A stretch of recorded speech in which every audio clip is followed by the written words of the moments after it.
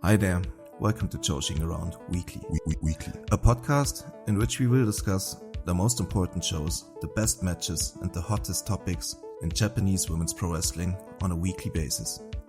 I'm Tim. And I'm Eric. And welcome to the show.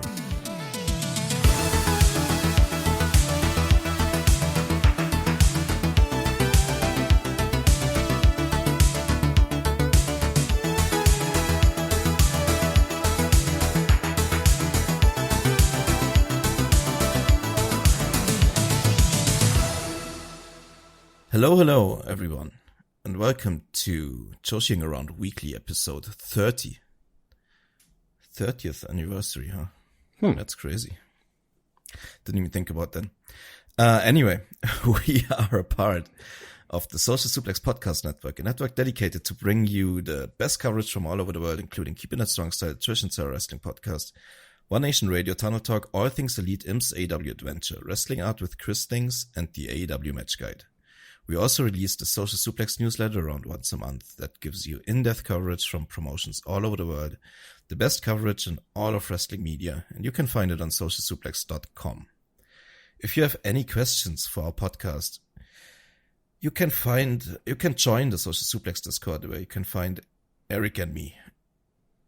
We are back. We had last week off, and since we are very smart people, we took a perfect week off because it was Golden Week in Japan, which means there was very little going on in the world of wrestling. So our agenda to catch up on those few things looks as follows. First, we're gonna have 2 Shupros to recap and a couple of blogs from wrestlers. After that, we're gonna have Stardom, which only had 5 shows.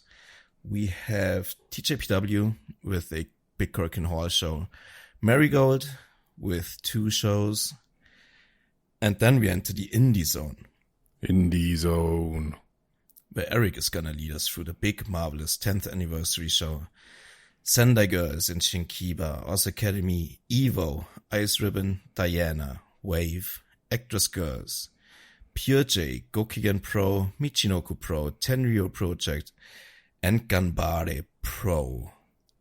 Then we're gonna have some quick previews and the match of the week. We should maybe first of all, I should say that I had quite the busy 2 weeks in my personal life, so I did not get to watch very much of these shows, and we also have so much to talk about that we may just cut some things. Eric is gonna just impulsively go through it. Depending on how much time we have, I think we're gonna maybe... Some things might get the chopping block, yeah. Knowing us. Yeah. If you're here for the Tenryu project, you might just want to look in our, timestamps, if we actually did get there, or if we ended up not having the time spoilers. to talk about it. But the timestamps are spoilers for this episode. So, or maybe you just have to listen and find out for yourself. Maybe that's the more healthy approach for our podcast. If you just listen through it to the end, and if it's not there, you're gonna be disappointed, and then you can join the Discord and yell at us. Anyway, hello, Eric. How are you doing? Hey, did you notice I changed the ad read at the start? Maybe. Because I noticed every single week you struggled saying pod, so I kind of figured that just wasn't how you naturally say it, so I changed it to podcast. I hope you're proud of me. Oh, nice. That's very nice. Yeah, I'm very thoughtful like that. That's awesome. You're back. I'm happy you're back. Are you happy you're back? Well, happy is a strong word. I do have a wife, so that's good to see her, I suppose. But also Japan's pretty awesome. So kind of bittersweet. So I think also though, when you're there for too long, you kind of miss, I was obviously missing Alex at some point. And also the work anxiety was getting to me. Cause I was I'm in a small company, so things pile up. And I know my to-do list is going to get bigger and bigger the longer I'm away because I know that some things just don't happen if I'm not around, and I'm going to have to do them when I'm back. So if I'm there for longer, there's going to be more things. So it was getting to that point where I was like, fuck. Like texts from work were starting to trickle in towards the end of the trip. I was like, oh, okay, it's probably time to go back. But I loved every minute I was there. I mean, I was telling my boss this actually, that I haven't really had a place on Earth that's like my place, except my bedroom, obviously. So it's nice to have a non-bedroom location that I enjoy being in, I guess. And Japan is that place. Oh, yeah. So I found it. I guess I might not have gone if it wasn't for you guys, actually. So to you and other people who know who they are, I'm kind of glad that I met that group because it encouraged me to go to Japan, and then I ended up loving it. So life works out well. Love to hear that. Were you never like tempted to like check in? You had your laptop with you, right? To just... Oh, so this is actually funny. I used to have my work stuff on my personal devices, like emails and stuff like that, not like client data, and you know, GDPR and all that good stuff. But at some point, when I bought a new PC in like last February, I bought a new PC, and I was like, what the fuck am I doing? I'm just going to separate everything out. So it took me like a week, but I have no trace of any work stuff or anything personal. So it's actually impossible for me to log on to work stuff. To log on to work, I need to be at this specific computer and log into my Ubuntu. So it's even a different operating system. So. Okay. Oh yeah, that makes sense. And I'm very glad I did that, by the way. Everyone should separate work from personal life. It is fucking hell. I can't believe how much better my mental health is after that. Absolutely, yeah. I agree. I'm really... I'm glad that this might sound worse than it is, but... Yeah. I'm glad that we're back to the... to our regular setup, you know. Oh, yeah. Me too. I had a lot of driving to do in the last few weeks. Like, went to a lot of different places and stuff. Visiting friends and having a birthday. Hey, I actually birthday, prepared something for being you. on a wedding. You prepared something? No, I didn't. I kind of just wanted to the sudden fright in your voice. Oh fuck, he's got something for me. No, but happy birthday, Tim. Thank you for your 30th birthday. Yeah, exactly. 29 actually. Oh, sorry, my bad. Sorry, go on. You said you were driving. Anyway, yeah, I was driving a lot, so at some point I just decided to listen back to some of our podcasts from the recent weeks. And it's like, I'm sure it's not that apparent to our listeners, but like when you know how we recorded and what our delay was and then how it like fluctuated too, like I was trying to balance it somehow in editing, but it's like so impossible. And like for me listening, that was like, oh my God. Like when you have like a ping of like 300 to 600, like around that probably, it's like so rough when you know it. I'm sure it wasn't as bad for our listeners, but for me it was like, oh shit, I'll be so glad when you're back and we have like our normal. You're constantly aware of it when you're talking, because I know that there's like a half a second delay and I have to wait for the perfect moment where there's silence to like butt in. So if you remember, like during the Fortune Dream review, I didn't say like a single word because there was like nowhere to me butt in and you guys were on a roll. So the flow is just disrupted a bit when you're in a different setup. Yeah. I was glad that David was there for sure. Yes, exactly. That's why we did that. Addition to like counterbalance that a bit.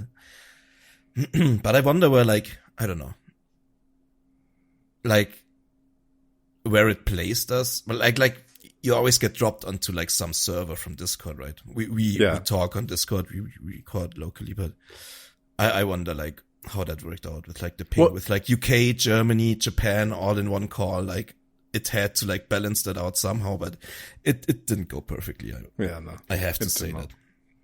Listening back to the podcast, but it was very good. 2 episodes, I thought, like content wise.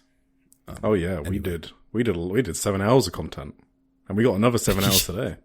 Oh my God, it's gonna be so sick. This is the longest agenda we've ever had, by the way. Like it's not even close.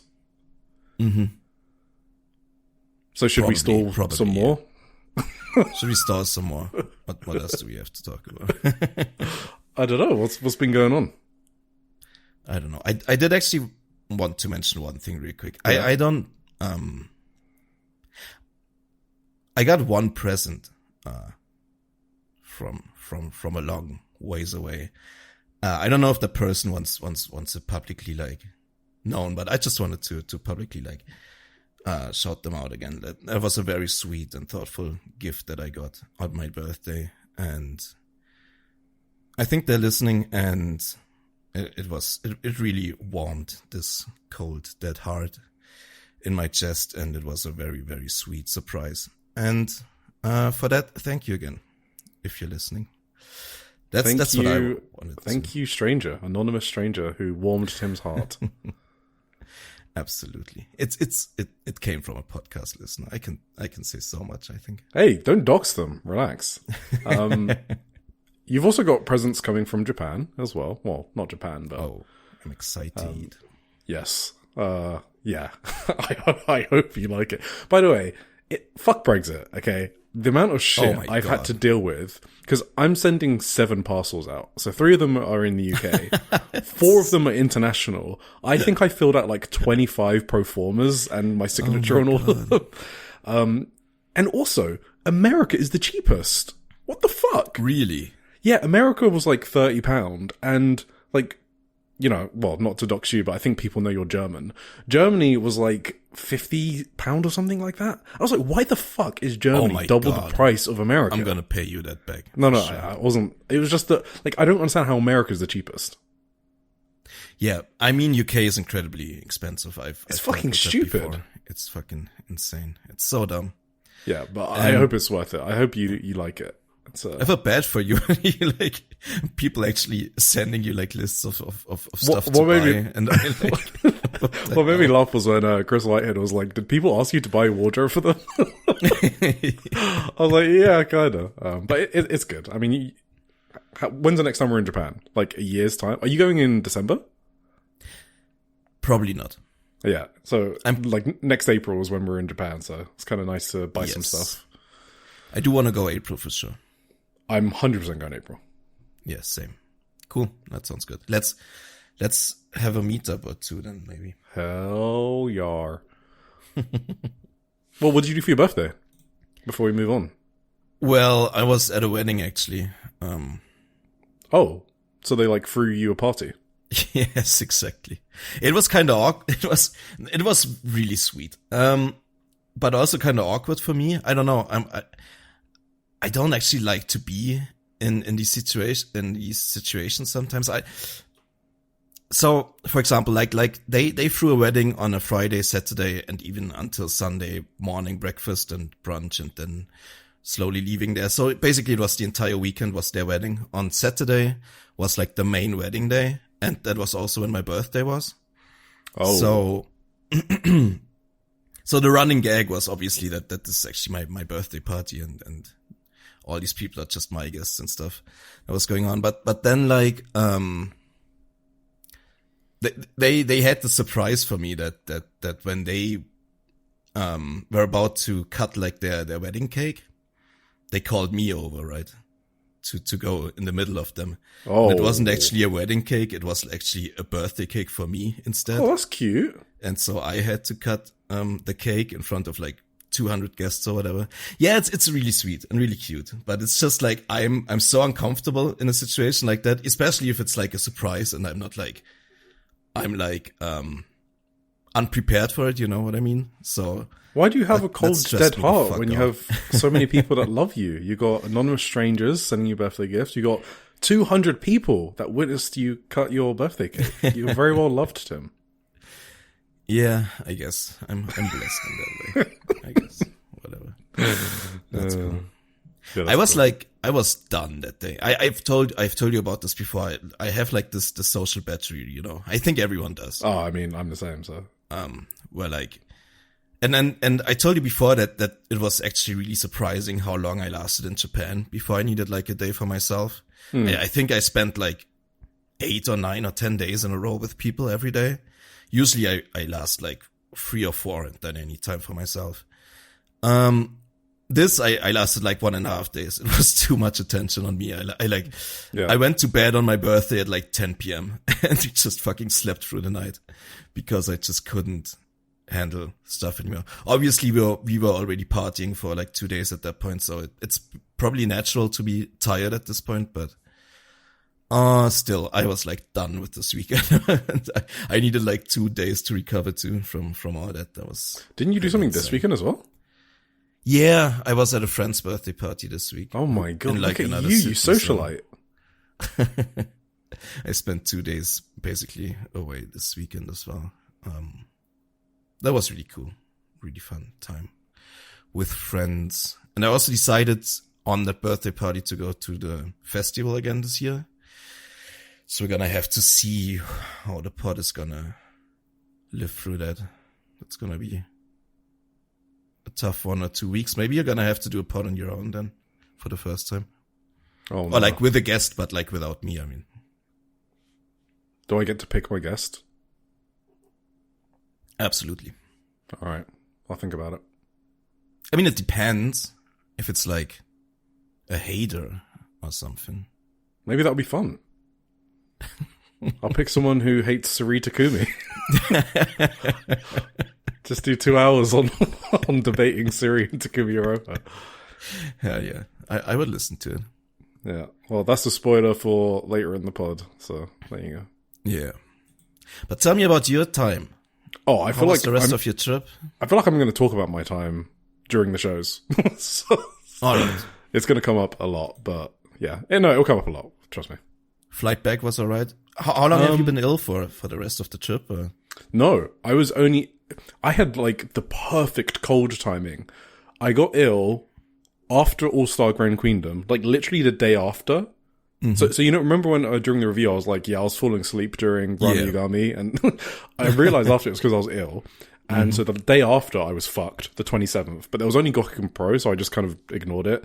And the day after I was also ill, and that was strong style pro wrestling, and there was talk battles and stuff. So I was like, okay, I can skip that as well. So I literally stayed in bed for 2 days straight. I actually didn't leave I left my room for like yakiniku, and that was it, for food. And then on the 29th, I was kind of okay again. So I just went to 2 wrestling shows. So I basically missed nothing, and then I was okay for the rest of the trip. So it's kind of perfect. Yeah, that's awesome. But I need to tell everyone, like, you cannot ask for paracetamol in Japan. They have no idea what the fuck you're talking about. I went for a day with a terrible headache because I didn't know where to find it. And then I just went into to a big store. And I did not leave that store until I found some fucking medicine. I used Google Translate, I used everything, and I finally got it. And I was like instantly better. So I don't know how people survived. Oh, I mean, we spoke about this with David, right? His tolerance, but yes, don't ask for paracetamol. Cool. I mean, you somehow got it. You can ask for it somehow. You just gotta know how. No, Tylenol. They do have Tylenol. So. Tylenol. Okay. Yeah. Cool. So if you want to tell us the rest on these shows. Yeah, when we go through shows, it will be some stories. That makes sense. Yeah, we got a lot to get to. Should we just jump right into it? Let's go. Let's go. I should say this is where my first fuck up of the episode comes in. I had like a week to read the Shupro recap, and I just didn't think about it. I didn't think that we were gonna do Shupro from last week, but obviously we were gonna do that because it's a fucking massive issue for like Stardom and Joshi in general. Like lots of features, and I knew that at one point. I just completely like forgot that I should read this at some point. And you drank too much German beer. I drank a lot of stuff these last 2 weeks. That is very true. so that's kind of insane, yeah. So Eric is gonna take us through it, and I just have to like react to it, just like you guys at home are gonna react to it. Yeah, well, we don't have shock and awe delay this time, so you can just interrupt me whenever. Yeah. All right, let's start off with Shupro 2409. It was released the Friday after All-Star Grand Queendom. And obviously the front cover is Sayaka Kurara. So there you go. Yeah. I don't know if it's her first ever. I don't know if Sakurara got on there on the Goddess. I mean, I should have this. Oh, that's actually possible. You know, I have a list of this. And what's the point of this list if I can't? Actually. Yeah, I'm pretty sure they did. Yeah, she did. Yeah. So she was on 2347, actually. So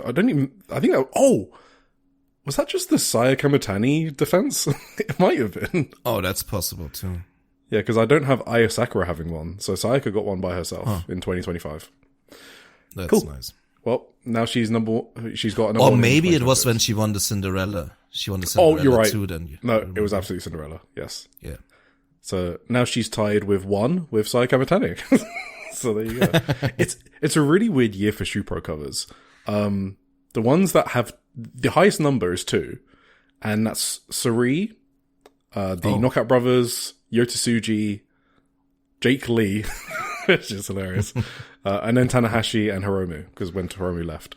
So that's it. Those are the only people with 2, and then everyone else has got like 1, like Brock Lesnar, Obafemi. What the fuck? Yeah. So anyway. Right. The main thing in this so I didn't translate all of the match reports because I ignore all of the match reports because I translate those anyway for like post-match promos. So I kind of know what's in those ones. So I never do that on the physical issue or the digital issue. But there was a feature on Yokohama Arena. So it was basically the biggest women's shows that have taken place at the arena throughout the years.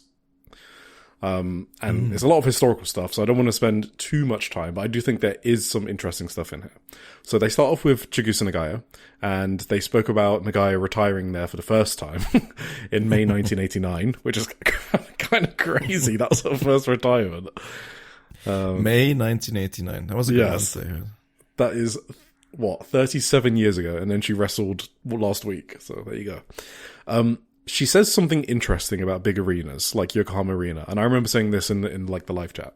She said before big shows in arenas, she would go into the ring before the show and shout and clap and have someone else take a bump to see how the sound echoed and resonated, and then walk around the ring and see the different angles. So she's basically trying to imagine what the crowd in the fast seats would see and hear, and like try to adapt her wrestling accordingly.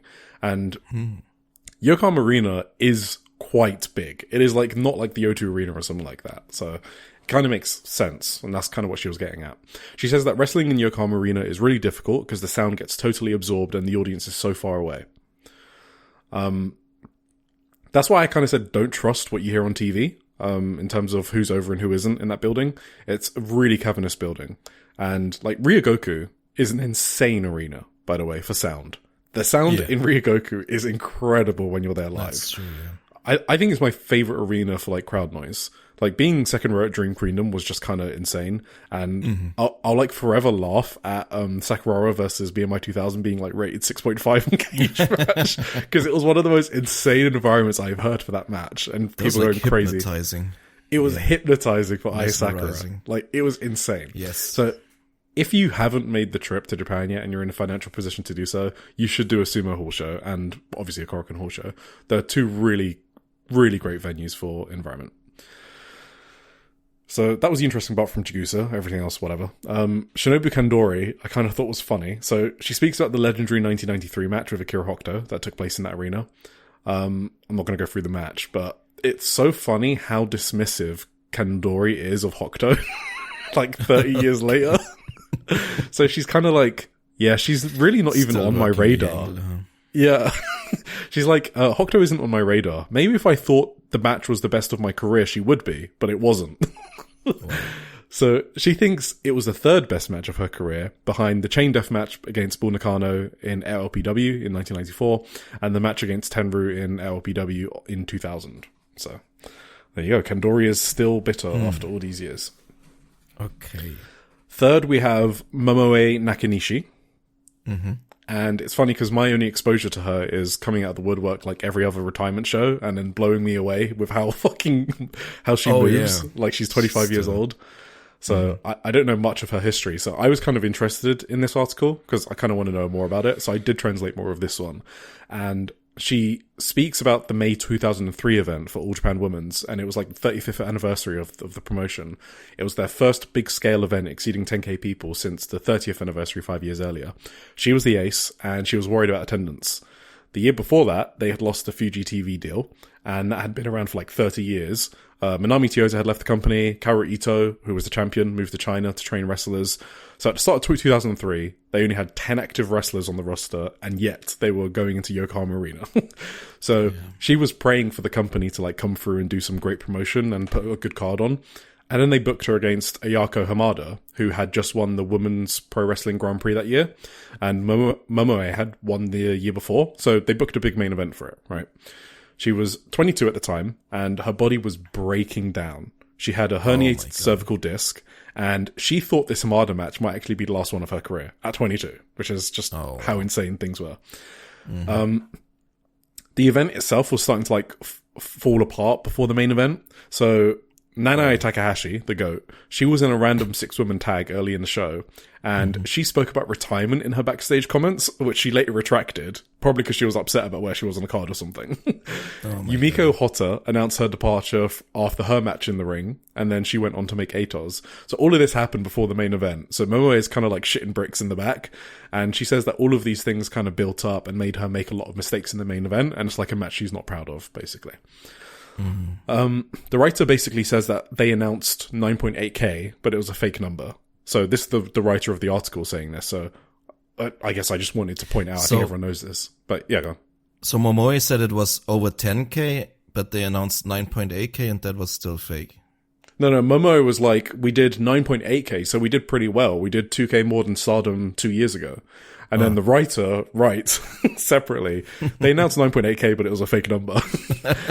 And I guess I wanted to make that point that in Japan, like, people are aware that people were fudging numbers in those times. It's not like a Western conspiracy, I guess I just wanted to say. Yeah.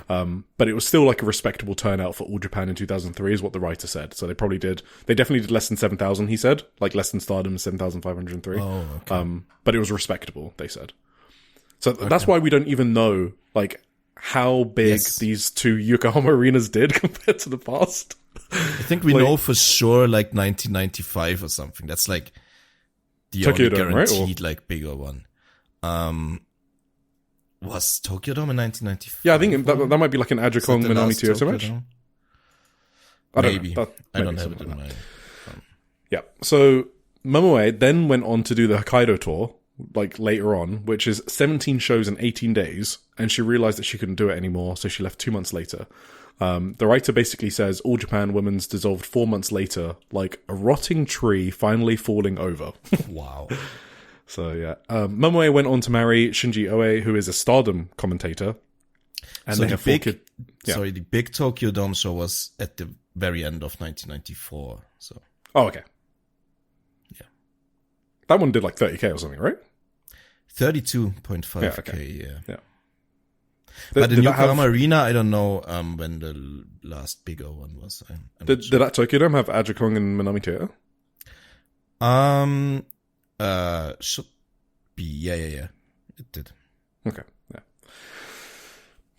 Yeah, so she went on to marry the Stardom commentator, and they have 4 kids together, and she made an appearance at the 2023 Yokohama Arena show, and also on that show was Nanae competing for the Goddess of Stardom titles, and she said that was fate. She said that show, compared to the All Japan one 20 years later, made her realize that women's pro wrestling could be safely entrusted to Stardom going forward. So that was why I wanted to curse. Yeah, well, also, but why I wanted to say that is one of the All Japan greats thinks, that's what they think of modern Stardom. So if you wanted like a window into that view, it's not like the old timers in the West who are like, oh, back in my day. Like these Japanese vets tend to say it like it is, like, kind of sucked in in the dying days of All Japan Women's, and Stardom's doing good shit now. So there you go. Yeah, absolutely. Finally, we have Julia. So she's speaking. This one's a funny one. You're gonna like this one. Okay. So she's speaking about the 2023 Yokohama Arena show, and she's reminiscing about it. So the writer and her talk about the Ushku incident in November of 2022, it must be. I didn't know what it was, so I had to look it up. So you correct me if I'm wrong. So apparently it was a house show in Ibaraki. It's in Ushku, Ibaraki, hence the name.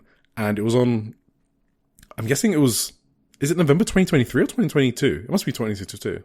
Yeah, because it was before. I don't really know what it is, so. Okay, yeah. Let me say it first then. So a day before that house show, Stardom announced that the start time would be pushed back to 3:30 p.m. from 1 p.m. And the reason was because the management had scheduled the matches to start at 1 p.m., but they had only actually reserved the gym from 1 p.m., so they couldn't get the ring set up. when the fans were meant to be entering. So they had to push back the start time. And apparently a lot of wrestlers were super angry, including Saki Kashima, who went on social media. Julia went to confront the booking staff, the booking of the venue staff. And Julia said that when she asked the staff what had happened, the staff laughed in her face and walked away, which made her furious. Oh, I remember this. Yeah. So Takaki Kadani and the president at the time, which was Katsuhiko Harada, they went into the ring to apologize to the fans. Mm-hmm. And following that, they had like a huge management shake-up. And Harada was dismissed later that month, with Taro Okada appointed as the new president to reform like the organization structure. So that would actually be 23 then. Okay, November 23, right. Yes. So that's that when... would be after the Yokohama Arena. Yes, okay, fine. So she's just talking about that incident. So yeah. She was probably just giving an example of why she didn't like the management at like around 2023. Mm-hmm. Okay. So that's maybe when like her boiling point reaches limit, right? After Yokohama 2023. And also this was when Roshi Gal was already planning to leave to make Marigold, right? In November 2023. So I don't think he gave a fuck about this incident. Okay. So that's the backdrop, because they're basically talking about Julia hating the management structure of Stardom in 2023, also in the lead up to the Yokohama Arena show. And at the time of that Yokohama Arena show, she was feeling like something had to change, and she was clashing with the management again and again.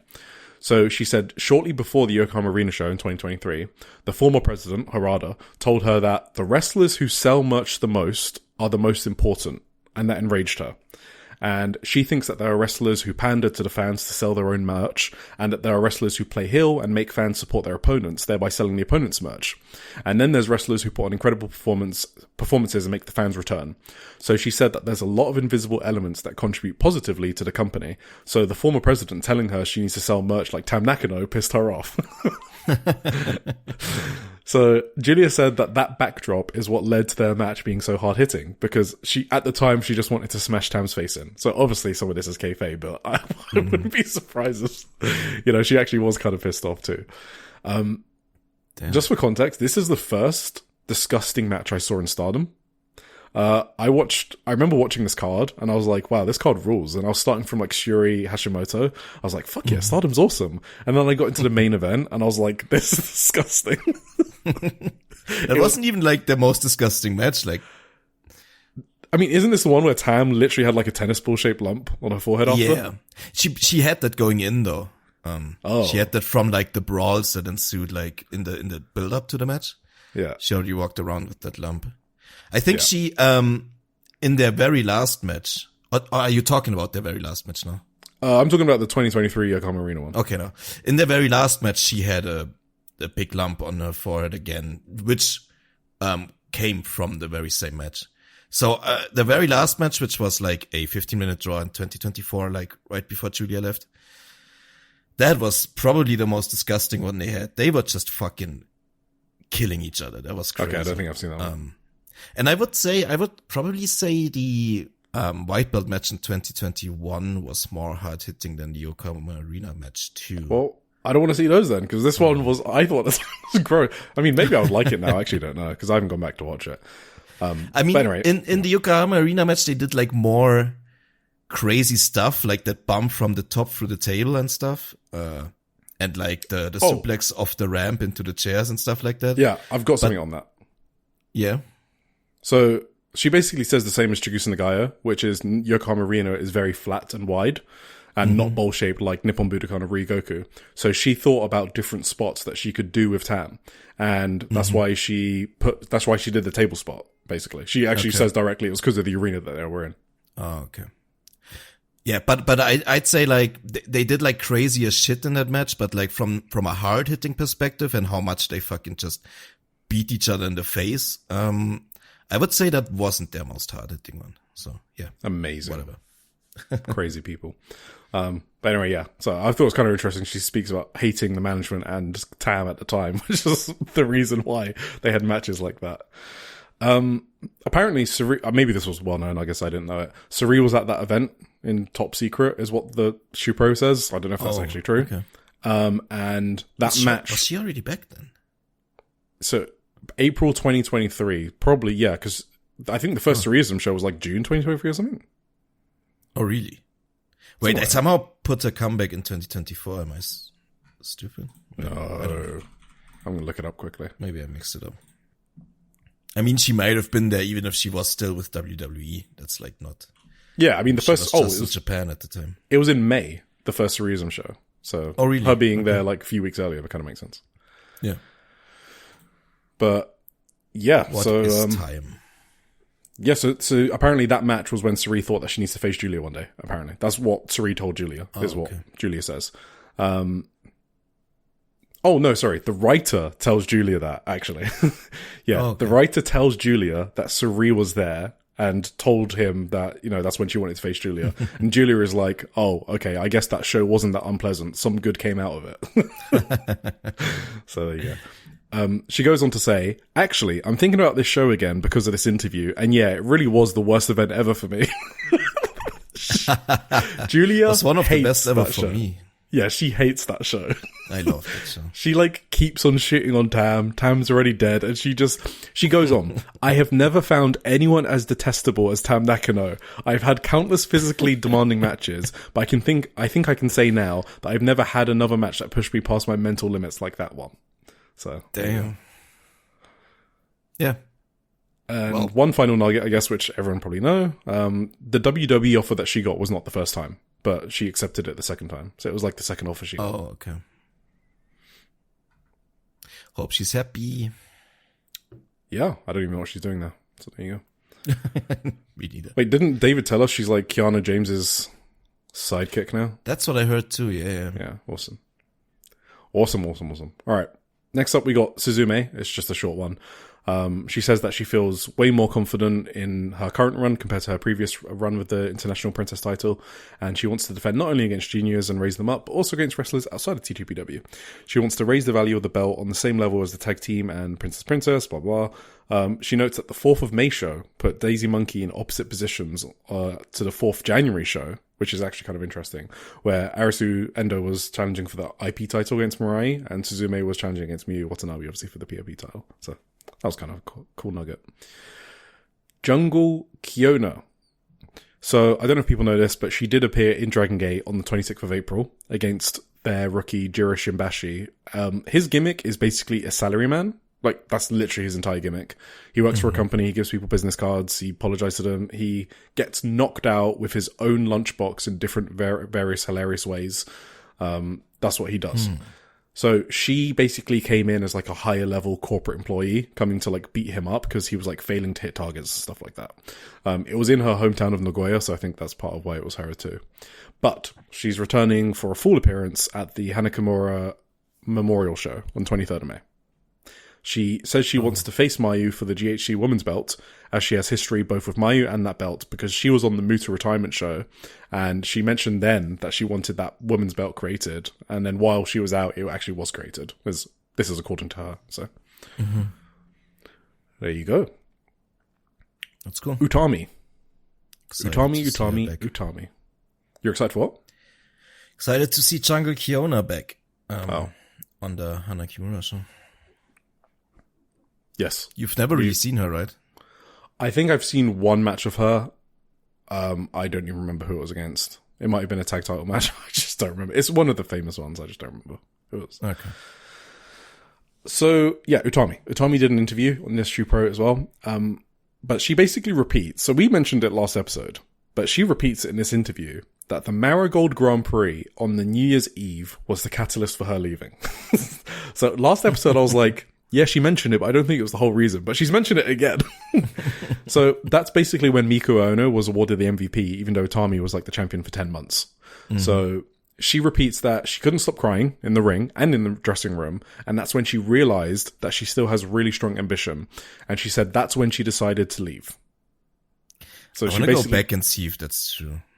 Yeah, I don't know if she's like working, but she's mentioned it so many times now. So, like, do you think it's possible that these are like, that they don't know who wins? For sure. That they are being surprised by these awards? Do you know how dysfunctional some of these companies are? I mean, yeah. Yeah, I totally believe the wrestlers wouldn't know who's winning until it's announced. But wouldn't you work that usually in a wrestling company? I don't know. I think I would make my wrestlers aware. I don't know. I totally see Rossi not telling his wrestlers. Yes. Yeah. She also says that Obviously, Miko Ono will be the next ace, but she calls out Koki Amare as someone who needs to reach higher heights. Yeah, we know. It's not happening. Utami says that now Ishikawa's current situation is a waste. Yeah, we know. Yeah, true. Finally, in 2410, so now we're in issue 2410, so we're finished with 2409. This is only, this came out a few hours ago, and there was only one thing I was interested in. It was a Mayu Iwatani interview. The front cover of this issue was Yotasuji. So, Mayu's doing a proper homecoming in Mine City in Yamagata. Is it Yamagata? It's Yamaguchi, sorry. On 22nd of November. And she became their hometown exchange ambassador like last August, so it took a while to get this homecoming show going. Interestingly, she's letting everyone in for free. So, no ticket prices. And she said she's going to try crowdfunding and stuff like that to cover the costs. But, yeah, free tickets. So let's see how many fans they do. Maybe the whole city shows up. So, we'll see. She's looking at baseball stadiums, but also outside places like the City Hall car park, because she wants stalls and food trucks and local dance troupes. It sounds kind of cool. The writer basically asked her, so you want something like a Mayu Fest? And she was like, yeah, something like a Mayu Fest. So, there you go. She's basically treating it as her first ever self-produced show, despite it being under the Marigold banner. So, cool. All right. She also said she fractured her... So, in the match that she fractured her big toe, which she said it will take like 2 to 3 months to heal. So, I guess it's been a month already, or something like that. She also fucked up her shoulder in that same match. She wanted to wrestle on the recent Yamaguchi show in her home prefecture, but not her home city, but she wasn't able to. So, there you go. She talks about the departures and injuries in Marigold. There's like a lot of fluff about, it happens to every promotion, blah, blah, blah, which is true, but not interesting. She says that she heard about Utami leaving early on and knows that once someone has decided to leave a promotion, there's no changing their mind. So she was supporting Utami from the start. The interviewer is like, hey, doesn't that mean you lose an ace though? And then Mayu's like, yeah, that's a bit of a worry, especially in Marigold when we have so many developing wrestlers. Losing a top tier talent who is ready for immediate action is a cause for concern. However, we will see who rises up to stand out. She said that she wants fans to watch Marigold now in its incomplete state to say in the future, we have been watching Marigold since they were struggling, so that the fans can build the history of Marigold with the wrestlers. So that's interesting to me because it's the Japanese media and the wrestlers themselves that all acknowledge that it's not plain sailing for Marigold and Rossi-Ogawa, which we all know, but I just wanted everyone to know, like, everyone says that, not in the West. In Japan, they're saying that, including Mayu Iwatani herself. So they're not, and Rossi-Ogawa, they're not where they want to be, but I think they're probably where they should be for a promotion this early on. And the issue is kind of that they set their expectations too high and they try to do too much with the roster they have. Like monthly Korakuens, for example, right? That's just a lot for a roster like yours. And so they've kind of reinforced the perception that they're struggling, and now everyone, including themselves, believes it. It's kind of like an own goal, like a self-inflicted wound. If they said, yeah, we're a new promotion, we're going to take it easy, we're going to do like 3 or 4 Korakuens a year, I feel like people wouldn't think they're struggling. You know what I mean? Mm-hmm. Yeah, sure. So, kind of their own fault, I guess. That's it. That's it for the for the recaps. Shupro recaps. Right. Thank you, Eric. Let's get on to some blogs. Okay. Yeah? You ready for some blogs? I was saying we're going to have another one later, right? But yeah. Oh, yeah, you're right. Sorry, yeah. In the in the Stardom section, yes. Yes. Yeah. All right, let's do blogs quickly. So we have 3 new weekly columns that we want to stay on top of and report anything interesting on from the next few months. It's Itsuki Aoki, one of my favorites, Rina from Stardom, and YUNA from Sendai Girls. So we've got 2 blogs from each. So let's go through them. Let's start with YUNA. So in her first blog, the title of the column was called Can't Give Up, which was kind of meant to be her catchphrase, but she went with something else, so she decided to call her column Can't Give Up instead. It's a song by a band called Nubo. Don't know what that is. She says her dream is to hold a homecoming show in her hometown, which, yeah, obviously. She said that. She has said that before, yeah. I think, yeah. Yeah, her hometown is near the Saito brothers from All Japan. So that's right. Kind of Yeah, we talked about that. Yeah. It might be the same hometown. I actually don't know. But it's either close to it or the same one. We kind of already knew this, but she says that her hobbies are photography and music, so she'll be talking about those in her columns. She doesn't have any genre limits, so she listens to melodic hardcore, alternative, or whatever. So there you go. Same. Blog number 2. Do you listen to rap? Some, yeah, sure. Who's your favorite rapper?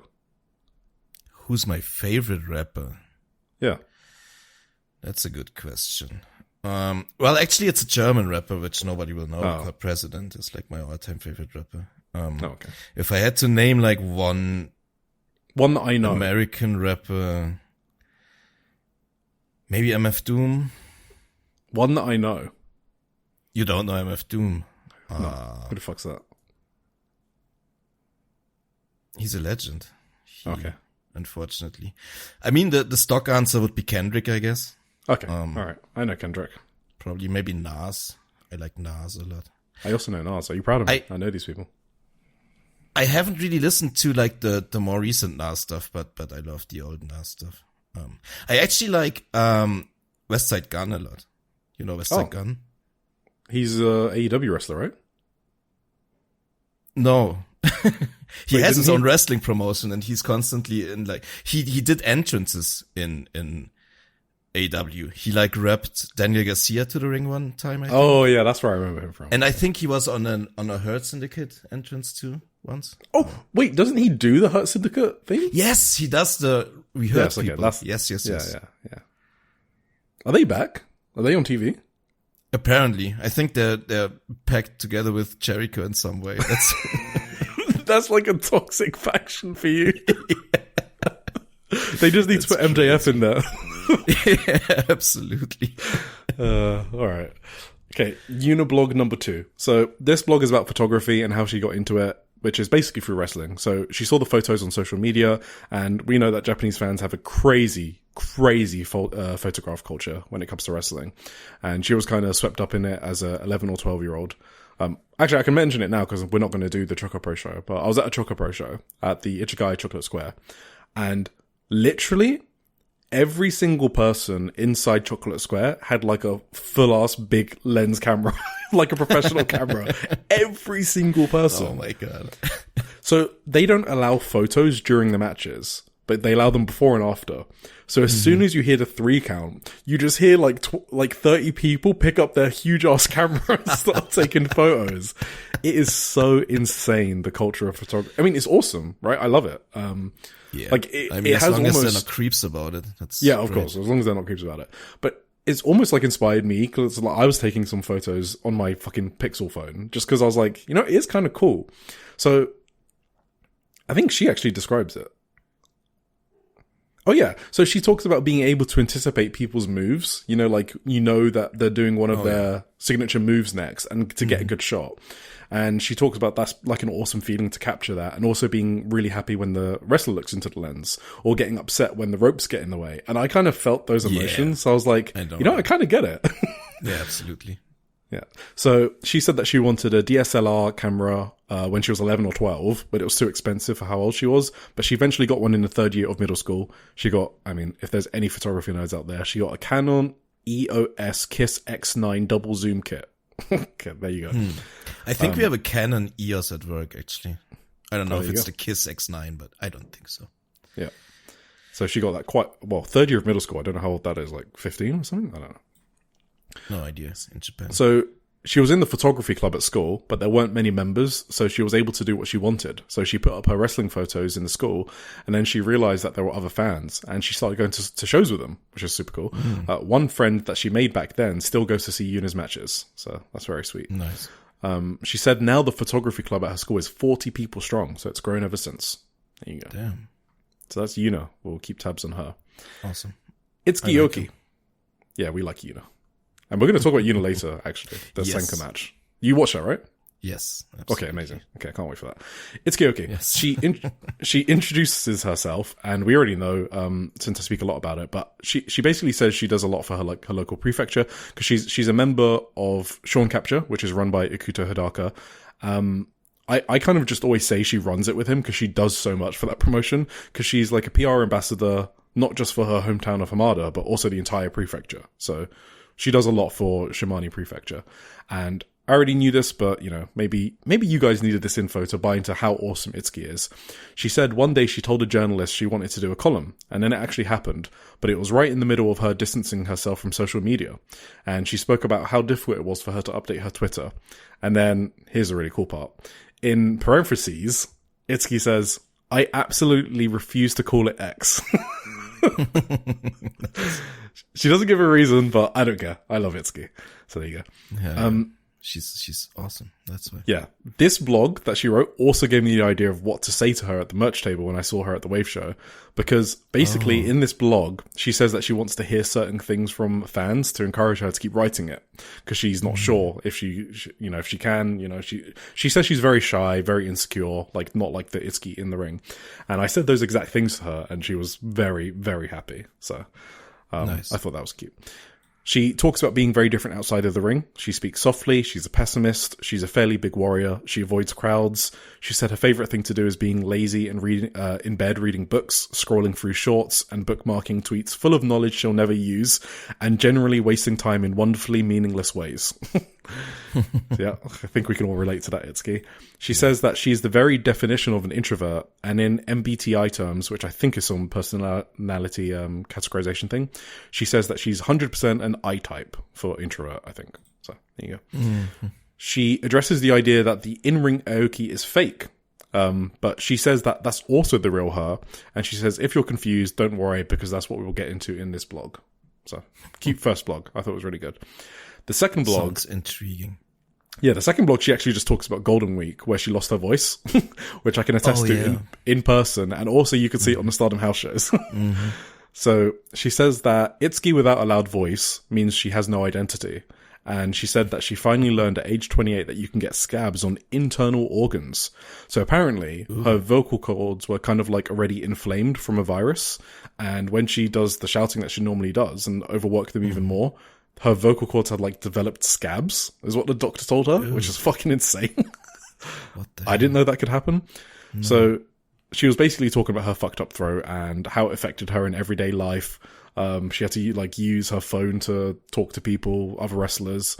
And she said that Suzu Suzuki kept her up to date on everything because they talk a lot online, apparently. So Line is in the messaging app, the WhatsApp in Japan. Mm-hmm. So there you go. That's Itsuki Aoki. Finally, Rina. So, first blog is about her US tour and how nervous she felt before her match with Athena, even though she had stopped feeling nerves performing in Japan.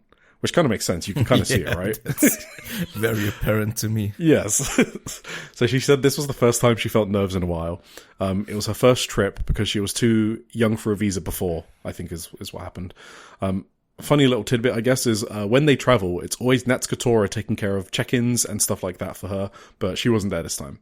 So I guess I just wanted to point out, Natsuko is like the mum of hate, because in Sai's book, she mentioned that when they talk about boys, it's like Natsuko giving everyone the sage advice, so there you go. Yeah, that makes sense. That's cool. Second blog, then we're done with blogs. So Rina talks about Golden Week and missing her cat at home, who is 9 years old, and that they've had since she was in 4th grade. Hanan named her Chokobe, without asking anyone else. The cat always ends up in Hina's room rather than Rina's, despite Hina never cleaning out the litter box or changing the food. So Rina's a bit upset about that.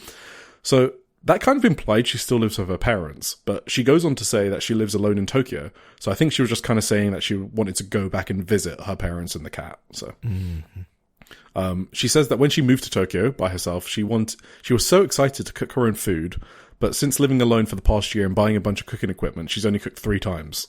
Classics. I know that. She said she mainly watches pro wrestling in her downtime and doesn't have any hobbies anymore because she stopped gaming and watching dramas and films, and she wants to find new hobbies now. No, maybe just keep watching wrestling. Yeah, exactly. Be a sicko. Yeah, exactly. She loves Rising and K1, so she's always liked combat sports.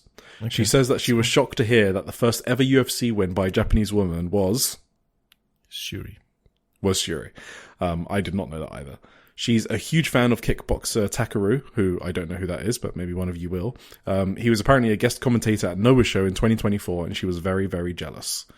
She said that Oh, this is about Mexico, I think. She's going alone to Mexico, and she's worried about the food and not speaking the language. So, there you go. Which is going alone. She's, Fantastica Mania on... I heard she has a match. Yeah, I wasn't aware that she's the only one going. Yeah, okay. She's going alone, apparently. So, there you go. It's kind of crazy that Rina gets, like, these special singles matches, like, overseas. Like, I guess people see her. It's awesome. In that spot. There was a bit in here that I actually didn't write down, but I remember it. She was talking about how when she has a match in Arena Mexico, her dad said he wanted to be there.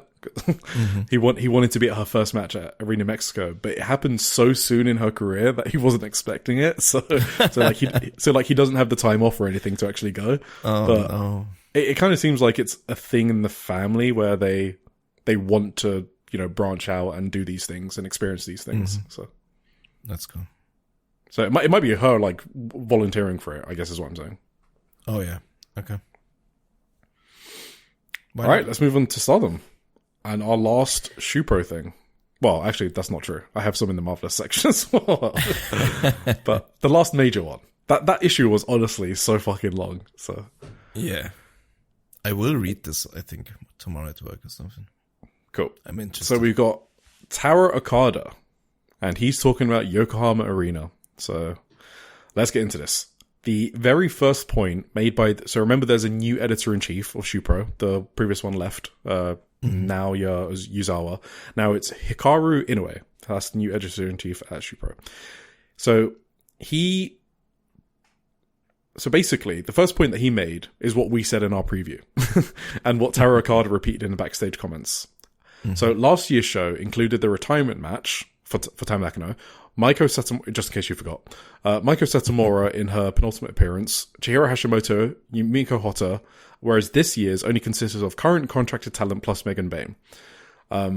So again, when people talk about this number being only 512 above the previous year, you have to remember the context in which they achieved it. That's so sick. Yes.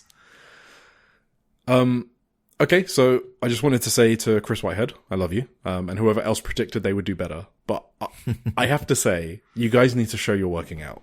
And there's a reason I say that. It had a worse card, a weaker main event, an untested main eventer, no outside talent, a weaker build-up, weaker attendances heading into All-Star Grand Queendom, especially at Korakuen when they weren't even trying. So if you add all of those things, like all of those ingredients, you don't come out with, they're going to do a better attendance than last time. Like, if you actually think about what happened, logically, like 2 plus 2 doesn't equal 5, right? So logically, you would come out with, they're going to do worse. And if you thought they were going to do more, I'm telling you were guessing. That's all I'm saying. Because logically, it just shouldn't have been better attendance-wise. Yeah. So that's why I think this number is way, way, way, way more remarkable than last year's. And that's also the same drum that the Japanese media and Taro Okada are trying to beat to as well, by talking about no outside talent. They've mentioned it everywhere. Mm-hmm. You got anything on that before I move on? No. Yep. So Okada talks about why he booked the main event. So he says he booked the match because Kurara has that much potential. He said, "There was a lot said on social media, but thanks to Kurara's hard work, she completely turned the fans' opinions around during the match. It was worth booking for the fact that she and Saya put on a fight that exceeded everyone's expectations. By Kurara taking the belt there, I feel like we have gained another reliable wrestler." So essentially, it kind of feels like he wanted to establish Kurara higher up the card, and he also believed in her to deliver that. Like, he wasn't nervous that she was going to put on a bad match. Like, he knew she could put on a bad match like that. So that's kind of interesting. And I kind of agree with his sentiment that she turned fans around during the match. Yeah. Like, not even just during the match, actually. The past 2 months, during the build. If you remember, on the 7th of February in Osaka, she actually came out to silence. I mean, let's not beat around the bush. Yeah. She came out to silence. And on the 26th of April, at the end of the show, the Kurara chants are crazy. Right? Yeah, absolutely. So props to her, and also props to Okada for believing in her. So he says that there was a desire to smash the current Stardom status quo, so that's why, he booked the main event, basically.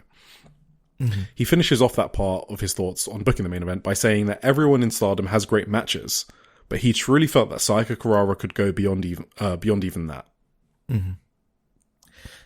I do wonder, I do wonder sometimes, like, I would really love to have, like, the real insight, that they have about, like they must have, like, some, like, I don't know, stats or trends or whatever you want to call it, like, some metrics that told them that Sayaka was,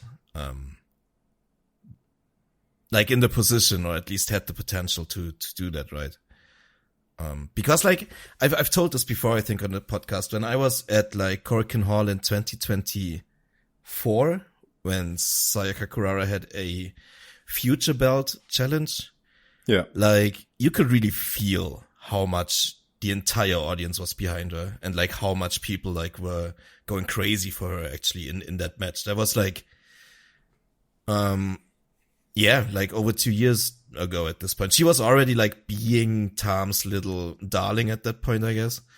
But you could really, like, feel how much support she had from the audience at that point. And I just wonder if you're Taro Okada, like, I think it's hard for us to judge this, from just watching at home, but if you're like Taro Okada and sitting there in the arena every time, if you just, like, kept noticing that people were just, like, especially behind Kurara in a different way than they were for other people, or stuff like that, you know, that, like, gave him this perspective that Kurara has the potential to be this main eventer this early in her career, you know. It's not even just sitting there at every, because obviously he is there at every show inside, you know, he's ringside at every show, right? But there's also other stuff like they do signings, right? Recently, since February, right? Oh yeah. Mm-hmm. So, like, when I'm after a show, like Itsuki, for example, has a queue like 4 times longer than every other queue, and that is a way to sort of, like, gauge fan interests. So, like, there's a lot of different ways when you're there on the ground to know how popular someone is, I think. Yeah. So he probably has, like, all of these different touch points and was able to know that. And also he sees training as well, presumably. Like, at some point he must watch training. Yeah, that's another thing I figured, that she's just doing really well in training and stuff. Yeah. That she's like an outstanding, like, I don't know. There's so many data points in the dojo. Yeah, that we don't see. Yes. So, yeah. I mean, the thing is, she never really had, like, until recently when I bought, I'm pretty sure the shirt that I bought when I was in Tokyo this year was the first Kurara shirt. I'm not sure if she ever had her own shirt before. Yeah. So I don't know if they really have, like, shirt sales or merch sales for Kurara specifically really down, because I can't remember her having a shirt before that, but maybe I'm wrong. Yeah. So that's one metric that is maybe not that prevalent for this decision, but I don't know. Maybe it is. Maybe she had shirts before that always sold out. I don't know. Or maybe that was the previous era of Stardom with Harada, but maybe Okada doesn't give a fuck about that. I don't know. So now about Sayaka as a phenomenon. Phenomenon. Phenomenon. Yeah. So the editor-in-chief is basically like, he thinks that Sayaka's appeal comes from the fact that she is not yet a finished product. So people are curious and their imagination runs wild regarding her future growth and potential. So then there's, like, a difficult translation, because he compares it to, like, the Sagrada Familia in Barcelona. And I think the point he's trying to make is that it's kind of like a moment in time where you don't get that anywhere else, or it's like a unique thing that people want to see. That's kind of how I interpreted it. I mean, that's still not finished, right? That's probably his point. Oh, is that the thing? Yeah. I think they've been building that thing for like 800 years or whatever. It's still not all right. Done. Well, there you go. I didn't know what the fuck he meant, because I didn't know that's what happened to the Sagrada Familia. All right. It's very like good analogy. Church. It looks awesome, but I think it's officially not finished really. Or yeah, I am not. It's a really weird thing. I'm going to Barcelona in June, so I should probably go and see it. Oh, I am half Spanish after all, so. Yeah. Okay, cool. That's a very good analogy then. So he compares her to that. He basically says that the twists and turns in her story, from her panicking and putting Cosmic Angels on the line, which is now canon, by the way. It's storyline that she panicked, and that's why she put them on the line. To her saying it will all be alright, watching her struggle while searching for answers is what makes people want to root for her and follow her story. So that's what the editor-in-chief says, which I think makes perfect sense. Mm-hmm. Hate.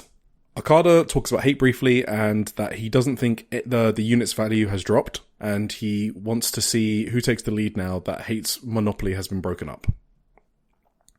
Okay. So, there you go. America. Okada says that he went to WrestleMania when he was in the US and he saw how the business of pro wrestling is fully established as a system which enveloped the city of Las Vegas. He said he doesn't want to make excuses about the differences between the US and Japanese economies and the weak yen. He said they cannot do the exact same thing as WWE, but they need to consider how to grow pro wrestling in Japan more and more. He says putting on great matches and good shows is a given, but what more can they offer? So, this is something we talk about in terms of Stardom is the only promotion that does narratives and creative at a top level in Japan. And I will die on that sword. Yeah, absolutely. It's actually a very Dragon Gate-esque thing, which is like a unit-based promotion that delivers long-term story arcs. But Dragon Gate's creative hasn't been good for a while now. So Stardom is that promotion now. And that is the more that they can offer people, right? Stories sell tickets is what Debbie Keitel told me, and I gotta agree with her. Yeah. It's hard to argue that, right? Yeah, exactly. And it's kind of amazing that some fans don't recognize that. WWE doesn't have a monopoly on stories, right? They have a monopoly on shit stories. Well, you right? gotta first of all, you gotta realize that when we say stories sell tickets, we don't mean like what the general fan says or calls a story nowadays. Is like stories is like this derogatory word for fans nowadays. We don't mean shit because stories. of the WWE, right? We don't mean like every wrestling promotion is based on stories. Every single one, and every wrestling match that is great is usually based on a story. That's just what it is. Sorry. I mean, they all are. Is that like yes? What's the best wrestling match that has no story? I mean, the wrestling match itself, a great wrestling match itself always has a story. And then there's also like the story blocks that build to the match usually. I mean, there are like one-offs that are literally like just someone booked it on a whim. Like, I don't know, maybe that's like Samoa Joe Kobashi, maybe. I wasn't really... I don't know the context of that one, if there was no story. Just a Japanese legend coming to beat up the like ace of a promotion and just having this insane atmosphere in the building. Or something like Kenny Omega was Vikingo, you remember that? That was randomly booked for a Friday once without like anything. But I still would say that these matches in itself had stories then. But exactly. They absolutely did. Yeah. Yes. Or quick correction too. Like they've been building the Sagrada Familia since the 1800s, not since 800 years, like but they're planning to finish it in 2035. So there's no fucking way. They just keep the bit going forever. Yeah, it's crazy. I mean, the dome in Cologne, that one has been built for over 600 years, I think. Oh Jesus. These things take time. Yeah. Anyway, what was the point we're making? Yeah, the point we're making is I think that's the more that they can offer fans. Like Okada's thinking, what more can we offer people? It's this creative driven promotion, I think. So finally he says that he wants Stardom to compete with sports businesses like baseball and basketball. Sorry, one more thing to that point. I think Stardom has been that already though for the last years. Yeah. With people like Tam Nakano in the promotion, she's been building stories for years and years with like 5 different people, or with most of us actually, and she wasn't the only one. Like Starlight Kid and Azumi and stuff like that. There's always been like really long and well told stories in Stardom. I think it's like it's part of the fabric of the promotion now. Just look at Ai Sakura and Anna Kanaya, right? Yeah, like when you debut in Stardom, you just know you have to do more than wrestle good.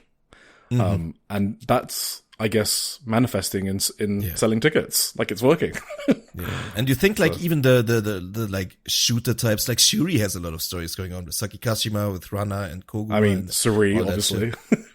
Suri, obviously. Yeah, for sure. Yeah, exactly. So he wants to compete with baseball and basketball and live music. he said that there's no point in competing for other wrestling fans. He wants Stardom to take the lead and deliver the message to non-wrestling fans that wrestling and women's wrestling in particular is exciting. He wants a WrestleMania-like environment. When Stardom comes to town, the town becomes energized. Yeah. That was like the famous... Who said that? I think it was like a famous Stephanie McMahon quote or whatever that everyone clowned on. That they don't have like competition in wrestling. Their competition is like sleep and Netflix or whatever. Yeah. But you see the context he's saying it in. I guess. Yeah. Like the following sentence makes it more clearer for Taro, for sure. Cool. So, I guess the last thing is, at the end of this article, I actually didn't connect the dots that Sayaka is from Aichi. So, the Queen's Destiny pay-per-view is in her hometown. Did you clock onto that? Sayaka? Yeah. I didn't know that the Queen's Destiny was in Aichi. It's in Izawa, which is like not far from Nagoya. Yeah, if I was aware that was in Aichi, then maybe I would have thought of that, yeah. Yeah, so I actually didn't make that connection. So her first defense is going to be in her home prefecture. It is kind of like an hour train journey from her hometown, which is Toyohashi. But I guess we'll see what reaction she gets. I didn't think about it until Okada mentioned it in this interview. Yes. All right, should we move on to our big thoughts from Stardom's 5 house shows? Do you want to take it over? Well, first, I wanted to talk to our audience. We have to disappoint you. We will not go through 5 Stardom shows match by match. I think we would be here on Thursday still recording this episode if we did. Yep.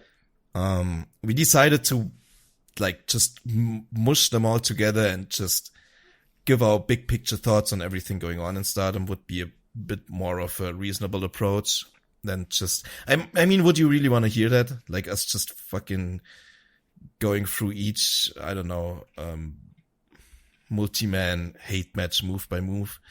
We don't do that anyway, but if we did that would be fucking boring anyway, right? I think it's way more valuable for us to just give our impressions on this tour, on this Golden Week tour, and our overall thoughts on the promotion post All-Star Grand Queendom, right? I will go through like a couple of matches, maybe a little bit that were outstanding to me, but maybe 2. All right. Can I start with the attendance? Yeah, for sure. So, I have no idea about the attendance, by the way. So they had record attendances across the board. So on the 24th of April in Fukuyama, they have a new record. It was 20% above their previous record, so they smashed it. And they've run that venue 7 times as well, so it's not like 2 times. They also, on that show, broke the streak of Saya only being in the main event or not at all. Like, remember we were like watching out for that? So there you go. It's a new chapter for Stardom. Then on the 1st of May in Takamatsu, they had a new record. That was only just a new record, and they've run that one 5 times. In Koichi on the 2nd of May, they have a new record. It was 3% above their previous record, and they've run that 4 times. In Kumamoto on the 4th, another record. They did 20% more than the last record. And in Fukuoka on the 6th of May, it was the only show since All-Star Grand Queendom to not break a record. They missed it by 19. But it was Super No Vacancy. So, as Amani reminded me, Bushiroad only announced paid tickets, right? So they must have just had more comps this year. That's it. Because they were both Super No Vacancy. So they basically broke the record every single show. Oh, they just set not as many chairs up as last time they were there. All that. Who knows? Well, that sounds good. You think All-Star Grand Queendom was a success? I don't know. Yeah. Probably. Boy, I wonder how Sayaka's going to do as Red Belt. Maybe the company's doomed. Maybe it's all going downhill from here. Yeah. Close the doors on the company. Yeah. It's over. All right, you want to start with your first big thought? Yeah, maybe. So one thing I thought was interesting across this tour is that Sayaka was often like a bit randomly placed, in my opinion. I gotta be fair, right? I gotta be fair. Last week I talked about Miku Aono in Marigold after winning the red belt, never having the main event spot. on these tours. And this video felt eerily reminiscent of that a little bit. Yeah. I don't think I won't doom about it. I'm also aware that some of these shows, I think 3 of these shows had like homecomings of talent that were obviously going to be in the main event then. But still, it's something I had to notice, and yeah, I'm gonna keep an eye on it. I think it kind of tells me that maybe they don't, like, I would have said this now that you told me that they are in Aichi for the big pay-per-view. That's probably not the case. Like, in my notes, I've written maybe they see Hanan and B as the bigger match to build for this first pay-per-view. Or maybe they just still see Hate as the main event unit. I don't know. But yeah, that was kind of that. I found that kind of weird. I expected Sayaka to be in more main events on this tour. Yeah, I mean, that's fair enough. I got nothing to say to that. I guess early in her reign, and we'll see. I mean, she is obviously main event in the pay-per-view. Yes. And she is main eventing the house show in Takamatsu, which we'll get into when we get the previews. She's not main eventing Korakuen Hall, but that's because they have a title match, and she doesn't have one. So, yeah, which is what they always do. So we'll see. Let's keep an eye on that one. Yeah, I mean, they had the YUNA Mitsumori homecoming, who is in, I think, in that match, Sayaka was in there, actually. That was the main event. They had the Fukuoka homecoming for FWC, where she wasn't. It doesn't matter. She just wasn't in main events. Noted observation, and we can keep an eye on it. Yes. What about her wrestling? Oh, should I just continue? Yeah, that was going to be my second point. Yeah, might as well keep talking about Sayaka Kurara. Yeah. I feel like her wrestling has, like, not necessarily like her wrestling skills, but like her confidence and like assuredness of like the way she presents herself in matches has like leveled up so much through this one match seemingly that it's like, that's a really cool thing, I thought. And like the way she just puts like people away like this convincingly and dominantly with like spear, Falcon Arrow, and bam, 1, 2, 3, you're gone. Yeah, I got the same note. So like watching her wrestle during this West Japan tour was really interesting. She's like more authoritative. Like she's growing into that top wrestler role. Like she isn't selling as much for her opponents. Like little things like that. Yeah. Like for example, on the 1st of May Takamatsu show, like these are my notes. Like she's a red belt champion now. Like she's not doing the rookie selling. She's no selling, more offense. She's putting her chest forward for forearms and encouraging juniors to like hit her harder. And like even if she did those things before, I don't remember her doing it, but now it's like really noticeable, like clear as day. But even doing that, she actually gave Kikyo a lot on that Takamatsu show. I don't know if you saw that match. Yes. Yeah, okay, yeah. Because I thought that was cool. Because we have to remember, she is still Sayaka. Right? Like, she hasn't gained a superpower overnight. So I like the fact that they portrayed that she can still be in danger. And that's why she went so long in that, like, extended singles match with Kikyo. Like, it was kind of insane to me. It was a random house show, and Sayaka was doing, you know, the Sariano Starlight Kid leg sell on the bridge, right? Yeah. She was doing that on like her turning DDT thing. I was like, okay, it's a random house show. You don't need to sell your leg like it's the main event of a Tokyo Dome show. And then she did like a full sprint Tokimeki spear into the Falcon Arrow right after. So, my last point about Sayaka's wrestling, I love that the Falcon Arrow is her finisher because you never know when one day she's going to do a Violet Screwdriver. And that's fucking perfect. It is perfect. Like in a red belt match, just one day, boom. So I do like that. Yeah, that's really cool. I didn't even think about it that way, but yeah, that's true. I mean, she probably modeled it that way, right? I think she probably started doing like the setup. Yeah, I mean, maybe by necessity it became that way. I could imagine she started doing the Falcon Arrow because she just wasn't able yet to do a Violet Screwdriver, or like she wasn't good enough yet, or like experienced enough yet as a wrestler to try and do like a fucking insanely dangerous move like that. So she just settled for the Falcon Arrow, and now it's like this predicament That's pretty cool. One note I have about like their feud in general that I noticed on these shows is just like how popular Maki Ito is. Oh yeah, I mean we spoke about that on the Ulsan Grand Kingdom review. And I think this is kind of like unintentionally be a really big test for Sayaka actually. For like, it helps a lot that they are in the home prefecture. I'm just gonna say that. It's kind of ballsy, isn't it? Yeah. Like putting Sayaka against one of their most popular stars.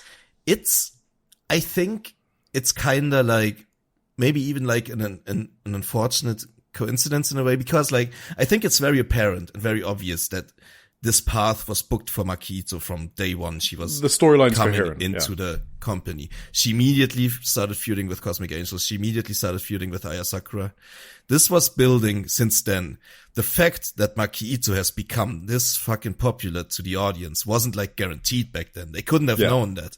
So I don't think it's like a deliberate test for Sayaka to like put her against like someone who she might die against in the audience. She won't probably, because it's Aichi, and I also think like after Ulster Grand Kingdom, I have no doubts that she can get the audience on her side against anyone. But still, like, it almost feels like a test. And I hate when promoters or bookers test their talent on the live product. You know what I mean? Yeah. I think that's disrespectful to the audience and to the pro wrestlers. It's like a I don't thing think that they book like that. No, they don't. Vince McMahon would book like that, or Ross Yogawa would book like that. Yeah. But that's, I'm not saying Okada does that with that. I think this has been building there, and it just happens to be that way. It's not like intentionally to maybe fuck over Sayaka if things don't go perfectly. Yeah. And also, if people get mad at you for that Rosugawa thing, go back and watch Chikagoto versus Miko Exactly. at the Korakuen main event. Okay. Yeah, that's exactly it. And no, I think it's gonna be a huge test, but it's good that it's in her home prefecture, and I have no doubts that it's gonna go well. I wanted to say that too, but it's possibly like one of the most over people she could face. Right, I mean, Maki Ito literally got cheered over Natsupoi. Like, I don't know. Yeah. Yes. Yeah. Natsupoi literally had to play the heel in that feud because Maki Ito got so over. It's true. Yeah, I trust him. I also trust Maki to play her role in the match accordingly to get Sayaka cheered. So I have no doubts that it's gonna go well. But it feels like risky. This feud feels risky as a first big title feud. Yeah, I don't know. Just something. No, I agree with that. All right. My next one. You know, since we're still talking about Cosmic Angels, let's do that. So, Anna Kanaya joining Cosmic Angels. Oh, you want to do this now? Okay. I mean, we're on the topic of Sayaka, so yeah. You make your points here. Yeah, so they had a pretty good New Blood tag team title match in Kumamoto. Oh, I think that rocked, man. I think that was yes. Awesome. So I guess I'll say my part about it. I thought the armbars. So I was watching this from a hotel room in Japan, so not the most ideal environment for me to consume wrestling.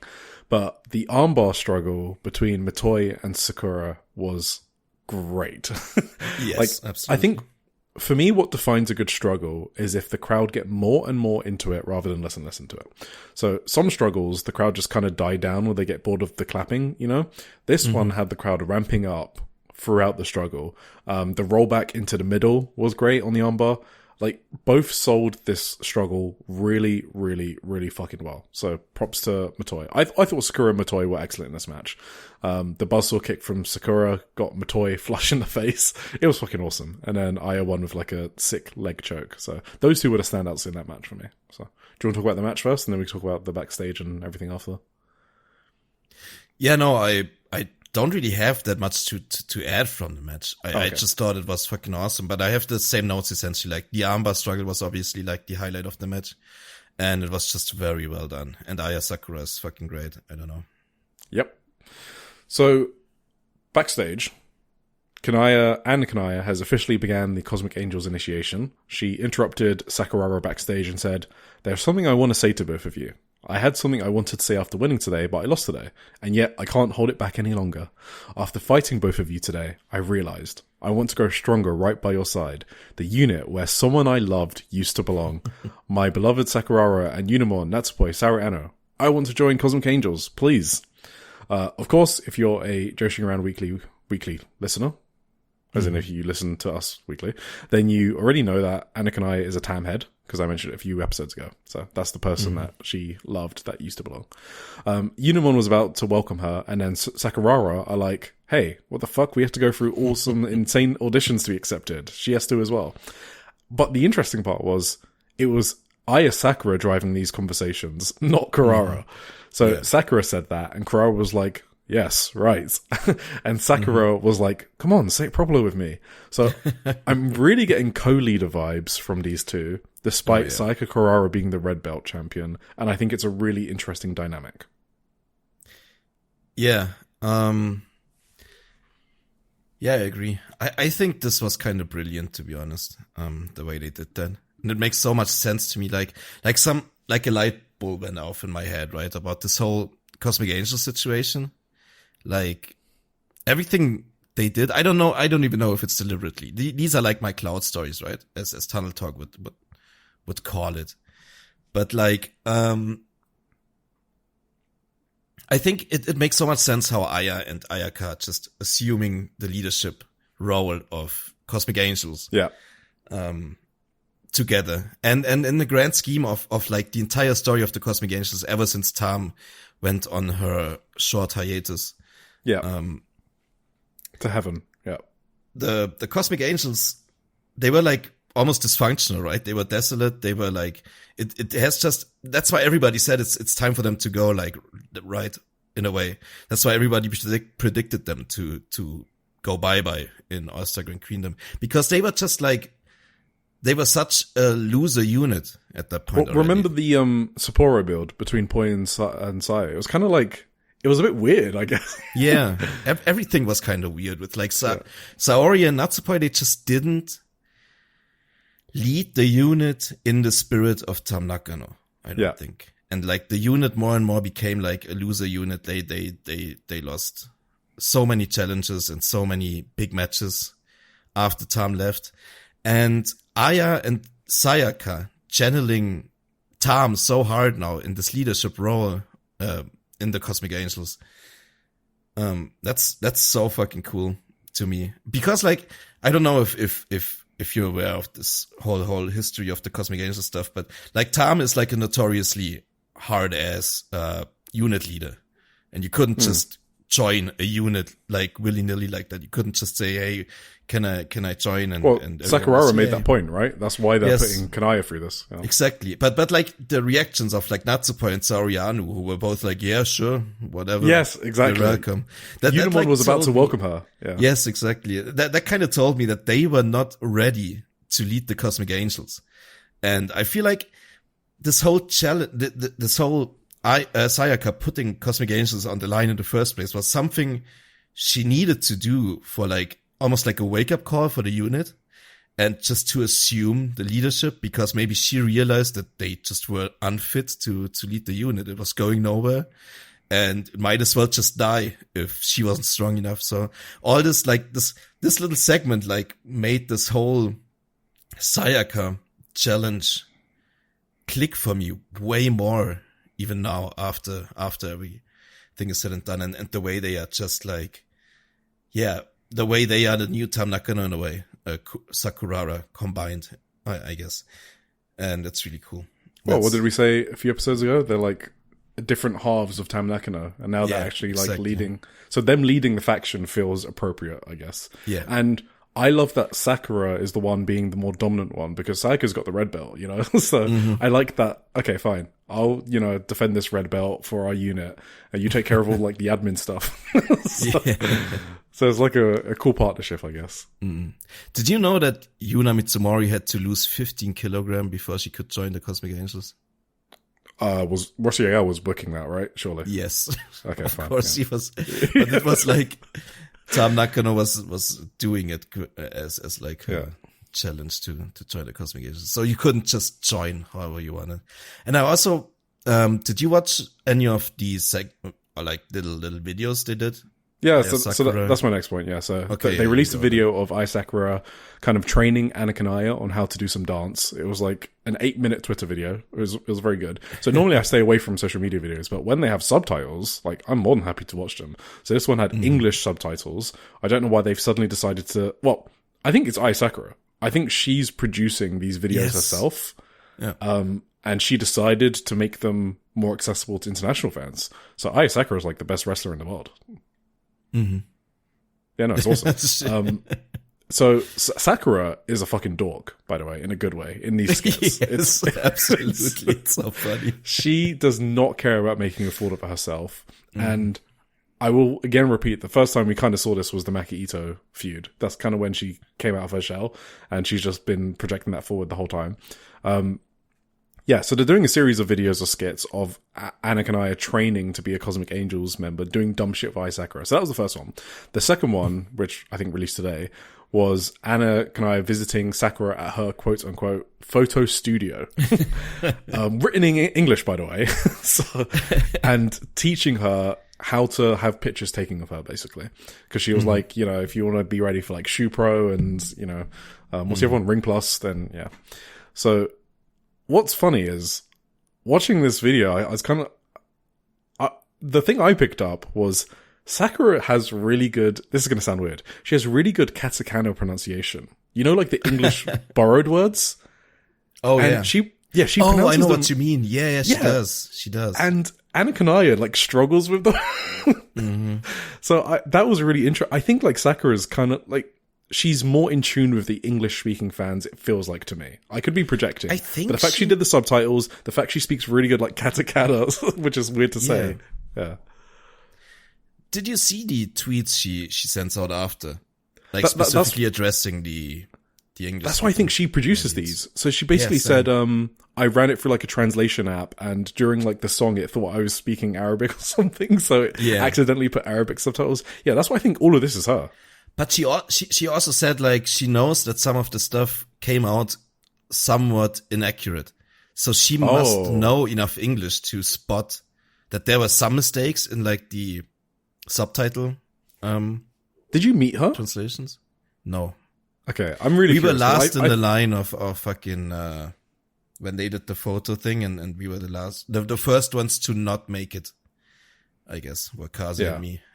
That was one of the saddest because she is days from of big my life. city. She's from Kobe, so she could just be like, you know, the big cities tend to speak pretty good English. So maybe we'll see. Maybe I don't know. You got anything on those skits? Yeah, I thought she said something that I thought was brilliant because you know how everyone just always like that was why everyone always shat on Cosmic Angels was like their dancing in front of the matches and stuff. I think Aya just told everyone why they're fucking dumbasses if they don't get why the dancing lessons are important for the Cosmic Angels. She basically said in her video that the thing you learn in dancing is to put important meaning into every move you make. That's like, that was like her grand point about the dance lesson basically was that you have to do the waves like, I don't know. I mean, Tim, we cover actress girls in this podcast. So, yes. Like, we're well aware of like the idol to wrestler and the dance. Yeah, they have a lot in common. Yeah. I think the ethos for every great pro wrestler should be, or is, or has been historically, to put meaning behind every move you do in the ring, right? That's how you get the audience into your match, right? Is putting meaning into every move you do. Everything you do in the ring has a specific meaning towards the conclusion of the match or towards the story of the match or whatever. That's how you rope an audience, and that makes a great match is if the moves they do have meaning to the greater theme of the match. And I think she just spelled it out for everyone why the dancing teaches you that in a way. If They have transferable skills. Yeah, You know what I mean? I'm with Yes. you. Yeah. I thought that was kind of brilliant from her to teach exactly that lesson. Like, it's so important for pro wrestling, I think. And people are just don't understand shit. Amen. Are you done on Cosmic Angels? Those were my bigger points, I guess. Yeah. I really like this. And obviously, I'm really happy that Anne, I assume Anne is gonna join sooner or later, so I'm very happy about that too. I predicted that like 2 months ago.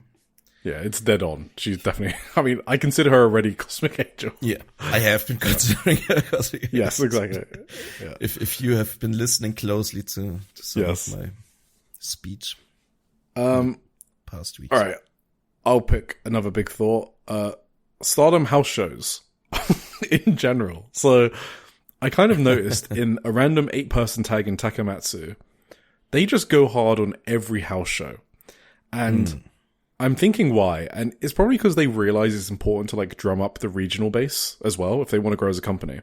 Because I see no other reason to throw Rianne from inside the ring to outside the ring in a random 8-person tag in Takamatsu.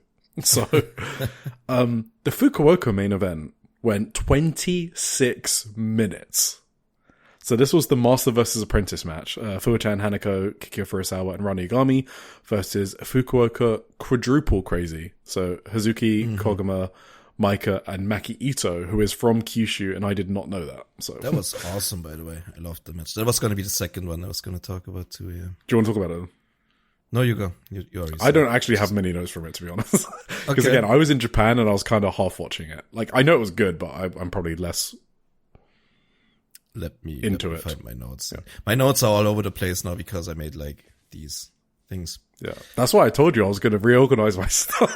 Because Yes, right. I mean, we are jumping now, right? Because like I have my bullet points in a different order. Oh, okay. And stuff, you know what I mean? I kind of moved it all into one. But yeah, anyway, I can talk about it a bit. So, yeah, I thought it was kind of funny with Shuri going crazy when Fukuoka Quadruple Crazy got the Kuma chance on Rana. I felt like the only reason Rana was in this match was for the bear shit. Yeah, obviously, that's her only story, or like, story. Yeah, because it was meant to be Master versus Apprentice, but her Master isn't in there, so. Yeah. Yeah, and like Shuri was like having a seizure on the ground, and So then Shuri got taken away, and then Rana did the bear chant. That got a big pop from me. That was awesome. So they made her look away, right? So Rana could finally do it. Yes, that was very funny. I also loved how like God's Eye members like started to revive Shuri because they thought she had like a stroke. Yeah, some good comedy in this. That was very good comedy. That match was a ton of fun. But one thing I noted again, I mean we've said it before, but Fuwa's bumping is so good. Oh yeah. Like Koguma and Hazuki were just fucking killing her until near the end of that match. Hazuki squished her with a top rope senton. That was they did not go easy on their mentee, I guess. Yeah, and Hazuki killed her with a Flosion. Emerald Flosion, I think. Does she do that a lot? An Emerald Flosion? Kinda, what she did, no? It kind of was, wasn't it? It was like the sideways overhead slam thing, I don't know. Usually she finishes people with like the Brainbuster, but yeah, or the this time senton. she decided, or the senton, yeah. But they did she did everything on Fuwa this one. I don't know. Was cool. Anything else? My point was just Stardom house shows go crazy because they kind of want people to come back, I think, is my point. Yeah, I have a point on a similar point as well. I thought it was cool how they I think it's cool how they structure the matches because they're not lazy about it, right? Like if you went to like WWE house shows, for example, they would do the same match every night, right? Yeah, that's exactly what I mean. They They give every crowd something special. Yeah, they give every crowd a reason to want to come back. Like I mentioned, why are you, like in Takamatsu, why are you throwing Rian out of the ring and risking an injury? It's because you want to give that crowd something to remember. And it wasn't, I don't know if it was the main event. I don't think it was the main event. So, yeah. Yeah, absolutely. It's yeah, go on. Sorry. And they also did it very smartly to like highlight one feud on every show, a different feud. I mean, I don't know which was on which show. I don't have the city names and everything, but like there was one show when O2 Line got the spotlight together with Fukuoka W Crazy, right? There was one match where YUNA Mitsumori and Xena got the spotlight because they're gonna have the future title match. They had one match where like they seem to be building Konami and Saya Ida back up as a feud. I hope they're running that back.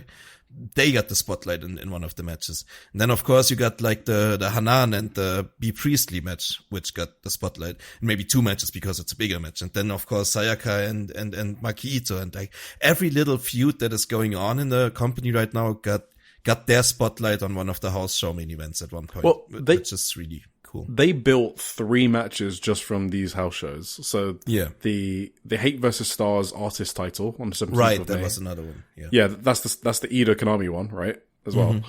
Oh, so it's both. Yeah, and then Xeno Yuno, obviously. And then also the Kikyo Furusawa Rana Yagami future title match was built on these house shows. So it's just kind of smart. Like, really good house shows. Also useful for like building storylines for their big shows. I don't know. I remember emailing Dave when I first got into Stardom, and I was like, these house shows are all like, I was a bit naive because I didn't know like what the Stardom big shows were, but I was getting mind blown by house shows, and I was like, every match on these house shows is like at least good, and I've never come across another promotion like that. And even now I'm less naive 2 years later, I still think that. So no, absolutely. And just really smart booking all around. Just building everything at once. And really, really successful West Japan tour. Very good. All right, the next big thought, because it's still a big one we haven't spoken about. Hanan versus B. So, do we still need to pretend that B Priestley is bad? Oh my god! Because I think she's been.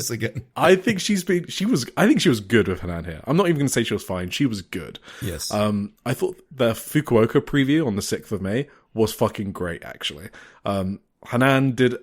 Oh boy, Hanan did a forearm strike to B Priestley, and I was like praising to my ceiling. I was like, "That's my fucking Wonder of Stardom champion right there." I never doubted her. Like, it was so good. And B and Hanan just went hard in that tag, and I'm looking forward to that singles match.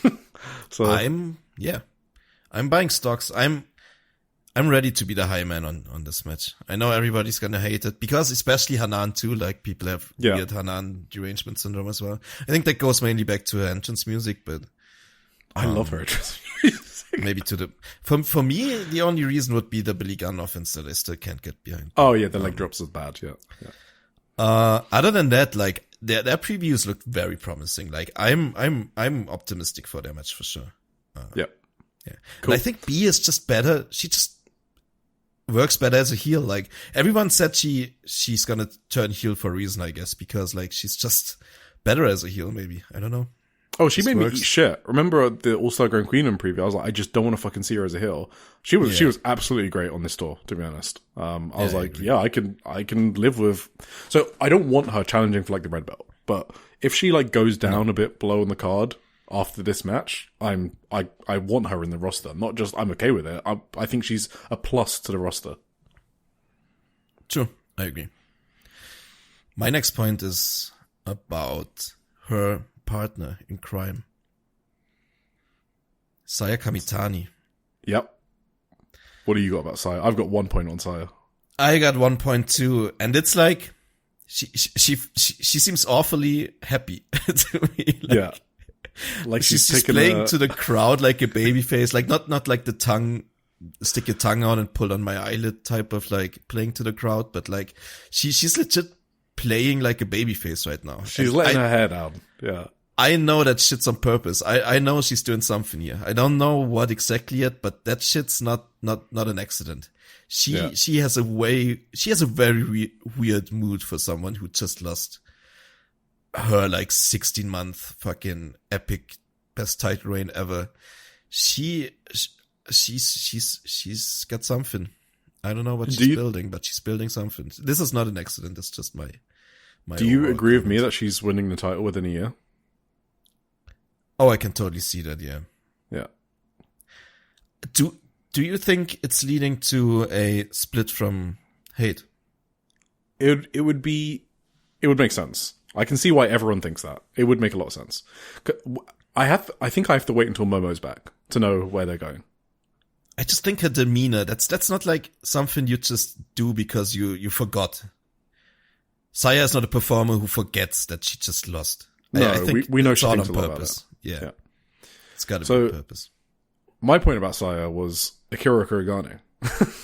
It seems to be her next pet project. That was awesome. Yeah. They had some really interesting interactions in both Fukuyama on 29th of April and Kumamoto on the 4th of May.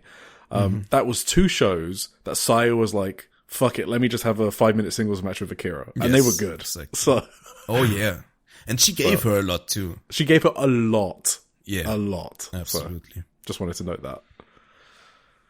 No, true. My remaining points are all speed ones. Do you have any big ones left? Do I have any left anyway? Yeah, maybe. I got a couple speed ones, too. Okay, you do a speed one. We'll take it in turns. Okay. Tabata is gone. Yeah, that was one of mine. Yeah. Obviously. I just have Tabata gone bye-bye. I did think, I was thinking about her, like, thing. She didn't improve much. You gotta say she that. didn't. I thought her last match against Shuri was kind of alright. You know. Alright, you're alone on that. I do. Oh, you hated that match? Oh yeah, I just thought it was okay. Yeah, I mean, for a Tabata singles match, it was okay. Sure, it was like, fine compared to like how she looked in the Honoka match or whatever. Oh yeah, okay, fine. She did the Moran match. You mean? Oh yeah, Korakuen Hall show. Yeah, the Moran match, which was a good match, but like, but not because of Tabata. No, Tabata almost died while Moran had a good match. Yeah. Tabata gone bye. Emma Mayashima, I like her development. She's showing more and more personality. She was great when teaming up with FWC against Neogen and Tomoko on the 29th of April. So I just wanted to point that out. Oh, and on the 6th of May show in Fukuoka, she messed up her diving crossbody again. Oh, so yeah. I wonder if she's going to drop it or keep at it. I don't know. It doesn't seem worth it, I guess. I actually only heard about that. I should go back and watch it. It was pretty bad. She basically, she flubbed it and then, no, actually what happened was she jumped for it and then realized she wasn't going to make it the ropes. So she just kind of gave up on the move halfway through. Oh. So it's almost like and that normally only happens when you don't have the confidence in it. Like she stopped trying halfway through. Yeah. So it's kind of like she has a thing in her head where she's like, okay, I failed this before, so it might happen again. And so she pulls out before it's too late. I just feel like you should just drop it at that point. But I love her personality development, but I just wanted to point out the diving crossbody as well. Yeah. Maybe, I mean, she doesn't need that, right? Exactly. That's why I'm thinking maybe just drop it if you don't, yeah, anyway. All right, your next one. I think Neo Genesis. I think the unit is overpowered now. I think they're OP. Because they're getting Rian? You think they're getting them? I wasn't sure. So what happened was they asked Rian, and I don't have translations for it. Didn't Rian kind of blow them off? Yeah, she kind of made an excuse and then left in very Rian fashion. Like she didn't give a fuck. No, my actual point is that they lost their pin eater because Miyu has leveled up so much. Like, Miyu Hamasaki is like just a really strong wrestler now, and she's obviously so now who takes the pin? And they have Azumi, Starlight Kid, Miyu Hamasaki, and fucking Mei Sarah, and they're like, those are like, I don't know, they're almost at this. I won't say they're at the same power level, but like in kayfabe they kind of are. You know what I mean? Yeah. So, and they're all just fucking insane wrestlers, and Neo Genesis is like such a crazy group right now. That's why it's my second favorite faction. Yeah, makes sense. Yeah, so backstage at Fukuoka, just going on. Can I say one more thing? Oh yeah, go for it. Neo Genesis. Starlight Kid, at one show, I don't know which one it was. I think it was the Fukuoka one too, the second one. where she did the post-match promo. She has such like ace energy to me on the mic. Yes, I know. She did that post-match promo. I thought, holy shit, she could be the Red Belt champion at any point. No. That's why I put her very high in my 30 for 30. Yeah. I think she's like, I think she has insane promotion carrying potential. Yes, absolutely. So I don't know when they're going to pull the trigger though. So that's what I don't know. But she obviously can do it. That's what I think. Well, my fantasy booking is still that she wins the 5-star this year, and then we go from there. I think it's Saya. I think Saya's going to win it. That's the other one. Like, my fantasy booking was that Saya is already champion when the 5-star. Okay. Yeah. But I don't know if I'm sticking to that. I kind of feel like, so my ultimate fantasy booking in my head right now is that Saya's feuding with Momo Watanabe next, and then, and then after that she's going back for the red belt. But what Starlight Kid does in the meantime, I don't know. We'll see. Yeah.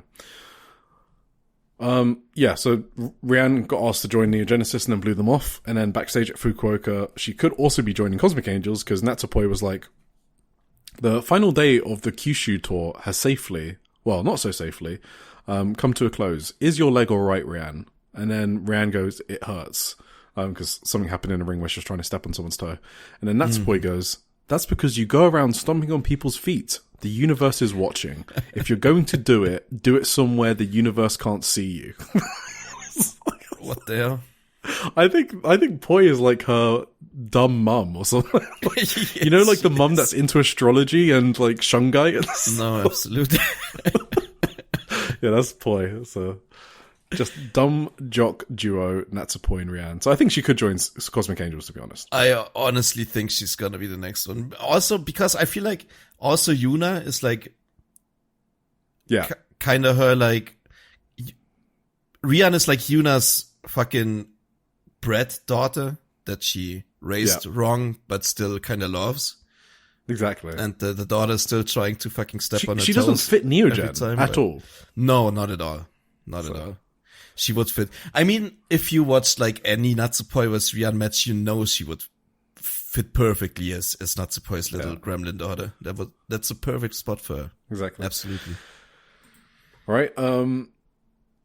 I got a quick one. Raka in Takamatsu. She was like in the opener on the 1st of May, and the crowd were chanting Raka's name. And I had to check if it was her hometown, and it's not. I was like, what the fuck's going on? Anyway, that was funny. I have no idea. I don't really have any more. All right. I love Itsuki. As you all know, I thought she was great on the first 3 house shows. In Takamatsu, when she was wrestling with Matoi, I thought was very good. I don't know how anyone could not want these people on these shows. Like, it's such a positive that Itsuki can go out there in the middle of the show and have 8 minutes with Matoi Hamabe and make her look great. I also love that Itsuki did 3 house shows and then wrestled at Korakuen in Wave and then wrestled at Amistad, post the Amistad, the day after in Wave. It's like her and Yamashita are like literal workhorses. So, and they're also like not going slow in any of these matches. So, no, absolutely. Ami Sure, what the fuck is happening? So she's picked up a lot of wins, and I thought I read, maybe fake news, that she was taking a break at some point. Is that fake news? Well, does she still have like a bum arm? Or is that... I thought I literally read that she was, like, she made some comments about taking a break. Okay, maybe I read fake news then. It's very weird because she had her arm in a sling at a Korakuen show. Then she had a match on All-Star Grand Queendom without like her arm in a sling. And then I saw pictures or whatever that she had her arm back in a sling after All-Star Grand Queendom. So I have no idea what's going on. Now she's picking up a bunch of wins, and backstage at Fukuoka, she said she wants the artist titles and the white belt. So I was like, what? I don't know. Alright, I'm done. So, shall we move on to previews? Yes, let's do that. 16th of May, they're in Takamatsu, GMS Hall in Gunma. Pretty big building, actually. Shit. Yeah. I forgot one more little... One more little point. Akira Kurogane vs. Tomoka Inaba was a really cool match. I enjoyed that a lot. It was also good. From the second Fukuoka show, yeah. mean, Tomoka's just fucking great. Tomoka is great, yeah. Absolutely.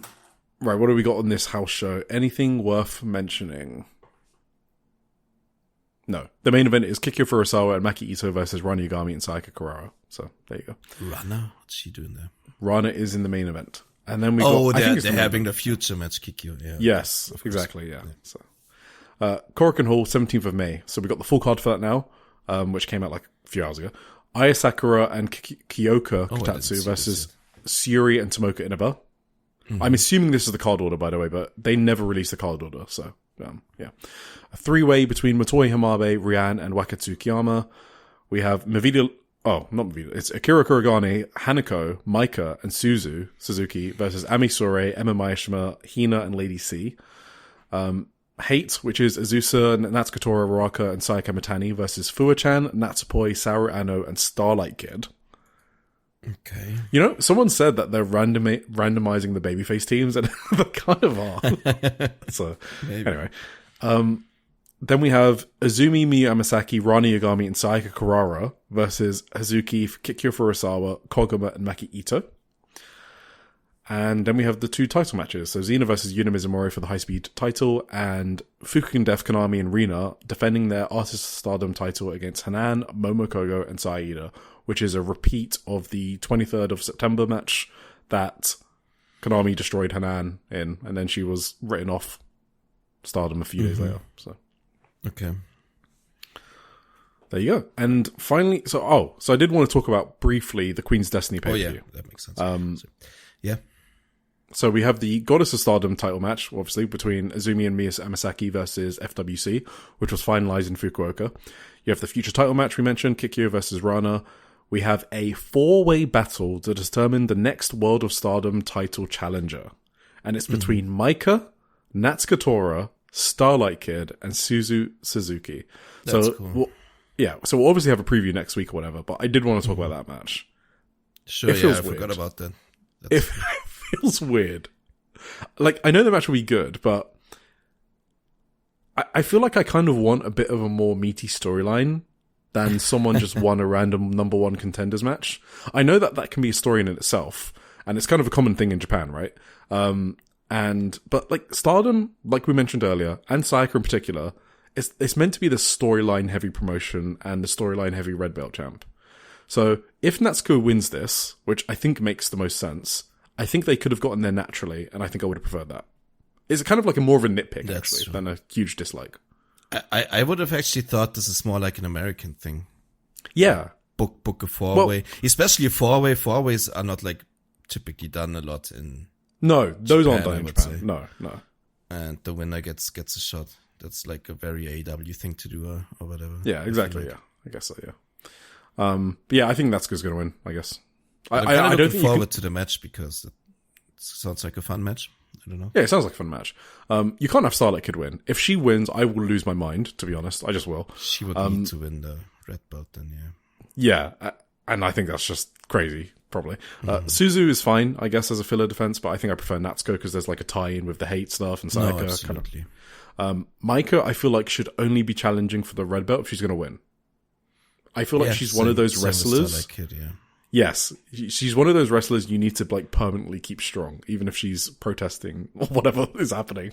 I don't know if she's protesting. Yeah, I don't know what that's all rumors. I don't know. Whatever. White belt, B. Priestley versus Hanan, obviously, which will roll, and then the red belt is Maki Ito versus Sayaka Kurara in Sayaka's home prefecture. Is that actually like anything? Is there any palpable like evidence for anything going on? Because I'm reading all this stuff about like backstage politicking and like Maika losing out or whatever. No, it's literally just from how weird she's been booked, and it's very non-Stardom like. Yeah, but okay. Which is true, right? It is. I can't deny that. No, but we can't say anything's happening. We don't know anything. Yeah, we don't really know. Right. Are we done with Stardom? I think we are. All right. Cool. Oh, one more thing. I was kind of mind my. Do you say mind AFK in? Oh, I mean, I do because I'm a gamer. Yeah. Yeah. I was during the Korakuen Hall preview. The artist's belt. I really wouldn't like it if it's again on a team where the white belt champion is also a part of. Oh, because I think Hate should defend it, yeah. I think they should keep it. Okay. Yeah. I think it would make perfect sense for them to get the revenge on this Hate team as well, but I really wouldn't like to have it on like a double champion again where the artist belts are clearly gonna take the back seats again and just not be defended for 3 months. That would be annoying. And also, the Stars team has Momokogo, okay? I mean, I want the Hate team to lose to just 3 sick workers. That's what that belt should be for. Like when Neogen had it. Yeah, or I thought Godzai should have. I thought they were going to get it ages ago. Like, it's true. What? Hina, Tomoka. Yeah, I guess Shuri. Rana can't really do it anymore. Yeah, Shuri. Just Shuri, whatever. I mean, I would do Shuri, but obviously she's IWGP. They'll probably throw Lacey in but there. the IWGP is like side quests anyway. I don't know. Yeah. But anyway, I would give it to Godzai for sure. Yes. All right. Speaking of Korakuen Hall, we had a Tokyo Joshi Pro show. This is the one where you didn't see that much from, right? Oh no, you were there. I was there. What am I talking about? You saw everything. Yeah. But you were kind of like, I'll let you talk about it maybe. It was on May 4th. That's like some kind of holiday. No, that's Star Wars Day, right? Oh god. Well, it's also Golden Week. It's Golden Week. 1,087. One of them was you. Were there to watch that. Pretty fine attendance, I would say. Yeah, that's pretty good. Looked good too. Looked kind of full, or like looked like a good crowd. Right. What were your overall like live impressions? Did you have any fun stories? How did you feel? I actually didn't have any fun stories for this one. It kind of sounded like it. Yeah, I don't know how I feel about this one. I obviously didn't enjoy this show as much as I've heard other people enjoy it. Like my match of the night was Toga versus Ryo Mizunami, and that's not a good sign when none of the title matches are my match of the night. And I think nothing really hooked me except that Toga match, and I don't think it was a bad show, but I was just getting kind of restless or slightly bored watching in person, and I guess it was just one of those live experiences, because sometimes, well, most of the time being live is a bump, right? They call it a live bump. Sometimes it can actually be a detriment, rather than watching at home in a different, you know, you got your beer next to you or whatever, you got no one disturbing you. I was kind of third row, and it was hard to see sometimes. I was having to move my head around the person in front of me. It was just kind of one of those experiences, I guess. I don't think it's anyone's fault on the show, and I think there was a lot of good matches, but I would definitely come out lower on it than others. You know what I think might be the reason for that, because I had a similar like feeling during watching the show, like after the 4th match. Yeah. Which was like every match until that point was like just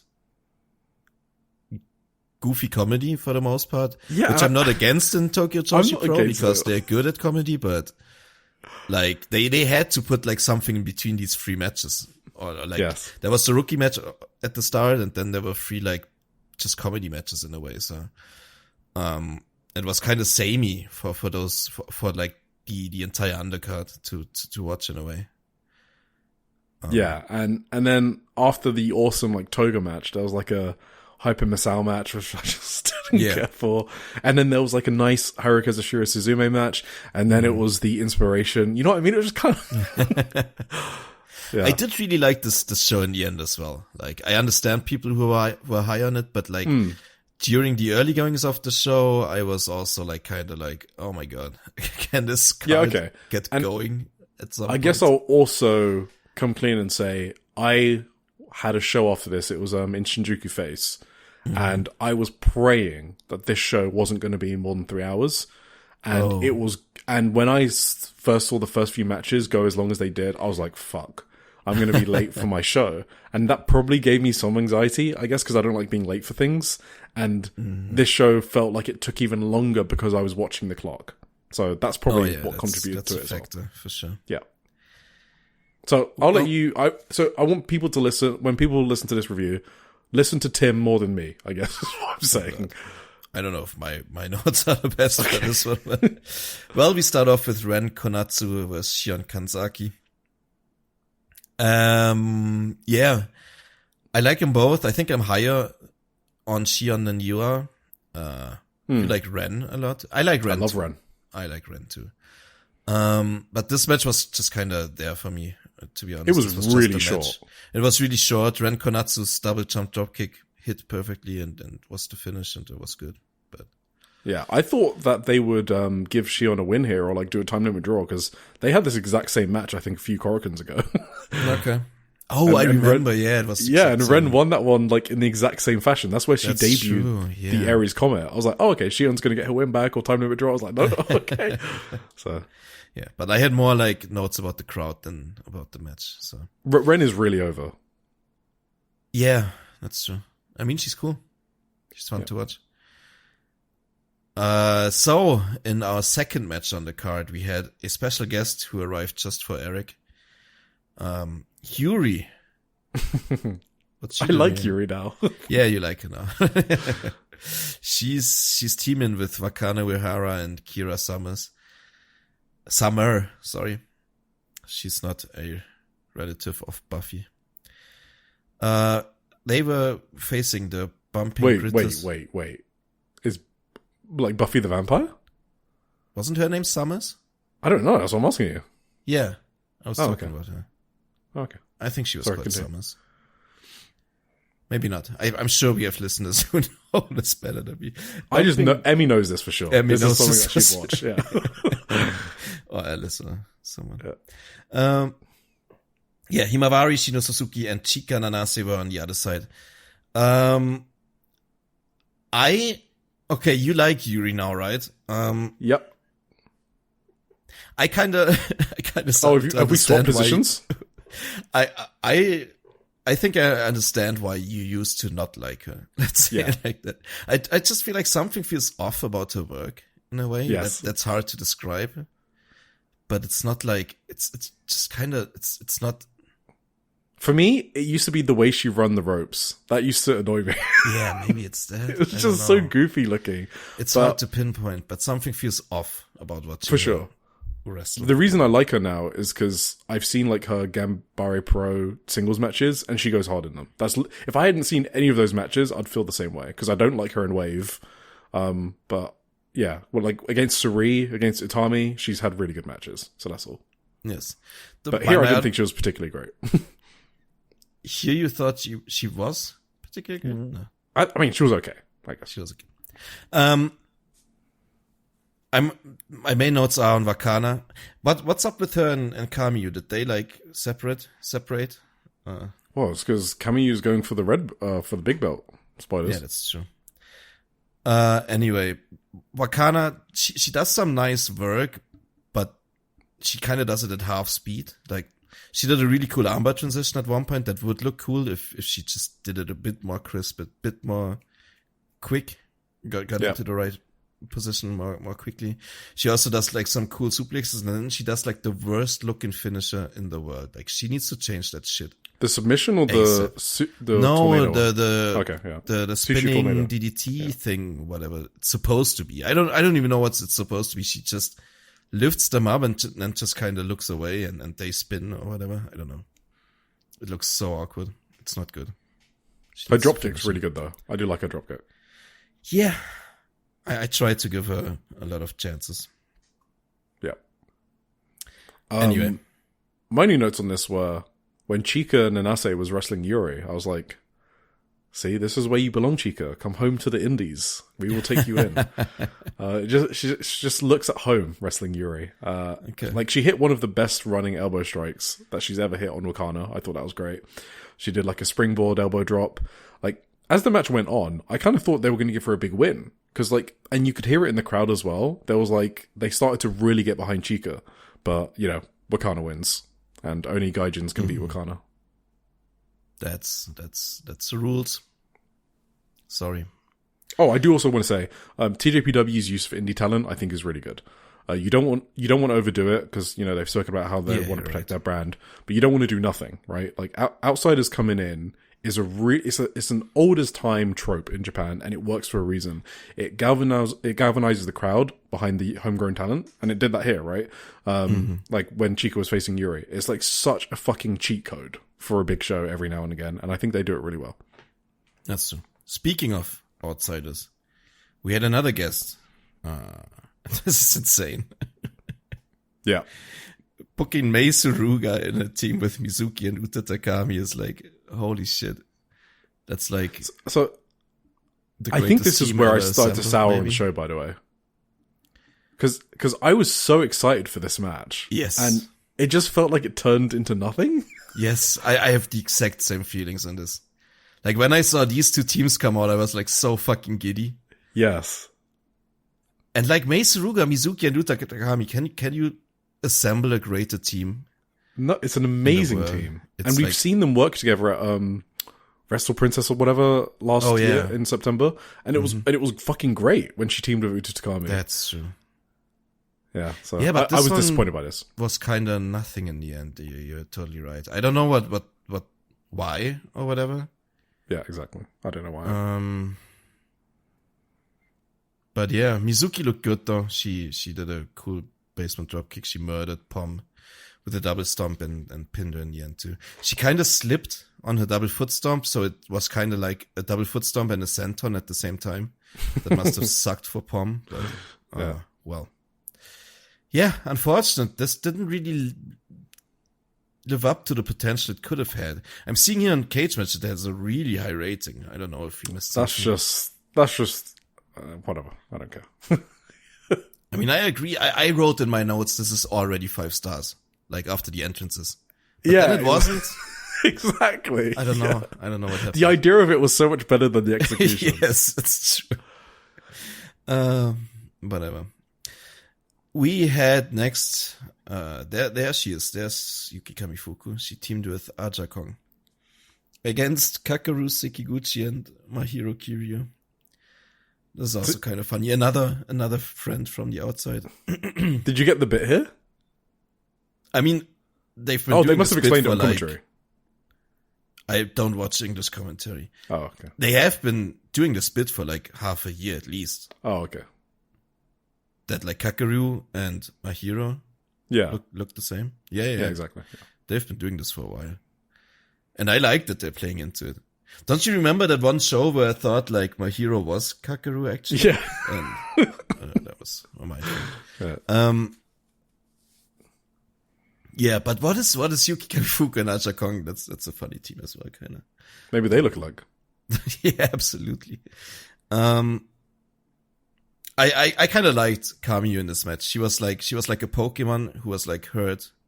She hurt herself in confusion when she looked around herself and there were like 2 Mahiro Kiryus. She sold the bit well. Let's say yeah, like she that. did. Am I missing something? Has Aja Kong always been doing Eddie Guerrero's taunts? Which one? The Latino. The shimmy? Yeah. Did she do that? I don't. Kinda. No, like when the 2 hands in the air thing. I don't know how to describe it. Like the. Oh. I have no idea. That threw me off. I don't. And then I was thinking, have I seen her do that before? Is that just what she does? I'm not sure. There was some pretty sick botch from Kamiyu and Mahiro. At one point, I don't remember what it exactly was, but it was not well executed, this match overall, I guess. This is where I wrote, like, this is fun, but also, like, the 3rd comedy match in a row, and this card, was just kind of booked in one You know what the spot way, of the match was, though? There was one spot that fucking had me howling, when, Aja just slapped Mahiro. Like, they switched around, right? They're doing the switching around, like, with arms linked, Mahiro and Kakeru, to, like, try and confuse Aja Kong. And then after they finish the switch, she just slaps Mahiro around the face, and it hits a crazy backdrop. that got me. Aja Kong is a legend. She's awesome. Yeah. Yeah, Kamiyu pins Mahiro after a Billy Gunn move, is what I'm... That is factually correct. Any more thoughts on this, or shall we just... No, they said get to the Sumire business end? Uesaka is the guest at the next Korakuen. So that's the DDT Iron Woman heavy metalweight champion that she won at Grand Princess. There you go. Oh, the voice actress. her, yeah. I was wondering where she was. That's cool. We enter the business end of the card, as I said. This was Toga versus Ryo Mitsunami. Aniki, another friend from the outside. A Sendai Girls talent, to be exact. Contracted. So this is kind of a strange match for me, because this is like a very meh matchup for me on paper. You're way higher on Toga than I am. And you know I have a dislike for Ryo Mitsunami, an active dislike. But this worked so well for me. Like, this was such a cool match. They worked well with each other. It was so hard hitting. And I enjoyed this a ton. Like, especially, like, this was the opposite of the Mei Suruga match. Like, this completely over-delivered to what I was expecting. But yeah. What are your thoughts? You were high on this. Yeah, I thought this was awesome. Like Aniki, Ryo Mitsunami, no selling Toga's forearms. I thought that was I thought that was kind of funny, rather than good. I was like, because Toga's like, her gimmick is forearms, right? So it's like no selling her gimmick. Okay. Also, it was like a rematch of a match early in Toga's career. So I think the point of the match was to show how much Toga had grown. And that's kind of why I thought it was kind of awesome, like in that context. The chops, just want to get that out of the way. This was the third time seeing it live this trip. I was so fucking done with them. And I had to just watch them. I didn't leave or anything. But yeah, when Toga started laying stuff in, it got really heated. Yeah. And I thought it started to get really, really good. Mizunami is clearly very good at playing the bully. We have seen her do this, from time to time. I thought it was a great spot where there was like a fighting spirit spot from Mizunami, and then she just ate another running elbow. I thought that was a great spot because everyone popped when she just got knocked down after the fighting spirit. So that's like a fighting spirit spot done well, in my opinion. The place was fucking rocking for Toga as well, which added to the atmosphere. There was a fucking crazy lariat from Mizunami for a near fall. That was so loud live. I was like, is Toga okay? And then she followed it up with another one. I was like, how many fucking deadly lariats is Toga going to eat? And then she finally got speared for the finish. And on the 1, 2, 3, the crowd were like screaming for Toga to kick out of that spear. So yeah, awesome match. No, it worked very well. I agree. Definitely over-delivered for me. Would I say it's the match of the night for me? Probably easily for me. Actually, it's hard. It's up there. I totally can't see it. But we continue with Kyoraku Kiyomei, Hyper Misao, and Shoko Nakajima. They went up against Kick Slash. Are they still called that? I mean, it can't be, right? It's a new gimmick. Yeah, but maybe it's a new person, basically. Yeah. They are still called that on Cage Match, at least. Miyu Yamashita and Sakura Hattori. So this was... I mean, Shoko Nakajima and Miyu Yamashita, first of all, is just fucking mesmerizing to watch. They are great against each other. They're just good. They're just good wrestlers, Has anyone ever said that? I don't know. But Shoko Nakajima and Miyu Yamashita, they know how to do the wrestling good. Hattori still does her top rope gimmick, like reciting the whole poem thing. Her form did look pretty good in this match, I thought, but it was also like Shoko Nakajima selling, so she flew. Hang on, I thought you were gonna do a big but when you were saying Miyu Yamashita and Shoko Nakajima know how to wrestle, and then I thought you were gonna say but Hyper Misao. No. Okay. I don't know. I don't have that many notes for this match, actually. Like, I thought my one big note is that Shoko and Miyu know how to wrestle good. Okay, I didn't like Hyper Misao stuff in this, but I am a known Hyper Misao wrestling non-enjoyer. I love her hype shows. They're great. I just don't care for anything else. No, I'd rather she just does hype shows all the time. I'll watch all of those. I'm not into her wrestling, and I thought there was a lot of not clean stuff in this match from Misao. I get it. Yeah. Also, I kind of thought all of the Miyu and Sakura would win here to get momentum for a tag title challenge, because Kyoraku just lost the challenge in Las Vegas, right? Didn't that just happen? Yes. Yeah, and now they... so I thought this was kind of an obvious Miyu and Sakura win to give them a title challenge, but oh well. Huh. Yeah, maybe you're right. I did pop for the finish, actually. That was very funny. Like, Hattori...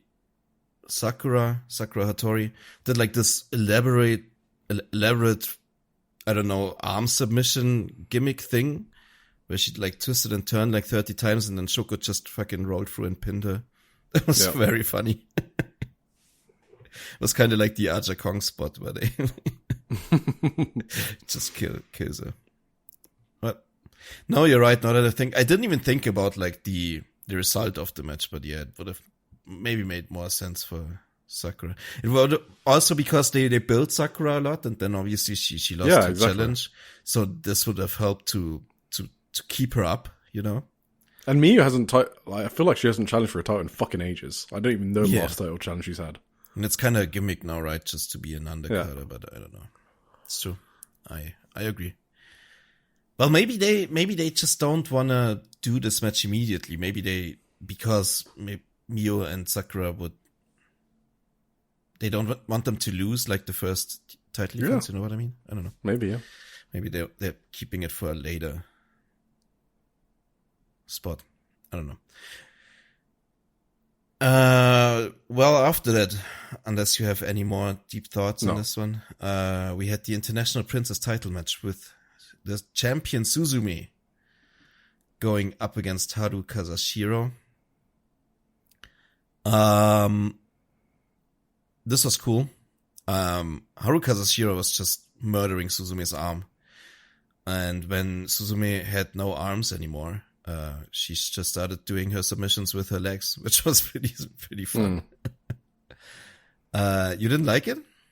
Oh, I liked it a lot, but I know I'm lower on this than other people because I struggled to see a lot of the match. Oh, really? Okay. It was just really annoying having to like move and the guy in front of me. It's just one of those annoying experiences. I should have just gotten orange seats. You were third row from the. I was third row floor. That's not good. It's because I bought the S tickets, but you just don't know which ones you're going to get, right? That's true. I only want at least second row if I'm going to be on the floor. Otherwise, I want to be in tiered seating. Just really bad seats. But I just noticed Suzume is like a fucking god tier seller. She is an incredible seller, is what I got from this match. Her arms were just gone. Yeah. And it's not even just that, like, her facials. Like, yeah, for sure. I feel like that's the reason why... Well, no, it's not the reason. It's part of the reason why Miyu Suzume live was so incredible. Because it wasn't just Miyu Watanabe, who we know is the best seller in the world. Yeah. Suzume's, like, right up there with her. And they, like, combined to, like, have that amazing performance. So, yeah. I thought Suzume was incredible here. Forces. I feel like I'm just not a Haru Kazashiro person. I think that's what it is. Oh, I thought you were high on her. No, wait, am I mixing them? It might be out of the 2023 class. I prefer Shino Suzuki, Himawari, and Toga. Oh, really? Okay. Yes, and it's not that Haru is bad. I just think she. I mean, I can see that. I would probably put her fourth there too. Now that I think about it. Yeah, it just feels like she's missing a character connection with me. I just don't know why I should root for her. I think. It's like out of her wrestling. Her wrestling I can see is good. She's like 17, right? So she's going to be a fucking incredible wrestler. Yeah. She's still in high school. I think she just finished high school actually. Okay.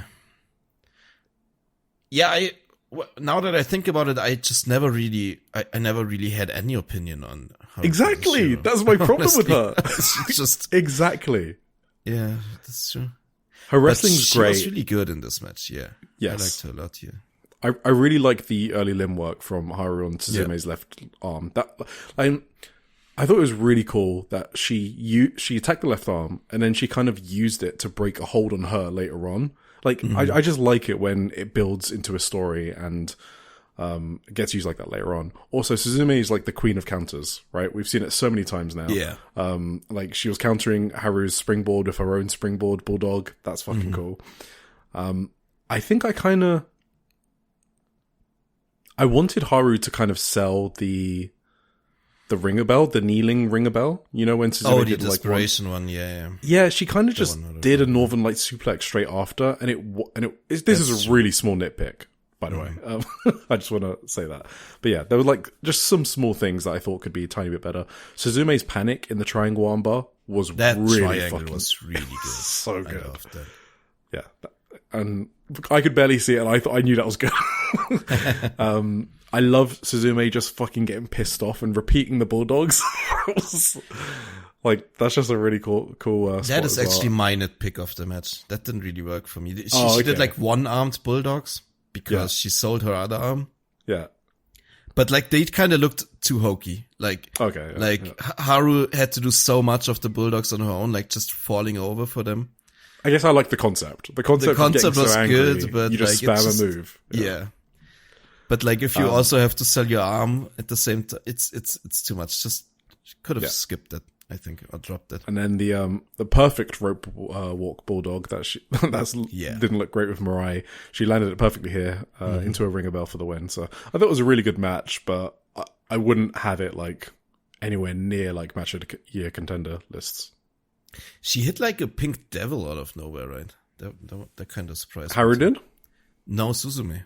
Yeah, because Suzume does the gory bomb. Yeah, right, of course. Okay. No. Do people put this on their match of the year list? What is it on Cage Match? 8.08, which is pretty high, but it's high, but that's okay. That's acceptable, probably. Yeah. Yeah.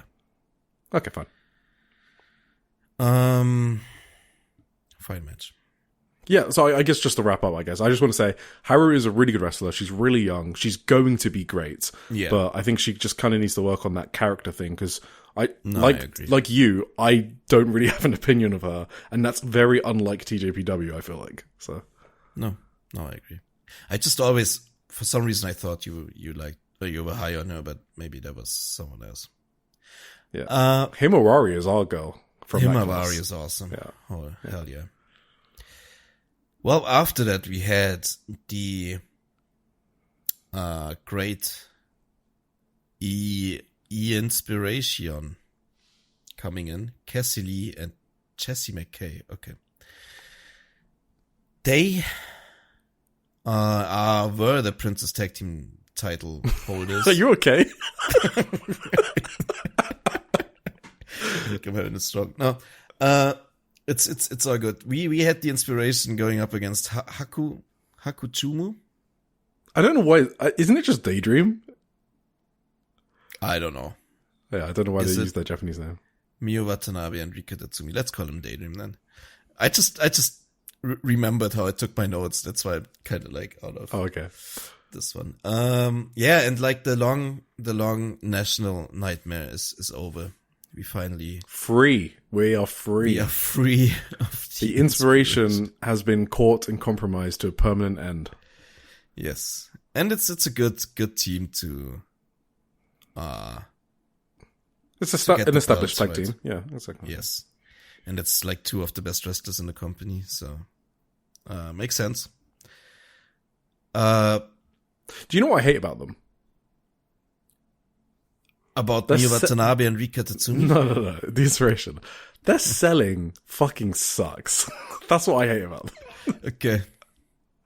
I was thinking about it. I was watching them, and I was like, what don't I like about this? And it's their selling. It's too hokey. It's too... I mean, it's a shortcut to say it's WWE like, but it is, honestly. It's just too theater. Like, yeah. Yeah, absolutely. No. And their offense also sucks, by the way. Like, Miyu, one of the best sellers on the planet, couldn't make them look credible. Like, that's how you know your offense sucks. Yeah. Yeah, this is just kind of... I mean, what is even to say there about this match? There's nothing to say about that. Do you think... There you go. Do you think it's racist if I can't tell two Australians apart. Well, it's because Jessie dyed her hair blonde now, so it does make it harder. Maybe, yeah. No, I do think I like during this match, I had a really hard time. If I see them like still images, of course I know who is who. Like, I think they have quite different faces, but like my notes just read here like, blonde. No, the spinning spot was pretty cool. Cassie Lee immediately scrambled for the ropes and got help from Cassie Lee on the apron, but Rika Tatsumi ass attacked Cassie Lee off the apron, so Cassie Lee in the ring was fucked, and Miu swung her. And that's like my entire notes are just Cassie Lee. Because I honestly just didn't remember Jessie McKay's name, but... Did you see the swing? Like... Yeah. Cassie was clearly... This was actually Cassie. She was so surprised at how fucking fast Miyu was swinging her that she didn't know what to do with her arms. Like, that was scary. Yeah, but like... They just did stuff. I don't know. Rika, was Rika trolling? I think Rika's only offense in this match was ass attacks. She just bumped into them with her ass like over and over. I don't know if she was like making fun of the match. I mean, she does do a lot of ass attacks, but yeah. Yeah, but she only did them in this match. Yeah, that is funny. It was crazy. I kind of felt like this match was just there to switch the titles and just have fun for like 13 minutes for, I don't know. By the way, I guess from live perspective, their shtick was getting over. Like, what they're doing, their comedy spots, people like it. Mm-hmm. They were getting reactions. I think they're funny. They're funny people. Absolutely. I can see that. Yeah. They do good comedy. Just not good wrestling. Yes, exactly. Let's move on. Let's move on. So they won, and then Mizuki and Utsukami came out to challenge, which will be awesome. Oh, yeah. True. I'm looking forward to that. Yeah, after this, the Princess of Princess title match was Yuki Arai against Arisu Endo, 20.5 minutes. You know who else knows how to wrestle good? This is gonna be my hot take of this episode. Are you gonna say Yuki Arai? No, I'm gonna say Arisu Endo. Oh, knows how to wrestle good. Okay, sorry, yeah. Yeah, she's so good, man. She's somehow underrated, I feel like. I don't know. Oh, I think she's one of the best wrestlers in the world. Yeah, absolutely. Like, her performances lately are out of this world. It's crazy. She's incredible. Yeah, this is kind of my theme for the episode, maybe. Like, these incredible wrestlers who are somehow still feel underrated to me, in a way. Nope, absolutely. I think she is underrated. Several matches on this episode. Yeah. I don't know. She's perfect. She made Yuki look so good too in this match, and yeah, she's just an incredible babyface. Like, I don't even really know how to describe it. Like, when like Yuki kind of assumed the heel role, but looked good doing it. Like, which is not really something. I don't know how much experience she has doing that. Because usually the crowd is behind Yuki Arai too, right? But like Arisu like sold her ass off the entire match. It was so good. Just screaming. I loved the screaming anyway. But she was screaming like she was stabbed by a horror villain or something when she was like in these deathlocks and in these sharpshooters and everything. Like, it was crazy. The amount of selling going on in this match. Yuki had a fucking crazy forearm in this match, by the way. Oh, yeah. Yeah. It kind of reminded me of what David said last week, just hit hard and skip a few levels of learning. I'm like, yeah, I'll take it. And they did these struggles on the top rope too. Wait, first, wasn't there this crazy spot to the outside as well? What was that?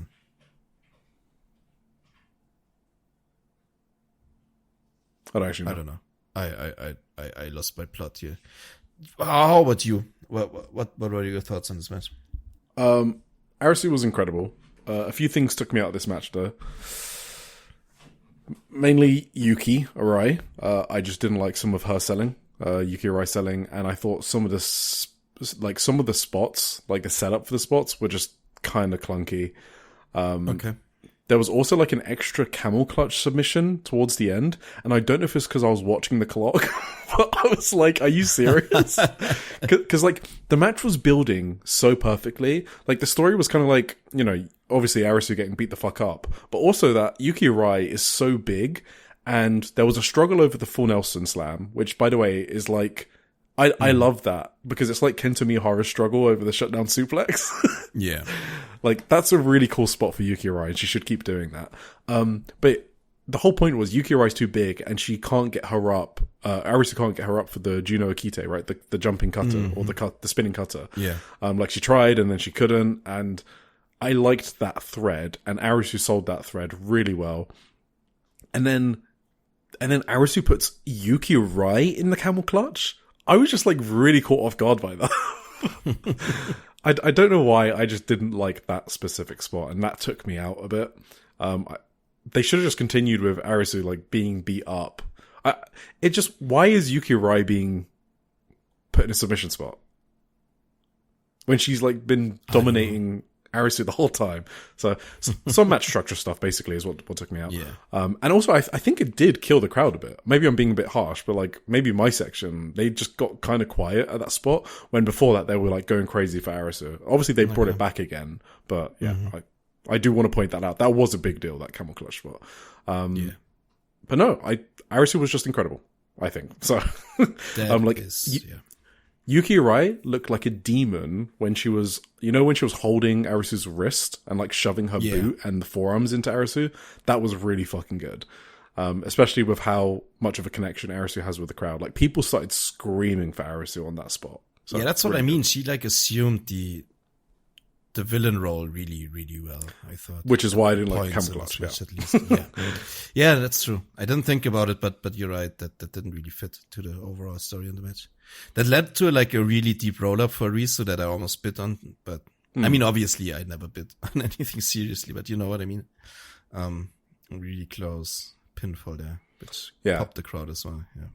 So pretty good match. I just thought Yuki Arai's performance wasn't, some parts really good, some parts not so good. No, I think that's fair. One thing I noticed in this match that they had you obviously don't know that, they had some really cool like camera angles in this match that I haven't really seen before like that.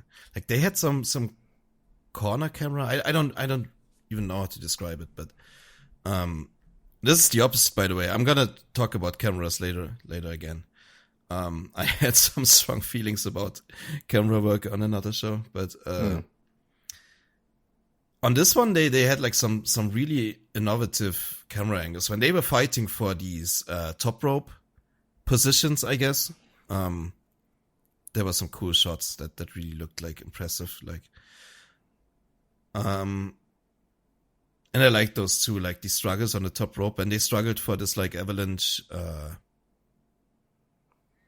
full Nelson slam. I thought the setup for that was so silly. You thought it was silly?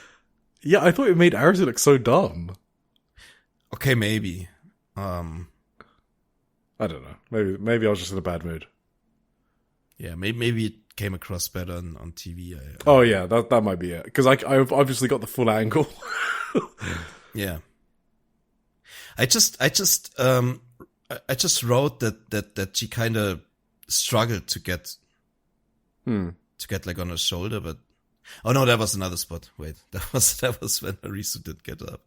No, I don't know. I thought that was all right. Well, whatever.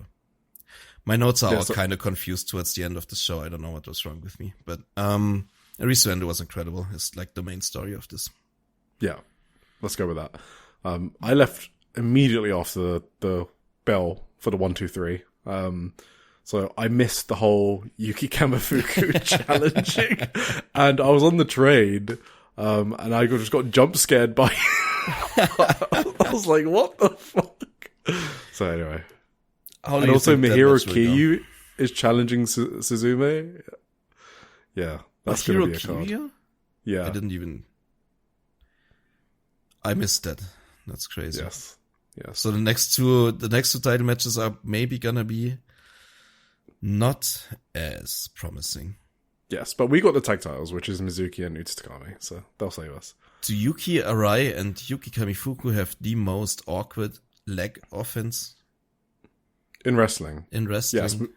Yeah. I have no idea what that match is going to look like, to be honest. That's gonna be like two baby giraffes walking at each other. I don't know. In an ice rink. In an ice rink. Yeah. That's crazy.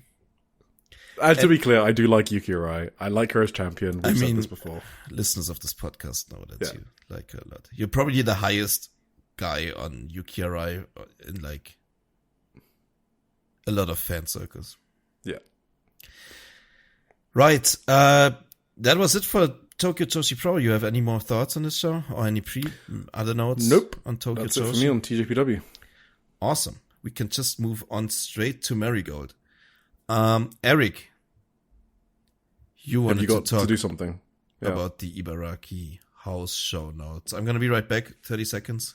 You go over this one. Yep, perfect. Because I didn't see this. So, on the 4th of May, they were in Ibaraki. It was a house show. And the notable thing is Chi-Chi. Chi-Chi. Barbie Chi-Chi. She made her debut in Marigold. It was Chi-Chi, Seriyamoka, and Shino versus Hummingbird, Mai Sakurai, and Natsumi Shizuki. And Chi-Chi had made, like, Victoria Yuzuki her target, obviously, and they were building towards a match for the United National title.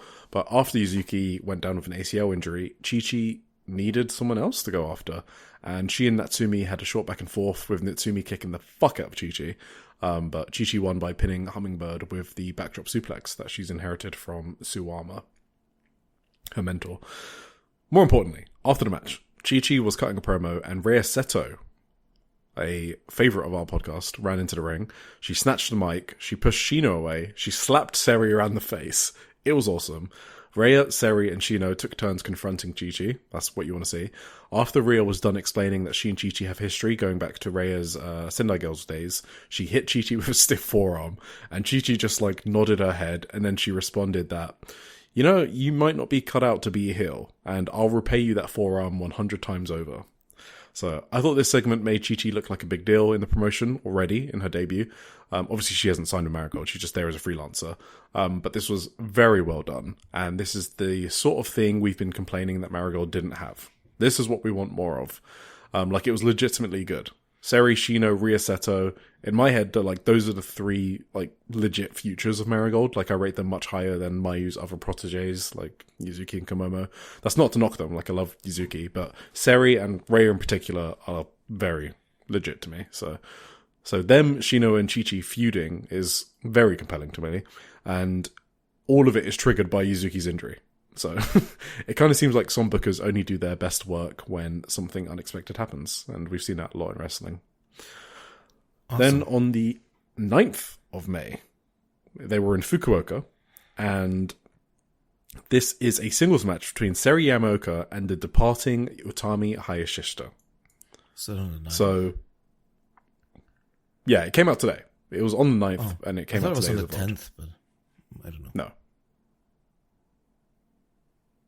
So, it was Seri and Utami.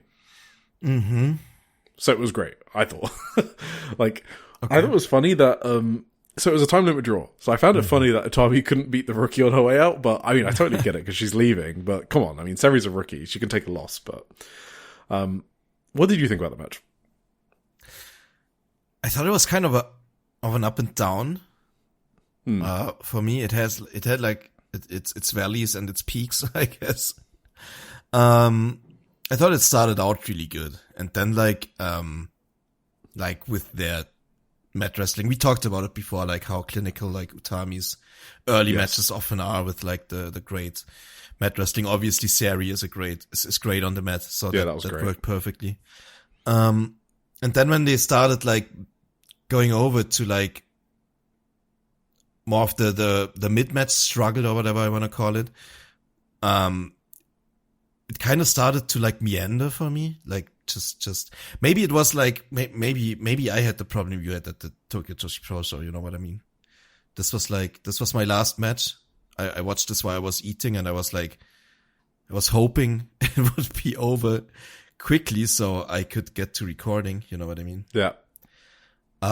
So maybe I'm a bit unfair, but this kind of started to feel a bit long in the tooth for me during like the. Well, you kind of knew they were going for a time limit draw, so there are some moments like. Well, I really didn't. I didn't okay. really expect anything. Like I could have taken either outcome basically. I've been saying they should give Seri big wins for a while, but so I would have preferred maybe a Seri win even. But like Utami's on her way out, why can't she put over someone like Seri? And then I think it picked up again when like Seri did like a top rope frog splash that she missed, which looked kind of unhinged. She just started flailing in midair. That kind of looked sick. I don't even know how she got so much air that she like, she was so long in the air that she realized she wasn't going to hit and then started to flail her arms and legs around and kind of looked impressive and kind of fucked up, in a good way. And, then they started just folding each other in half with these German suplexes, and that was obviously fucking sick, and I loved that one. So they went back up for me again. And then Utami just got her in this nice sleeper hold. There was an awesome sequence as well where she swung her around too, and then Seri got the ropes after a while. Yeah. I always liked these spots. That was great. And yeah, Seri just started to get weaker and weaker then. Like her spear takedowns barely hit anymore because like Utami basically just choked her half to death right before. She hit like 6 spears in this match. Yeah. But they started to get weaker and weaker. But did you notice that? I thought that was well built. But then by the end, they were both like so exhausted that they were just kind of lying on the mat, and neither one was like able to do anything anymore. And that was like, I mean, it kind of makes sense. They took a lot out of each other, but also it was kind of an underwhelming finish to me when just the bell rang at one point when they were just. Well, Seri dropped Utami on her head just before the bell. Oh yeah, she folded suplex, her with a German suplex again. Yeah. I was almost worried that something was wrong with Utami before that because she was just like looking so miserable. But I guess I think Utami's an amazing seller. Yeah. I think she is legit in pain too. Like, I think that last German took a lot out of her, honestly. Yeah. Just from her facial expressions. But, but then the ring bell just kind of rang. I don't know. I thought the finish was kind of weird to me. I don't know what to say. But overall, I would say it's a good match. But it had its weaknesses for me. Not helped by the situation that I was kind of impatient at that point. No, I think you've been very fair, especially pointing out the story of the match as well. They're getting more and more exhausted. I don't have much else to add, I guess. The trading German spots is obviously made for me. Like, I thought that was sick. Utami just likes bumping on her neck. I think she just likes doing that. No matter how bad she's feeling. Because some of these German suplex bumps are fucking crazy. I like that Seri's picking up like the Zenjo style flash pin from Senka. That's funny as well. Seri's gut wrench is what I don't know how to feel about, because it just looks kind of weak. And the problem with that move is I know how hard it is to do. Well, I don't know, but I can imagine how hard it is to do, because she's actually deadlifting the opponent a lot of the time. Mm-hmm. But then she's kind of like gently putting them down. You know, like Bolton Oleg or Oleg Bolton's thing when he's just, what's it called? I don't know what the fuck's called. But when he's like shaking them, right? Yeah. In, like, gut wrench. I know what you mean. Yeah. His one just looks more impressive because, and then he's like flinging them with his gut wrenches. And Seri just kind of like gently lays them down. So, I don't know, just something I picked up on her gut wrench suplexes. Even though it's kind of impressive she can actually do them. Tommy did them too in this match, right? Yes, yeah. Which I thought was funny. I thought it was a good match. I think you've mentioned everything else. All right. Cool. That's it for Marigold. That's all we kind of wanted to touch on, because, I mean, they've just been doing house shows, guys, and we can't go through every house show when we got a 3-hour indie zone section to go, and we're already 3 hours in. So yeah, I didn't have time to watch more either. I'm sorry. Yeah, Korakuen Hall preview on the 16th of May. We got Lady AI versus Megaton in the opener. We have Chi-Chi and Kamoma Minami versus Shino and Yuki Yamazaki. Megaton. Yeah. Okay. Is that surprising to you? That's kind of exactly what I expect. It's risky. Oh, okay. Well, we'll see. I mean, the crowd is not gonna die for Megaton. They love Megaton, but like, That sounds like an absolute stinker. We'll see. Chi-Chi and Komomo Minami versus Shino and Yuka Yamazaki. So I love that match. I think this is kind of what I've been crying out for. Mm-hmm. Bring in some fucking indie talent to shake shit up. So I think we haven't been complaining for no reason on this podcast, and now that they're doing stuff like this, I think it deserves praise, and I love that match. So, do you think she's gonna sign there? I think she'll sign wherever will get her to America faster, so the answer is yes, if they offer her a contract. Do you think she thinks she's getting to America faster from Marigold? Probably, yeah. Probably. I mean, probably like those two. Which one did get tryouts immediately? Angel Hayes or like? And Maddie Morgan. And no one knew Maddie Morgan for Marigold. Okay. What? They're 100% watching Marigold. 100%. Yeah, exactly. That's my point. That probably goes around in the scene as well, right? Behind the scenes, they're talking to each other. So that probably is Chi-Chi's motivation. You probably said this while I was away anyway, so. I did. Well, I said it last episode, I think. Maybe. Oh, okay. No, not just now when I was AFK for a second. I think it was maybe when she left Evo, we were like, yeah, she's good. Or maybe it was like a week after that. It was like, she's going to go to Stardom or Marigold because that's the easiest way to get to America. Exactly. Like she doesn't. I don't think she wants to stick around doing random indies. Basically. Yeah. Sorry, I didn't mention the rest of the matches. Angel Hayes, Mai Sakurai, and Natsumi Shizuki versus Hummingbird, Naoki Ishikawa and Shoko Koshino. Darkness Revolution versus Chika Goto, Kuki, and Nagisa Tachibana. Sari versus Seri Yamaoka. Hell yeah. Singles match. That's going to be awesome. That sounds sick, yeah. Holy shit. A gauntlet for Utami. So that's 1 minute falls against the whole roster, I'm guessing. Mm-hmm. And finally, we have Miko Ono versus Maddie Morgan for the world title. Okay. I mean, okay. I like Maddie, but come on. Like, what are we doing? Yeah, anyway. All right, we're ready for the Indie Zone. We are entering the Indie Zone. There is a fifth dimension beyond that which is known to Tim. It is a dimension as vast as space and as timeless as Tony Storm. It is the middle ground between light and shadow, between science and whatever AJ Styles believes in. And it lies behind the pit of man's fears and the summit of Eric's knowledge. This is the dimension of imagination. It is an area we call the Indie Zone. Amazing. All right. So, we start at Marvelous. What did they have going on? On the 5th of May, one of the reasons I went to Japan, actually, probably the main reason, was for their 10th anniversary show at Yokohama Buntai. And obviously, we already know that they kind of messed up with their booking of the venue. So in Shupro 2409, there's basically a lot of general story. Yeah, there's a lot of general thoughts scattered through last week's Shupro about this event. But Chigusa Nagaya basically confirmed what Maria already said on her blog, that they confused Yokohama Budokan with Yokohama Buntai. But she said that it turned out to be fateful because it's where Gaia Japan ran a lot. And I assume they mean the old Buntai, obviously not the new one, because it was built in 2024.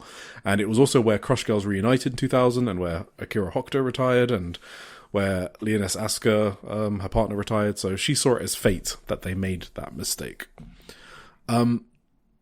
Attendance 3,492.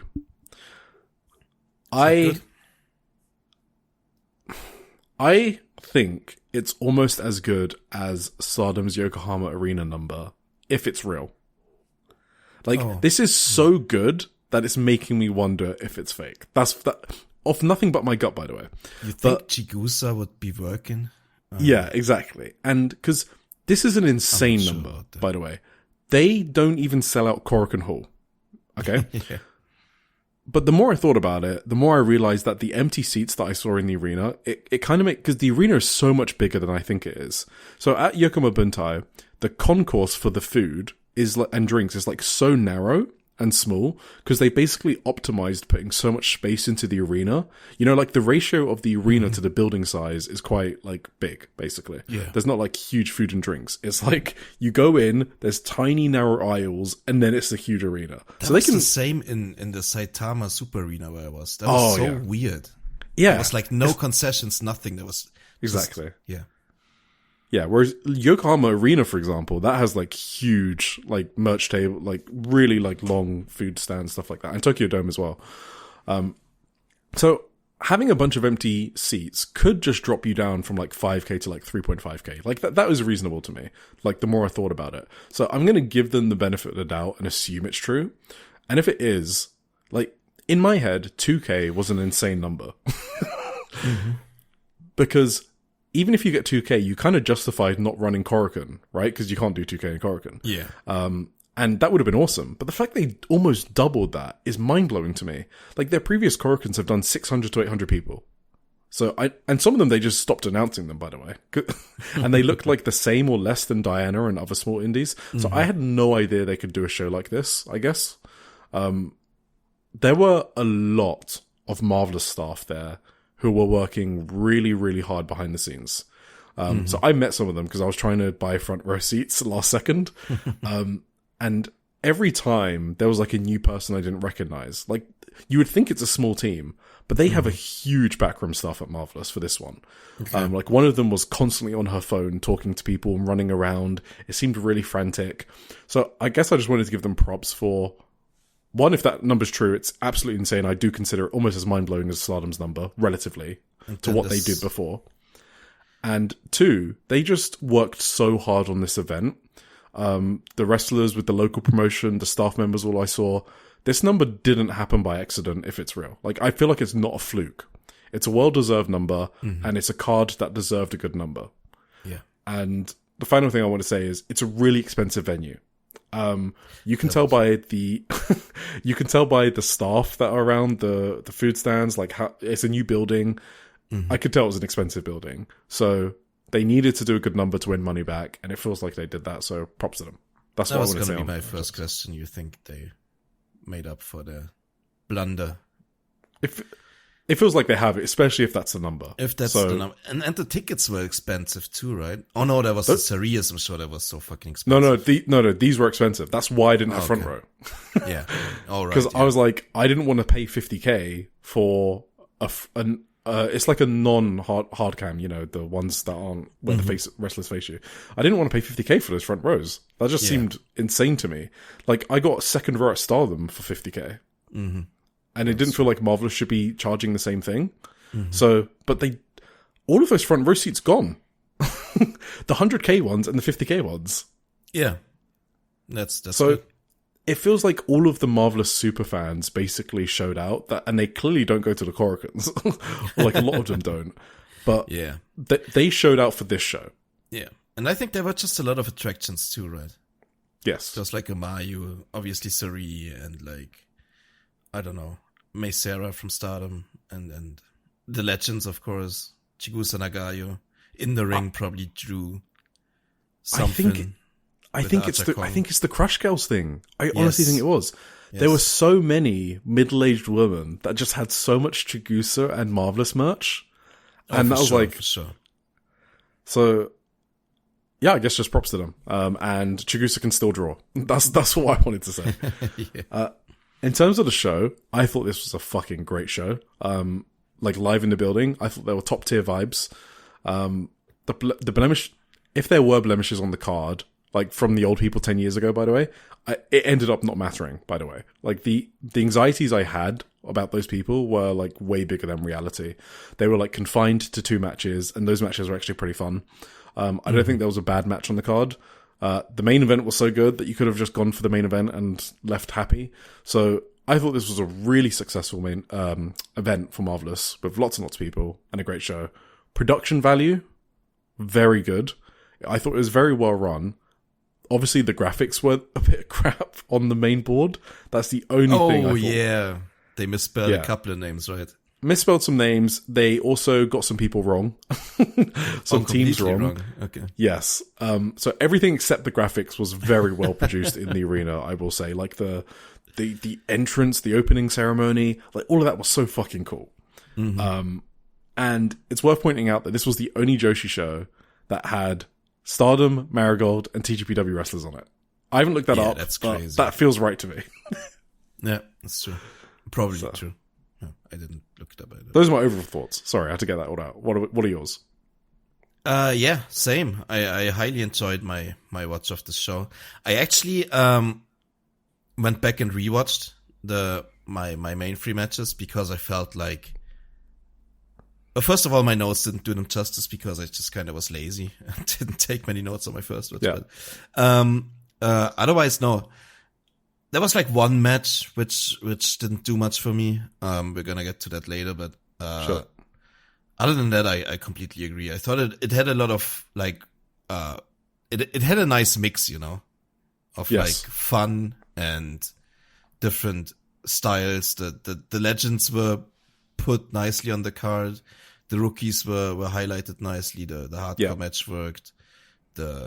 Everything worked well, I thought, at least. Except for that one match that didn't do much. Yeah. So that was probably better in the arena, though, that one match that didn't do much for me. I'm gonna give probably because I didn't think there was a single bad match on this card, actually. Yeah. I mean, I can just say it. It's a tag title match. There was a lot of crowd brawling, which was probably good if you're there, but like didn't do that much for me at home watching. So yeah. Do you want me to talk about random stories, or should I do that at the end? However you want to. You can do it right away if it fits well. Okay. Before the show, I guess I saw Rossi Ogawa and Tetsuya Okada just sitting together chatting. Right. That's funny. Which was hilarious. Because obviously, literally days before, Ogawa had poached one of TJPW's trainees.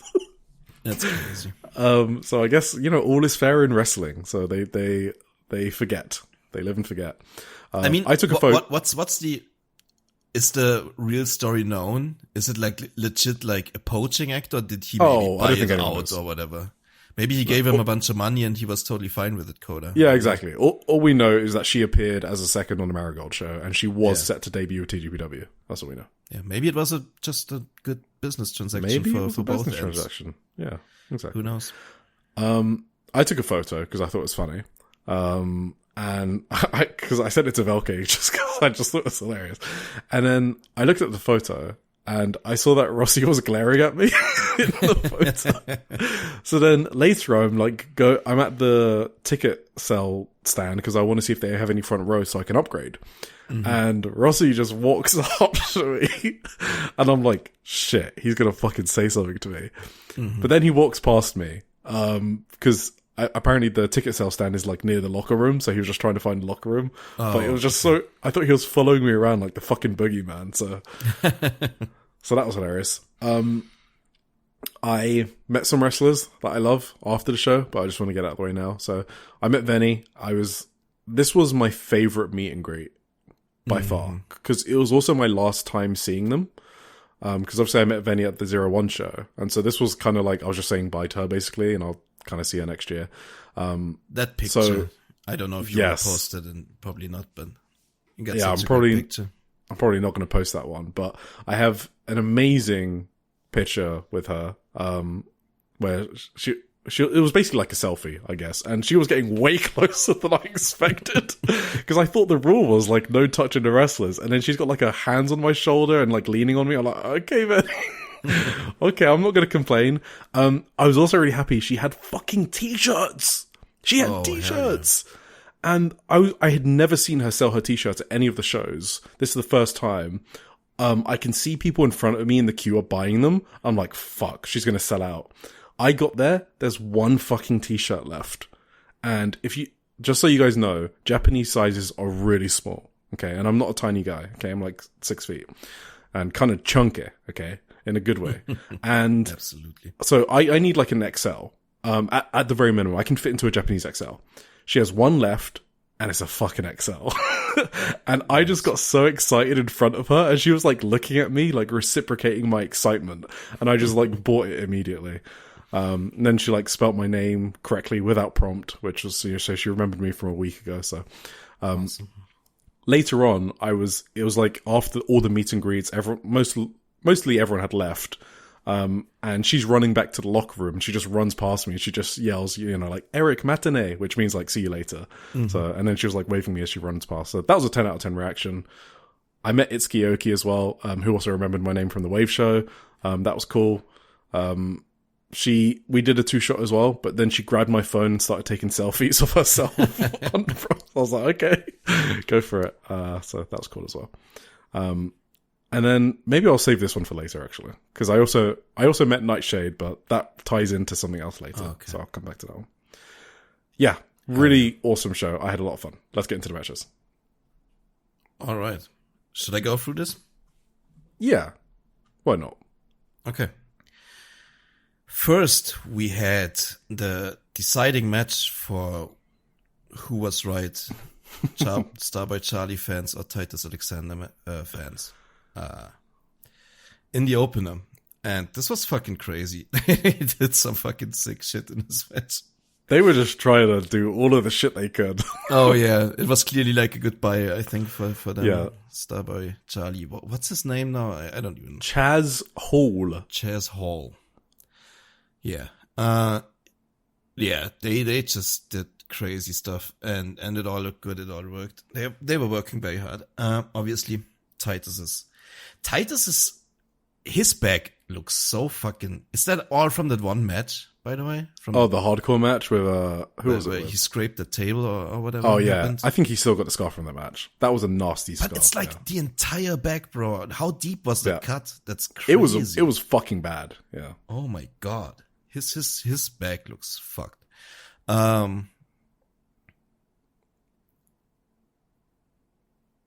Anyway, yeah, and they landed horribly. For some stuff, I thought they both just died or whatever. They just did crazy stuff off the top rope. Starboy Charlie did like a shooting star into nothing, and that looked like it was like the most painful thing anyone has ever done. Yeah, and yeah, in the end, the Starboy Charlie fans won. Did you see what the finish was? We were right from the beginning. He tapped him out, right? Yeah, with what? He first did like a nasty top rope powerbomb or whatever. No, he did some top rope move into a powerbomb. It was crazy. With what? I didn't actually write it down. It was a Dragon Sleeper. And the funny thing about that is because his nickname is the Denim Dragon. Oh, right. Okay, yeah. Makes sense. That's his nickname. It's just so goofy. Anyway. It was cool though. I liked it a lot. Good opener. Yeah, very good opener. So, for our second match, we had, first Ellen Angels and Ray Lynn. I totally forgot Ellen Angels was on the card. Do you remember Ellen Angels? Did you? Yeah, only because I watched the Marvelous show from today and he was also on it, so. Oh, you never saw him in AEW? You mean, do I remember him from AEW? No, I don't. Yeah. I think you weren't watching at the time. There was like a huge scandal once with Ellen Angels because Kenny Omega beat him in like 6 minutes. You remember that? Okay, so no, I don't remember it live. I've heard people talk about it. Like whenever someone goes 50-50, like Will Ospreay recently, people talk about Kenny Omega and Ellen Angels. Exactly. That was funny. That was such a fucking useless discussion. It was absolute fucking drag. Anyway, I always pop when I see Ellen Angels because I always kind of liked him. So that was. He's a good worker. Yeah, he is absolutely. He teamed with Ray Lynn. Also, there was Miko Alana and Vinny Massaro and Renee Michelle. However it's spelled. one of the spellings was probably correct from between the lower half thing and the Titantron. It was all kind of messed up. She teamed with Yosuke Santa Maria, and then we had Shin Sakura Hirota, who didn't have a partner. So who did she choose as a teammate? Well, her partner was meant to be Kohei Sato, right? And I don't know if you guys remember during the preview, I was like, what the fuck is that pairing? Because Kohei Sato is like a shoot headbutt machine from the indies. He's like 48 or whatever, and he just fucking goes around shoot headbutting people. So he must have some connection with Chigusa, but apparently he didn't make it. I don't know what the story is, if he no-showed or if he was injured or whatever. So yes, she had an ex, and who was it, Tim? Well, it was Titus Alexander, fresh from his opening defeat against Jazz Hall. Which was funny, obviously. Titus was completely exhausted and tired from the start. Sakura Hirota made him carry her down to the ring. It was very funny. Obviously, it's Sakura Hirota, you know. You find her funny, right, Eric? I'm not an enjoyer, but this was a very fun match. I thought so too. I could also see like that she has some connections to the what's his name, the headbutt machine, because I think she's very popular on the indies with other indie talent and stuff, you know. So maybe she brought him along as her tech. Yeah, maybe. Yeah. Yes, and then in the end they actually won. I don't. You didn't write about the moonsault? Oh shit, that was the match with the moonsault. Yeah, Renee Michelle. Almost she was doing died. the moonsault onto everyone who's catching her. Sorry, I shouldn't. Did you have a good view on that? Did you see that? Yeah. Sorry, it's not funny. So she couldn't rotate properly for the moonsault. Sorry. She had 30 people to like catch her. And she kind of just fell like head first into the group. She almost died, Eric. Sorry, it's not funny. She almost died. Why is she trying that? I just don't get it. Was like she didn't it must slip have been or like, anything, right? I don't know. Yeah, I don't know if it's the first time she's done a moonsault. Like, she had a lot of people to catch her, which is why I'm not treating it more serious. But just the way she under-rotated is so comically hilarious to me. It's like when you're playing like a game and you have like a power meter, and she just completely undershot the route. Anyway, sorry. She did come back with a nice German suplex. Sorry, what was that, Tim? Do you know the QWOP game? QWOP? Where you have to like, you have to like, you have Q, W, O, and P, and those are like the limbs of a runner. Yeah. And you have to like make him move forward. And anyway, forget it.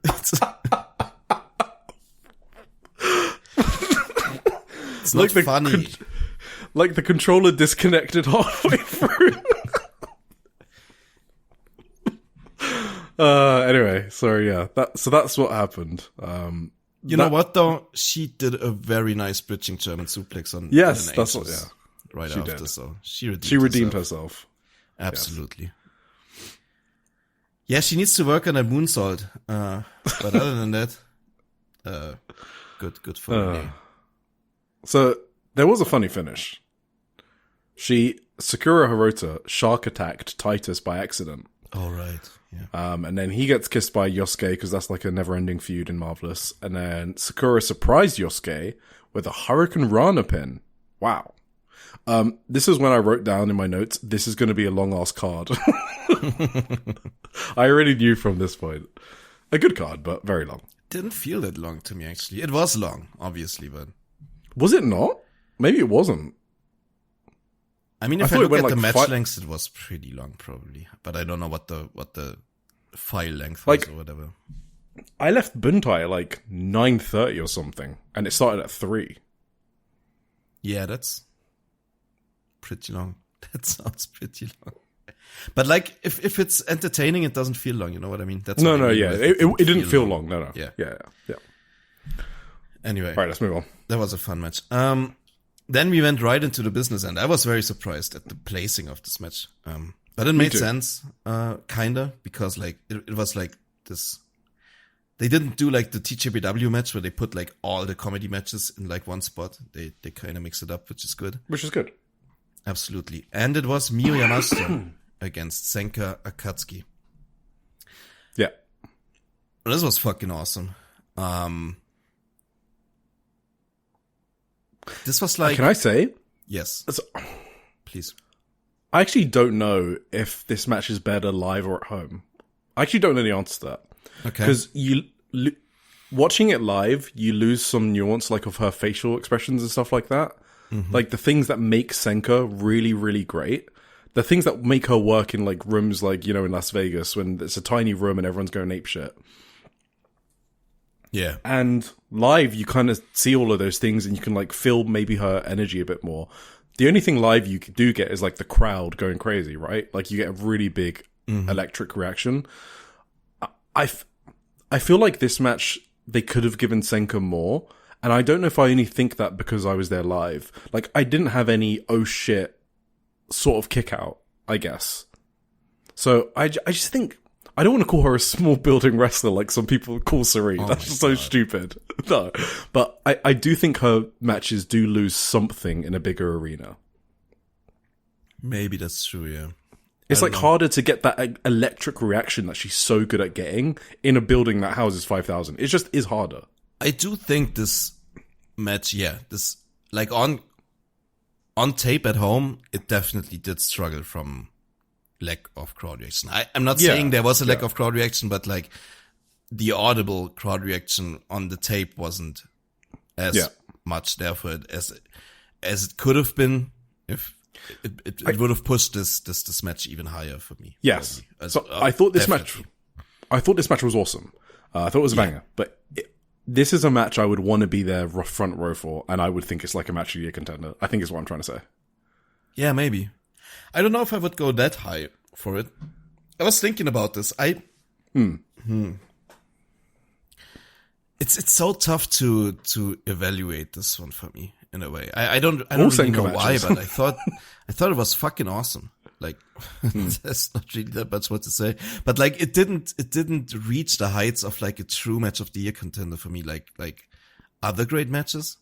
So I think we agree, but it was still great. I don't know. I think it was missing that one spot that, you know, like even the Chris. Have you seen the Chris Hero match yet? Yes. Oh, okay. Yeah, like there's that one spot that like everyone goes fucking crazy on. They kind of missed that spot. And like a lot of Senka's matches have that. Like even the Chihiro Hashimoto match, it's like when she finally like, you know, dropped Hashimoto on her ass, right? And the whole Sendai pit went fucking nuts, right? All of Senka's big matches have that one spot. And I think maybe it was like the dodge of the skull, the skull kick here, but it didn't feel like that live, I guess. Maybe, yeah. There was one like, was it in this match? No, I mixed it up. It's kind of hard for me. I actually want to make my broader point about this match maybe later in the show, not even on this show, but like in our show, because I have something to talk about later that involves this match kinda, but okay, I don't want to bring it up yet. But also, I kind of see what you mean. This was more like a controlled death. This was like a like Miyu was just swallowing her with like her fucking dominance and offense and like kicking her down over and over. I felt like Senka was more in trouble in this match than she was against Chris Hero overall, because like Miyu just didn't let her breathe at all, except for like two small hope spots. But like other than that, it was like a controlled destruction from Miyu. But it was like almost too real in a way. Like maybe, she kind of just owned Senka, which is, I liked the match and I liked how she owned her, but I think maybe a Senka match needs that one spot where it's like, okay, maybe it did have it and I just didn't feel it. I don't know. I mean, it was awesome. We're talking about like it wasn't awesome. No, it was definitely an amazing match. I think we're just... this is one of those that I rewatched yesterday, and it definitely grew on second watch too. Like, Miyu Yamashita is so excellent. She's such a good wrestler. Oh, she is. It's crazy. Incredible. Yeah. But yeah. Okay, so I guess some of my notes are like, there were like so many Senka calls during this match. It was wild. There was a fan in the front row that was honestly losing her shit for Senka. It was like, I thought she was going to have like a seizure, like how hard she was chanting for Senka. It was amazing. The striking exchange was really good. I love that. Like Miyu leaning into it like crazy. There was so much heat during that. I loved the way Miyu treated the Zenjo style flashpin. It is the same way that Takumi did it during the title match in October. That's true. Which is just get the fuck out ASAP and don't milk it. Get to the ropes. And I love it. It's so good. I love that there's so many different ways to defend that pin, and it's becoming like it's turned from a cool spot during like an Ajikong match into a really smart storytelling device, and I love that. Yeah, absolutely. I think it's one of the best spots in wrestling. No, I agree. It's great. I know Senka's doing like a new running backdrop. I have not seen that before. So she did that here, I think, for the first time, maybe. Mm-hmm. Oh, yeah, I remember. That's a good move. And she did it again on the show after as well, which is interesting. And one of the best spots, her lariating Miyu's kick out the way. Yeah, that was awesome. That was so fucking cool. I like that. And then it was just a release German and skull kick for the win, which is awesome as well. But yeah, I thought it was an awesome match. Absolutely, I agree.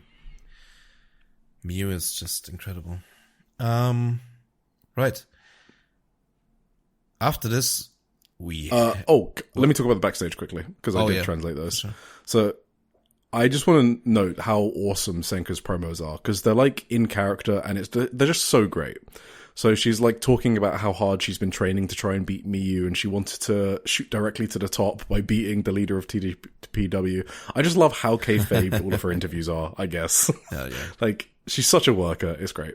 Miyu mentioned something that actually Nightshade mentioned to me when I met her later, and this isn't a secret, so I think I'm fine to say it, but wrestlers love wrestling Senka. So Nightshade didn't specify why, but I guess you can imagine, right? It's because she has this like huge crowd connection, right? Mm-hmm. She's easy to work with in the sense where a lot of her matches are kind of basics and fundamentals. You don't need to do fucking crazy spots with Senka. You just need to sell well, act your heart out, and believe it or not, a lot of wrestlers love doing that. They're not like 2016 Ospreys, right? They want to act like they want to portray their characters. Mm-hmm. Miyu's promo was really kind of sweet. It's really too long to recap, but she talks about how nervous she was to wrestle Senka, and that that was kind of displayed by, at the start, she put out her left hand to shake when she always does it with her right hand. And she said it's because she thinks she's developed a competitive bond, like a rival with Senka. And the more she looked into Senka's eyes, the more she wanted to fight her again. And then Miyu went on to say that from that moment they locked eyes during the entrances. She thought that Senka's not an ordinary person. She genuinely thinks she's found someone who she's going to love as a wrestler. So coming from Miyu Yamashita, who's like one of the top wrestlers in the scene, that's like huge words. Like, Miyu was so complimentary to Senka, and I kind of wonder if Miyu Yamashita requested to wrestle Senka after Grand Princess or something like that. So, because remember, this is Miyu Yamashita's first ever time in another Joshi ring. True. Yeah. So. And I also really did like the post-match where like Senka was like really defiant and they like just kept scuffling. Like, it looked like there was a second round coming. Yeah, it's awesome. Bring her into TJPW. Fuck it. Hell yeah. Why not? Have a match. Korakuen Hall or Osa City, whatever. Yeah, absolutely. All right. Shall we move on? Yeah. Cool. We had a 6-man tag match. This was where the 2 rookies debuted. It was Hichiri Saotome. She teamed with Sora Ayame and Aja Kong against Ruka Amahane, who teamed with Aihuzan, and Chigusa Nagayo. The legend herself stepped into the ring one more time. She didn't say it was the last time, right? No. I thought these rookies looked good, man. I liked the rookies a lot. I think Ruka is going to be a fucking prodigy. Yeah, that kind of hurt me. I begrudgingly had to say that Ruka looked fucking sick. Because Hichiri is obvious. What? She's 13. She's 13? I thought she was 16. Ruka is 13. Oh, the 16-year-old has the arm injury. Yes. Oh, or leg? Oh, arm. No, it's an arm, I think, yeah. Yeah. And the reason why I say this, because obviously I was at Hichiri's protest in person in January, and it was like a fucking insane experience to witness protest. So I'm like forever bonded to her suffering through that protest. And she's my rookie, obviously, but I have to like begrudgingly admit Ruka looked so good in this match. It was crazy. Like, so, the but thing that Saotome didn't look bad or anything. No. She looked.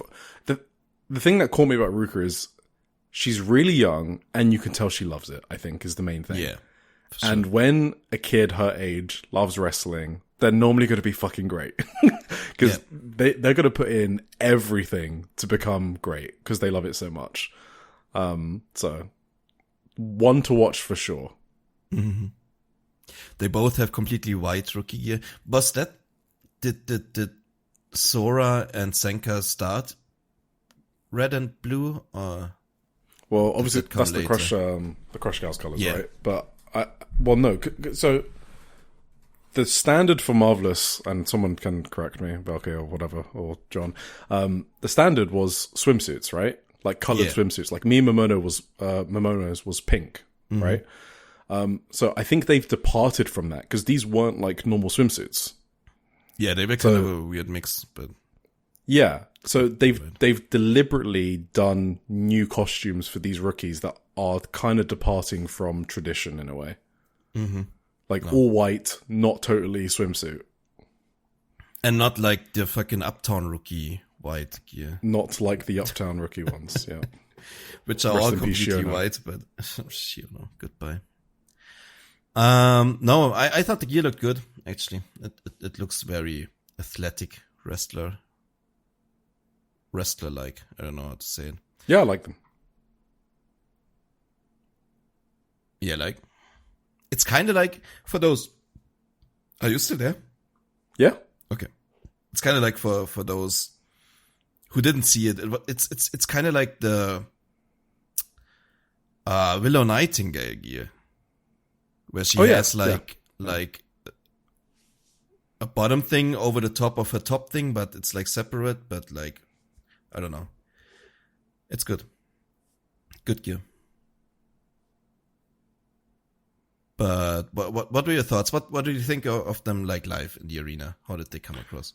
So, it's not about, like, the rookies, yes, but the crowd were mainly here for Chigusa and Nagai. Oh, yeah, for sure. Because it was fucking crazy.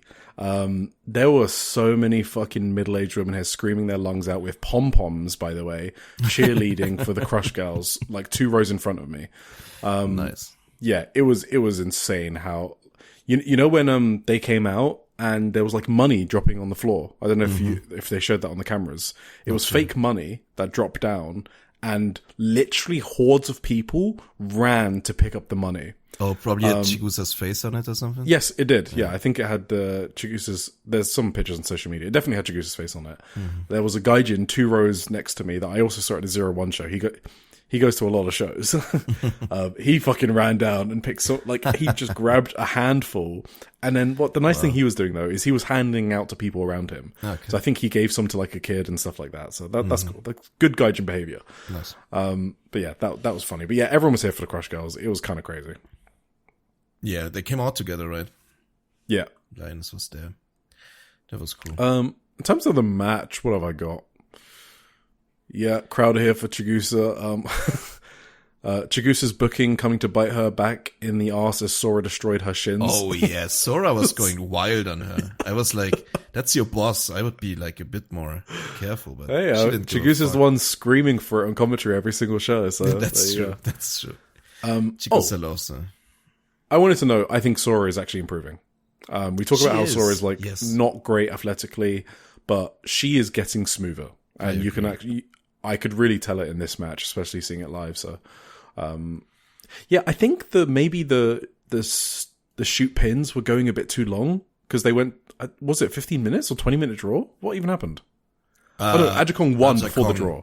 Yeah, she just smothered Ruka with her own shoot style pin, with her own central style pin to death. They went kind of long though.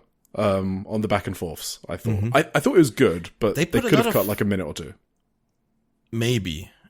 I like it though. They put a lot of spotlight on them too. I like how the rookies like tagged themselves in at the start. That was kind of sick. Oh yeah, expected. That was a cool spot. It was Chigusa and Ajikong, and then they just tagged themselves in and just started beating the. That's awesome. That's awesome. Yeah. Even if the crowd maybe would have liked more Chigusa and Aja. Well, it was like a very old school All Japan Women's, I feel like, type debut, I guess, in a way. I thought it was really... It's such a big stage, right? Yeah. They debuted in front of 3,000 people and got given, over 10 minutes against each other. Yeah, for sure. Really insane starting point for them. Also, I don't think people realize... okay, maybe everyone does. Wrestling is tiring, okay? So, on your debut, especially, the 13-year-old, right? And the other one's 19, I think. Surviving that long, and they didn't really look gassed to me. No, I don't think so either. I think that's a win on your debut. Absolutely. I thought these were great debuts. Yeah, they immediately started spamming Sensu style pins too, so they already know. They already know what to do. I think they looked very impressive too. I think they probably practiced this exchange for the last 3 months in the dojo. Oh, for sure. So I don't know if every match is gonna look as impressive. Yeah, exactly. Going from here, but we'll see. I'm very high on them. I'm very optimistic. Yeah, I'm excited to watch them. They did try to give Ruka, by the way. You can see. I almost think they deliberately put Ruka against Ajikong for a reason. And I think they're trying to... They want to push her, basically. Yeah, I think so too. Because, spoiler for the show after, on the 12th of May, but Ruka's on the card and Hijiri isn't. I don't know if she got injured or something. Oh, no. But, yeah, so she's not on that card, but Ruka is. And here, they gave Ruka a moment with Ajikong, right? Where Ruka kept kicking out of the shoot pins. Yeah. And I thought that was kind of noticeable, I guess. That was great. I loved it. And, I want to say one last thing. Amu Fujiwara, who we went crazy about in that Sariza match, because she's 14 and she looked incredible. Marvelous deliberately handicap their rookies. We know that, right? They deliberately don't allow them to do a lot of moves. Look at Senka, look at Sora. We actually don't know how good these rookies are. So, Ruka could be, way better than she appears. It's impossible to compare her to Amu Fujiwara, I guess is what I was going to say. Who was Amu was allowed to have a match of the year contender show on that Suriism show, match on that show. So, yeah. No, yeah, that's true. Well, I'm just looking forward to seeing those two grow. Yes, that's. I mean, come on, we both know. For us, that's one of the most fun parts of wrestling, right? Absolutely. Did you I like the finish. So yes. In the backstage, Ajikong was they deliberately did that finish so they could feel what it was like to lose on a big stage, rather than doing a time limit draw between the rookies, and I kind of like that. Yeah, for sure. No, that's good. I also post match Sora just kept disrespecting her boss. I think she refused the handshake and everything. She's sassy for sure. She's sassy. Kanata Suo is the third rookie, and she is making her debut on the 8th of August at Korakuen Hall. So, that's quite a while away still. Yeah. Did she break her arm, or how bad is it? I don't know. I have a feeling they're just biding time, and they think she's not ready. Because remember, she had the worst protests, right? I remember. She really struggled. Mm-hmm. That's true. We'll see. We will see. Okay, shall we move on to the... Yeah, sorry, we should pick up. Big Gaijin match. No, it's cool. We should spend a lot of time on this. So we carved it out for it now. True. So we had, finally, Masha Slamovich enter the arena, together with Jesse Jackson, Johnny Robbie, and Queen Aminata. And they went up against Shikayo Nagashima, Echika Miyabi, Rina Yamashita, and Venny in 16 minutes. This was... I don't have many notes. You don't have any, I don't have that many notes either. I think they did a lot of stuff. Some of it worked, some of it looked maybe a bit over thought, maybe a bit contrived. I don't know. They built this huge chair stack, pyramid, whatever. And the spot was kind of underwhelming that came from it. But yeah. They did an insane spot though. The table on the outside, they put 2 tables on the outside. And Miyu and Masha landed in it, right? No, it was Rina and Masha. or Rina? Yeah, GC dub. Why did I write Mayu wasn't in this match? I don't even know who the fuck Mayu is in this match, yeah. Because Yamashita. Yeah. I wrote Mayu. No, it was Rina Yamashita in this one. Yeah. And she like landed on the concrete with her ass. Like she didn't give a fuck. I don't know. She's used to it, I guess, from TCW and stuff. This got an insane reaction, that spot. Oh yeah, for sure. You know which one I found insane? Like Etsuki Miyabi, she has this baseball bat, right? And it looks like a shoot baseball bat. Yeah. It's not like Momo Watanabe's fucking plastic thing that won't hurt a fly. Like Brian Alvarez got worked by, yeah. Yeah. She has like a shoot wooden baseball bat, and she like places Masha Slamovic's head on a chair, and she swings full through with like full power and hits the chair on the headrest, you know. It's not the headrest, the backrest, whatever it's called. I don't know the name. I'm not English. But whatever she hit, if she missed that thing by like an inch or whatever, by like a few centimeters, Masha would have died probably. That was kind of insane. But she did hit the backrest with that swing, and yeah, that was a crazy do we need to spot. mention Masha? And I think all of our listeners know our thoughts on this, or that we don't like. Did you not want to review this match at all? I didn't pick that up. I'm sorry. Oh no, I just want to say if we wanted to talk about Masha, I don't.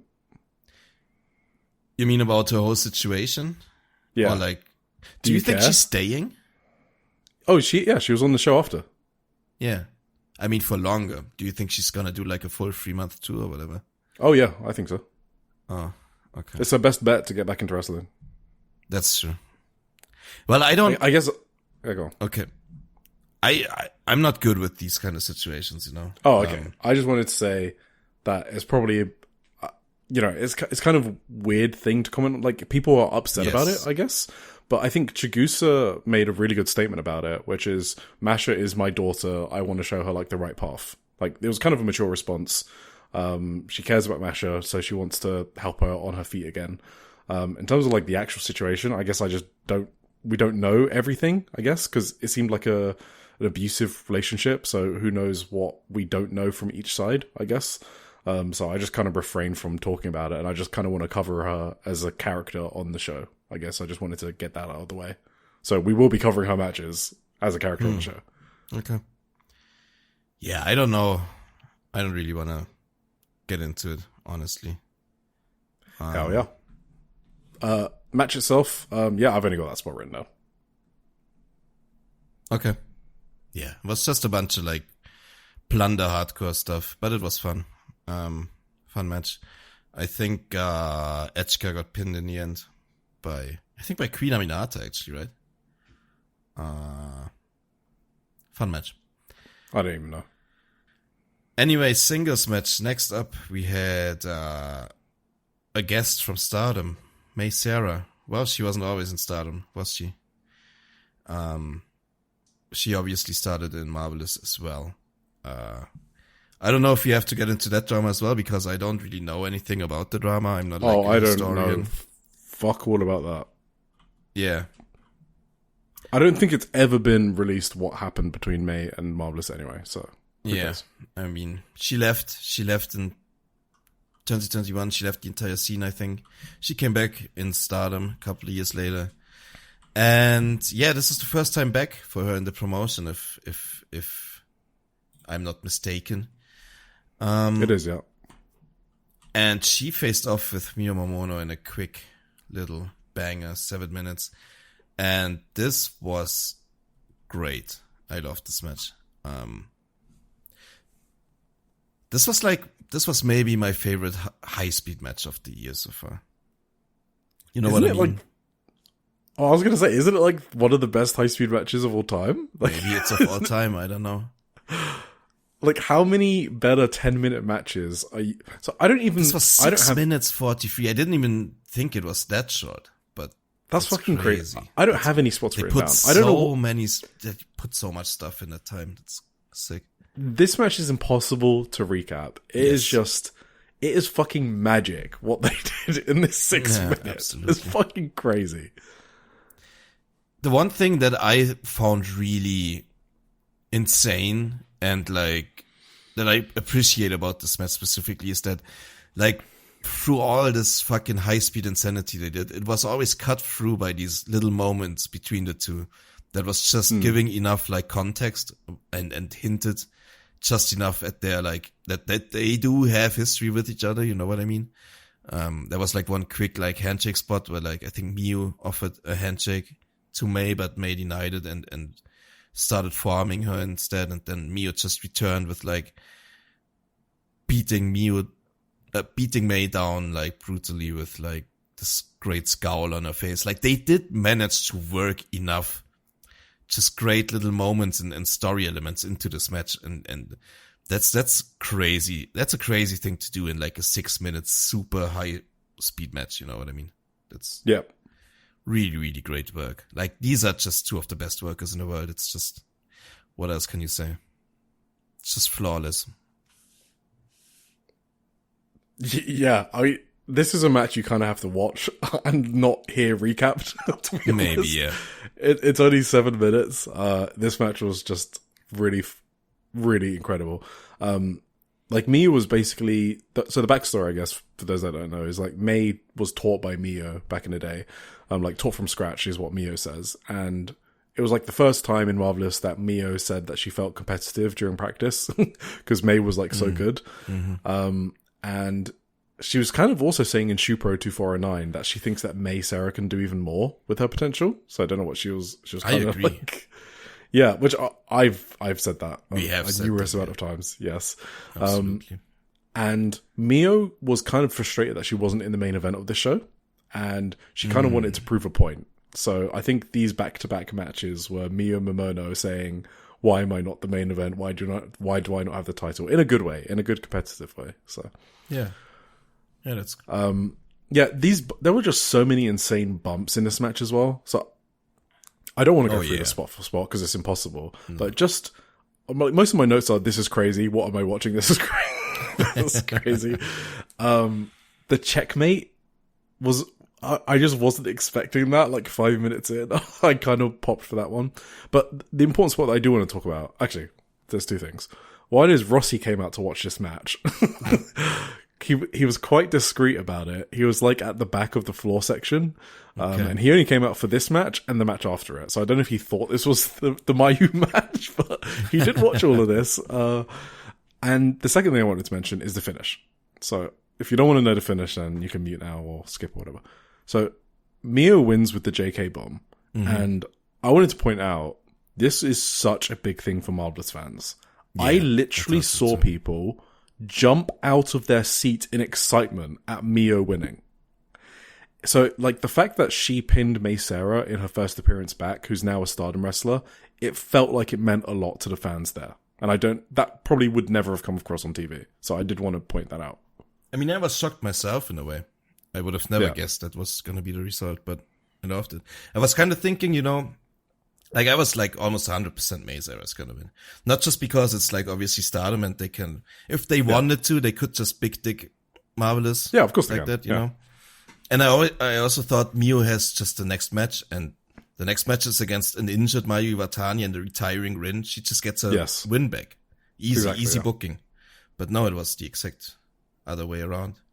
Which I wasn't mad at, obviously. I like being surprised like that. This is making your fans happy, and this is going to want to make them go to Korakuen halls, which they need to start selling out if they want to run the Budokan, which they said. This is how you do that. This was just... Yeah, I'm actually... Somehow I'm lower on it, as in, like, I should be higher on it from the way I'm speaking about it, I guess is what I'm saying. The more I talk about it, the more I like it, is what I'm saying. Yeah. Because the finish was perfect, the post-match was fucking great as well. Like, the context for this match, by the way, was that it was a, like, Gaia Japan format, the High Spurt 600 or whatever. That's the reason they did it, but obviously also because Mia was wrestling twice. But May suggested a tag team, right? And Mia was like, it's not finished between us, whether it's a tag or revenge. But for today, get out of my ring because I got another match. That was kind of cool. Yeah. And May backstage said that she was nervous to reunite with Chigusa Nagayo, but it's like reuniting with your mother, so it made her happy. May said she wants to do more Marvelous. We'll see where that goes. Obviously, Stardom has a huge touring schedule, and they like to have everyone on every show, so I don't know where that will go. But yeah, everything about this was so fucking great. Yeah. It's so weird, right, to talk about these flawless matches, but you can't. Like, exactly. How? I don't know. But maybe maybe it is just a match of the year contender. Like, why is it not? Why is it like, not? why? I don't know.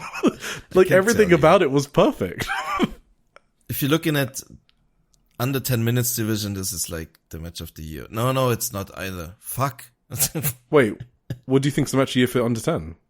Well, I mean, Ai-Huzan and Miyu Momono was only like 4 minutes. Of course. Also Miyu Momono, by the way. Yes, by the way. Just one of the greatest wrestlers, like, yes, bar none. No, like, yeah, but there's so many great matches. I don't know how to parse this. Like, how the fuck am I supposed to make like any statements about what the match of the year is with like this? Like, every week we're talking about another flawless match. On this show, probably about like 4 more or whatever. I don't know. Wrestling's pretty fucking good. Yeah, it's insane. Yeah. Anyway, watch this match if you're going to watch anything from the show and you haven't already. Yes, absolutely. And I couldn't even, like, would I say, I mean, I do think it was better than Miyu Yamashita and Senka, but like Senka and Miyu Yamashita was already such a great match, Like, yeah. I would have them like in a similar range if I had to give like star ratings, but it's kind of, it's weird to compare the matches like that, but. I think this is even harder to compare because of like the format it was in. Yes, exactly. That's what I mean. Yeah. Anyway, watch it. Go now. No, listen to us. Listen to the rest. Yeah, listen to us first and then go watch it. Okay. We had next another Miyu Momono match. She teamed with Itsuki Aoki against Rin and Mayu Iwatani. They went 17 minutes, or 16 and 50 seconds. Did not feel like that. No, not at all. I'm really surprised that this went over 16. It's crazy. Which is good, obviously. If a match feels that much shorter. This was also awesome. Yes, it was awesome. Mayu, obviously the big talking point online was Mayu Iwatani. Do we even have to address that? No. No. Okay, if you guys want to know, Rossi didn't react at all to the dropkick because I looked at him. I mean, nobody who ever saw Mayu Iwatani before doesn't react to that like she was freaking... Yeah. She's a good seller, people. Have you not seen her wrestle before, ever? I don't know. Yeah. So obviously they did a lot of comedy with Mayu's broken, fractured toe that we spoke about earlier. I thought it was really smart the way they integrated that comedy, to be honest, in this retirement match, which is obviously normally a sad match. Perfect contrast, and it made it really easy to watch this match. And I thought it elevated this match. Gordon Ramsay meme. Miyu Momono is a psycho. So after that insane match with Mei Seira, she does a crossbody off the balcony. I thought it was extra funny because everyone left Mayu behind. They kind of sprinted to the ring and Mayu was there and she took ages and she had to get carried back to the ring. Why did she even walk there? She should have just stayed at the ring in the first place.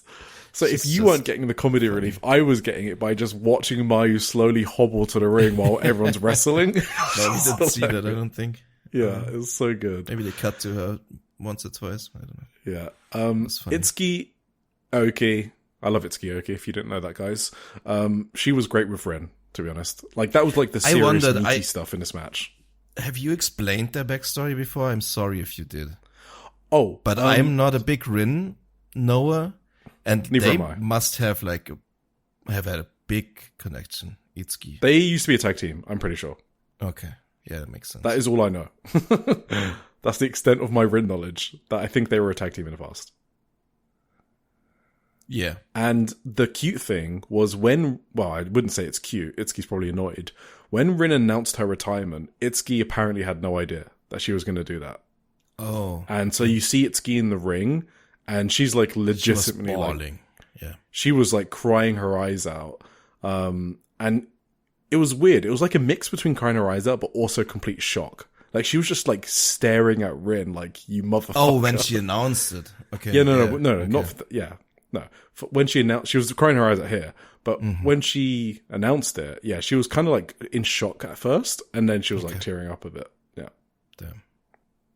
Yeah, she was absolutely bawling here too. She was. Yeah, here she lost it. Yeah. Yeah, she cried so much in this match. Yeah. One thing I wanted to mention is I love the gimmick of trying to make the match longer because you don't want it to end, because you don't want your friend to retire. Mm-hmm. So Itsuki like didn't want the match to end. That's why she was like turning on Miya Momono, and Miya was like, "What the fuck? Why did you break up the pin on me?"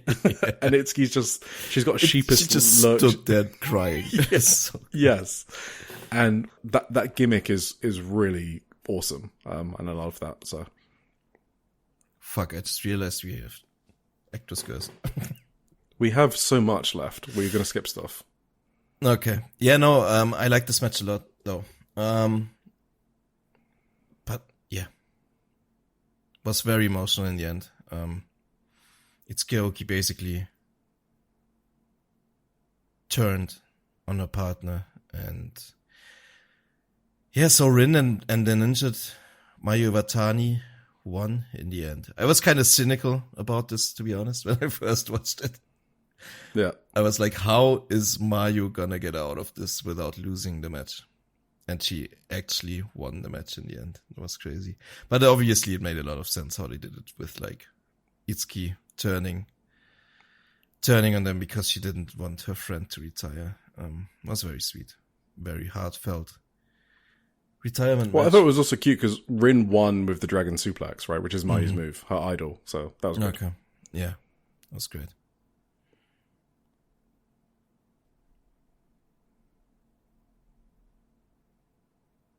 Hello? All right. Yeah, I don't have much more, many more notes on this match, to be honest. Just thought it was super sweet. Yeah. And Mayu I did thought a it was, bunch of stupid shit with her foot. Yeah. She retired 10 years after her debut on the 3rd of May. So I thought that was cute as well. Okay, yeah. Because she debuted on Marvelous's debut show. So that's kind of why it was like a full circle. And she came back to retire on this show. Oh, that makes sense. Okay. Yeah, that's cool. Oh, I think you've told me that before too. But I'm very forgetful. Yes, after this, we had the tag team title match. It was Nightshade and Nyla Rose. They defeated Magenta, Maria, and Rico in 15 minutes. As I've already spoiled in like our overall thoughts of the show, this really didn't do much for me at all, honestly. I can't lie. Obviously, I like Nyla Rose and Nightshade a lot, but like I don't think they had like really great chemistry with Magenta. It was like just a ton of crowd brawling to start the match, which was like kind of chaotic too. Couldn't like really tell at times what was actually going on and stuff. I think they were right in your section, but yeah, Nyla Rose was very close to me, and I have some very good photos. Yeah, so it was basically better for you. You go through it, it's maybe better. Yeah, I thought it was pretty good. Nightshade had Takumi's graphics, so they just turned off the graphics board, which was funny. Magenta's entrance gear looked fucking awesome. They looked cool as fuck. I love that. Nyla's stair bump was kind of crazy. So it was right next to me. And those aren't soft steps. So she was fucking rolling down those concrete steps. I was kind of surprised she did that. So that's a crazy bump. So that obviously popped me. I think Nyla and Nightshade are pretty good big workers. So I found this fun. I did obviously see a better Magenta match like a week before in Tokyo Square at the Bro Show. So I was kind of like, you know, I kind of get that they needed some big names for the big show and they want the crowd to root for the home wrestlers. Right? Mm-hmm. Even though Magenta are normally heels, at your biggest show, you probably want your crowd to root for Magenta, right? So I get why they booked Nightshade and Nyla Rose. I also thought this was probably the best match they could have put on as well between these four. And then Magenta lost. That was, yeah. And so people around me were kind of upset. I heard people go like, yeah, you know, like, no. Like, people were kind of like, what? So, but, you know, I think Nido and Nightshade are like not as bad as The Inspiration. They have some marvelous experience, so I don't think it's anywhere near as bad as that. But there Are has they going to to be a good stick payoff around? there. Yeah, like they were on the show after. Okay. Yeah. I guess I was I baffled by the finish. That was just what? Why? So I think the payoff has to be someone like Senka or Aihozan teaming up and becoming champions, right? That's what you have to do with this reign. If you do that, that's fine. Okay, yeah. Like Miyu Watanabe and Rika Tatsumi winning the titles of Inspiration wasn't a good payoff. They're an established tag team. We know they're good. Like, there's no like feel good moment there. Like, yeah, maybe. But Like if you give them to like the rookies and they overcome the big wrestlers, I think that's fine. So it can be good booking, or it can be shit. We just kind of have to wait. I guess from that perspective, I can see the positive coming out of this one. Yeah, but I've got nothing else on the match. Let's move on to the main event. Shall we? What was it? It was some AAW title match. Takumi Iroha defended her title against Sari. Okay. Where do we start? Where do we start with this one? Should I start with my thoughts? Sure. That normally works out well, I think, when we do that. Yeah. So, my thoughts on the match. Obviously, big disclaimer, I don't like to watch matches twice, and I watch this one live. I know others do, but I trust in my first watch, even if it's live, because, you know, I think it's an art, and its vibes are very important, and that's kind of how I just like to do my reviews, I guess. How I was feeling in the moment. There was a reason I wanted front row for this match. These two, and I think Takumi in particular, has a style where you kind of want to be as close as possible. So, you know, either at home via cameras and mic rings, obviously, is pretty good. I think I would have enjoyed this like way more. I'm not saying I didn't enjoy it. We'll get to that. But I would have enjoyed it like way, way, way more if I was probably at home or front row. Like, you want to feel the impact of Takumi's strikes and her kicks and Sari's forearms as well. Like, these are things you need to be close to feel. And you want the heat of this match, and it had a fuck ton of heat in the building. You kind of want to be closer in the middle of the arena to like feel all of that. I was 20 rows back in a quiet section, so that obviously affected my viewing. So that's the disclaimer. The longer time passes since the match. Okay, actually, I should do the first disclaimer. Sari and Takumi Iroha are awesome. Okay, I just need to get that out of the way. But specifically for this match, the longer time passes, I do get a bit less high on it, which is like the opposite of Saya and Sayaka, right? Okay. Where I still kind of get goosebumps thinking about parts of that match. So that's kind of how I know it's not in my top tier match of the year level list. It's like a bit, it's probably like in my like top 20 for the year, but it's not like not near the top 10. And I just know that because I'm not thinking about it more and more as time passes. So I love this match, but not to the level where I'm going to be like ranting and raving about it all year. Like, it was excellent match for my tastes. It was electric in the building. But my viewing experience kind of hampered it probably, and I don't rewatch. And I loved certain aspects of this. So one, I loved how it felt like a fight. Okay? Both really wanted to win. And there was like, you know, the struggle over the running three throughout the course of the match was fucking awesome. Sari recognizing like Takumi's kicks are her main weapon and trying to disrupt that was great. The crowd heat whenever Takumi was close to losing was fucking insane. And I can't like forget how much people screamed when Takumi was on the brink of losing. But there are a few things I think could have been improved. And see what you think, Tim. So like the legwork kind of was dropped. I do think that's like a fair criticism, right? Like they did a really good job in the early parts of the match. And you've rewatched it actually, so you'll know a bit better. But what I thought was they did a really good job in the first couple minutes with that legwork. I thought it was really smart, really clever. And then Takumi they kind of moved away from it for like the rest of the match. And the thing with legwork is adrenaline is like a really good excuse for that, but it doesn't numb the pain for that long. I feel it just felt like a bit too far-fetched. So that was the first thing, which is really a nitpick, really. I didn't care that much about that. And then the second thing was, this one did get to me a bit more. It's Suri's no-selling.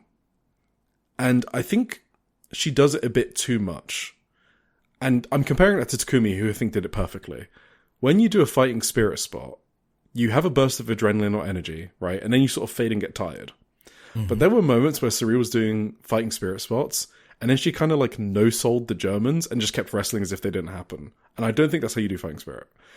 Like, Takumi was selling those fighting spirit spots where she was like woozy and stumbling after the trading of them and like completely out of it. And I think Suri's matches could get even better if she kind of honed in on that, I guess. Mm-hmm. Those are my only two criticisms, by the way. Everything else I loved. Okay. Yeah. What do you think about those two specifically? And then you can talk about what you loved. Well, okay.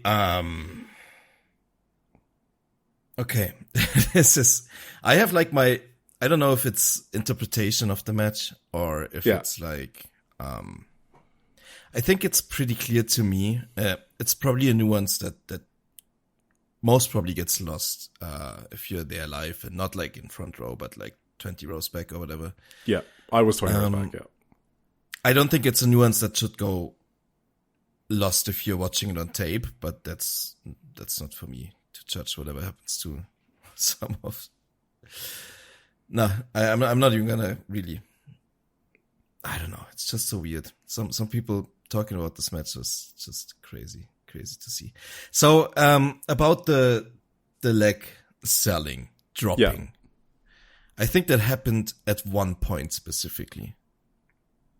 And the way I see this, you know what one of my favorite spots of all time is in any wrestling match? Is it the Omega Okada one? No, it's Ibushi Okada. Oh, okay. From 2020. You've never watched this, right? I don't know. Probably not. No. In this match, basically, at some point, I'm surprised you probably have seen the clip. Maybe not. I don't know. At some point, like, Ibushi just entered this, like, fucking zombie mode. No, it's more like a fucking Terminator mode. Where he, like, shut off all emotion and just started fucking punching Okada in the face. Like, brutally. Like, it's an insane spot. I'm gonna find it later and send it to you, maybe. Mm-hmm.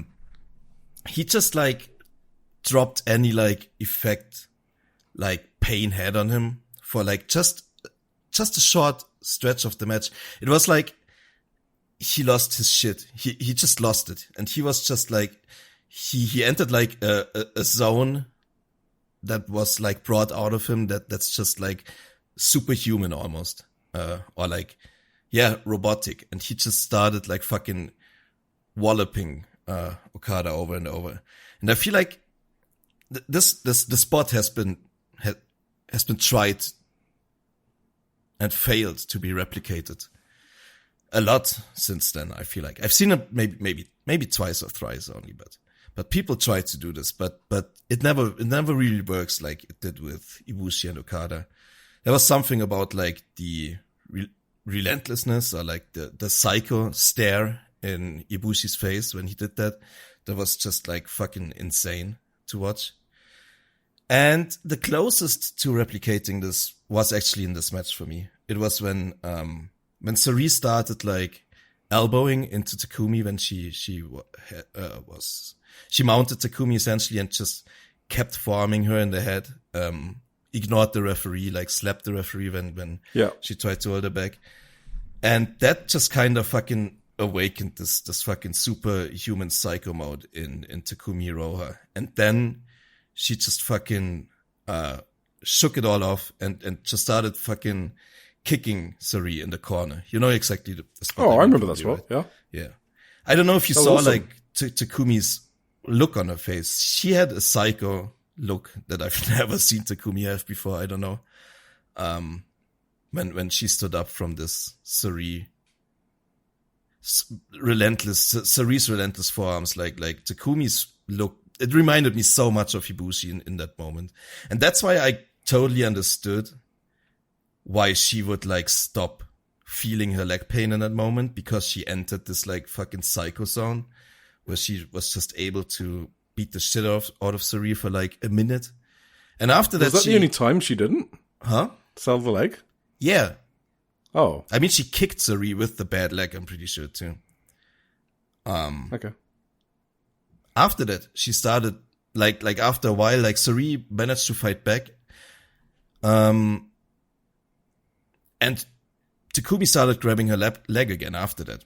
After like almost every move. Like, it wasn't like she completely dropped it for the rest of the match. It was for like this span of like 2 minutes where Takumi entered like her fucking psycho mode where she didn't feel any pain. And then after that, she went back to selling it again. So I'm not really seeing it. That's how I saw the match. And that's why it worked for me.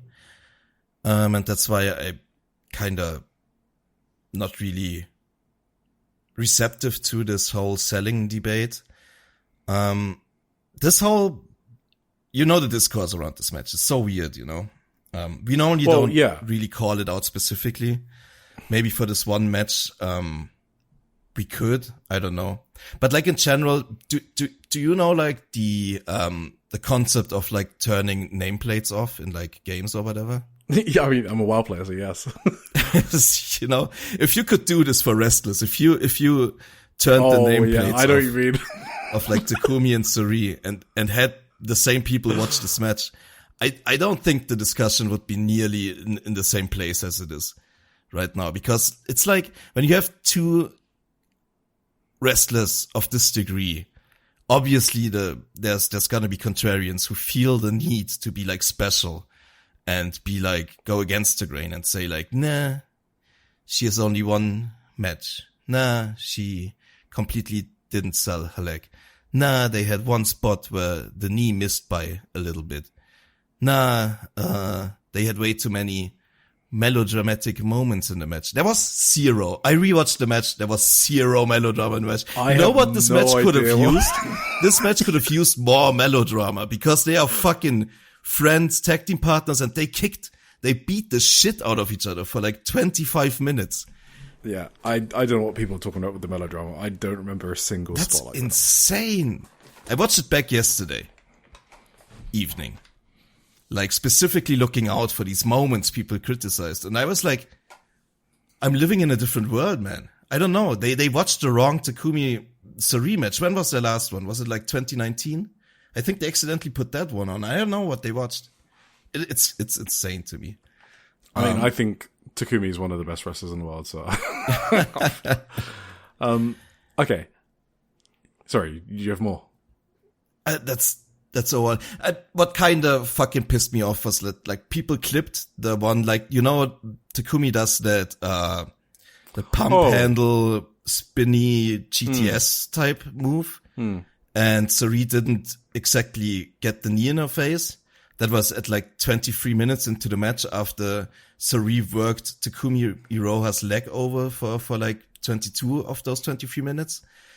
And both were like exhausted to fuck. Like this knee not hitting, it's not like she pinned her after that. Suri like completely shook it off. It wasn't like they sold it like death. It was like two exhausted people. One move didn't hit correctly.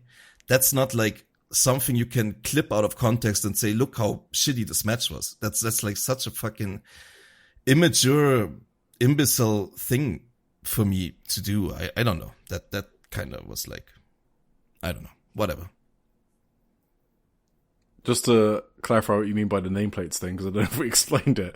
If you replaced Takumi and Suri with like Yuto Ice and Ryohei Oiwa, people would be saying it was like match of the year. Yeah. If people could drop their preconceived notions about these two wrestlers is basically it.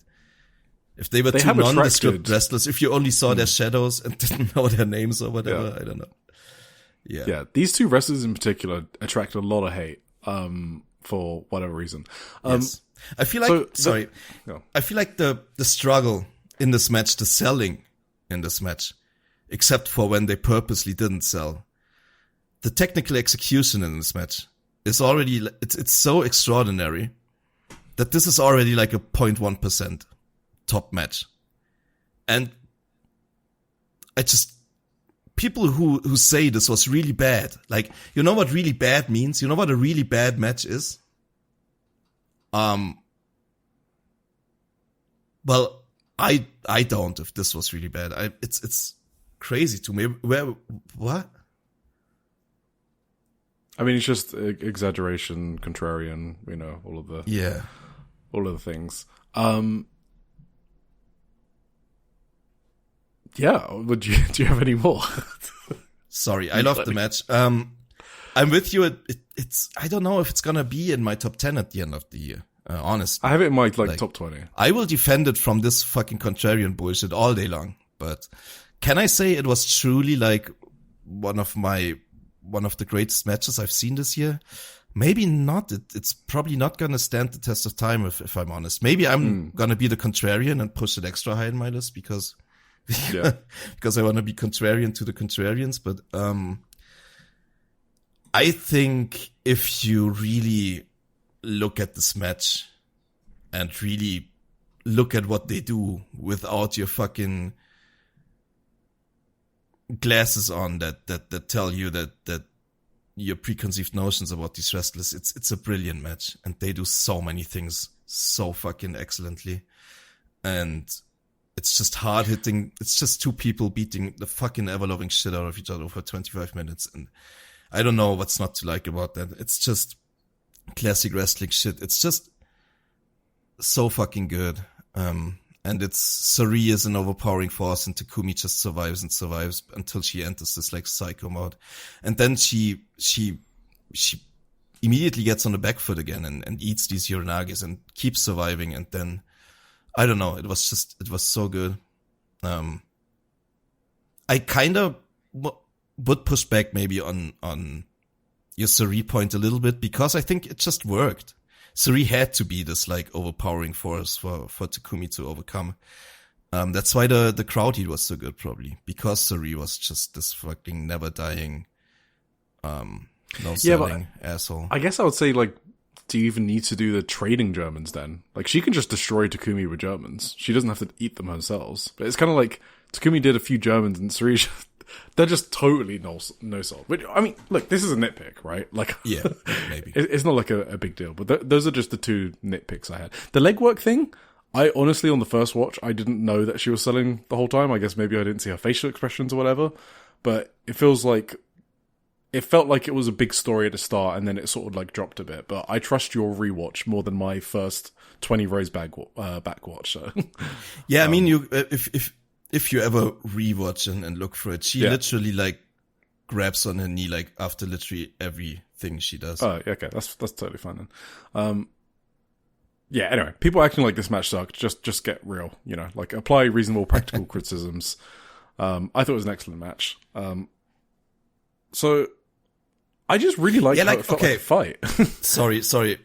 I don't want to interrupt you again, but like, if you tell me it sucks, I just want like, tell me why it sucked, and don't make shit up like the melodrama that's just doesn't exist. Yeah, make something up that's plausible. Don't invent things that aren't there in reality.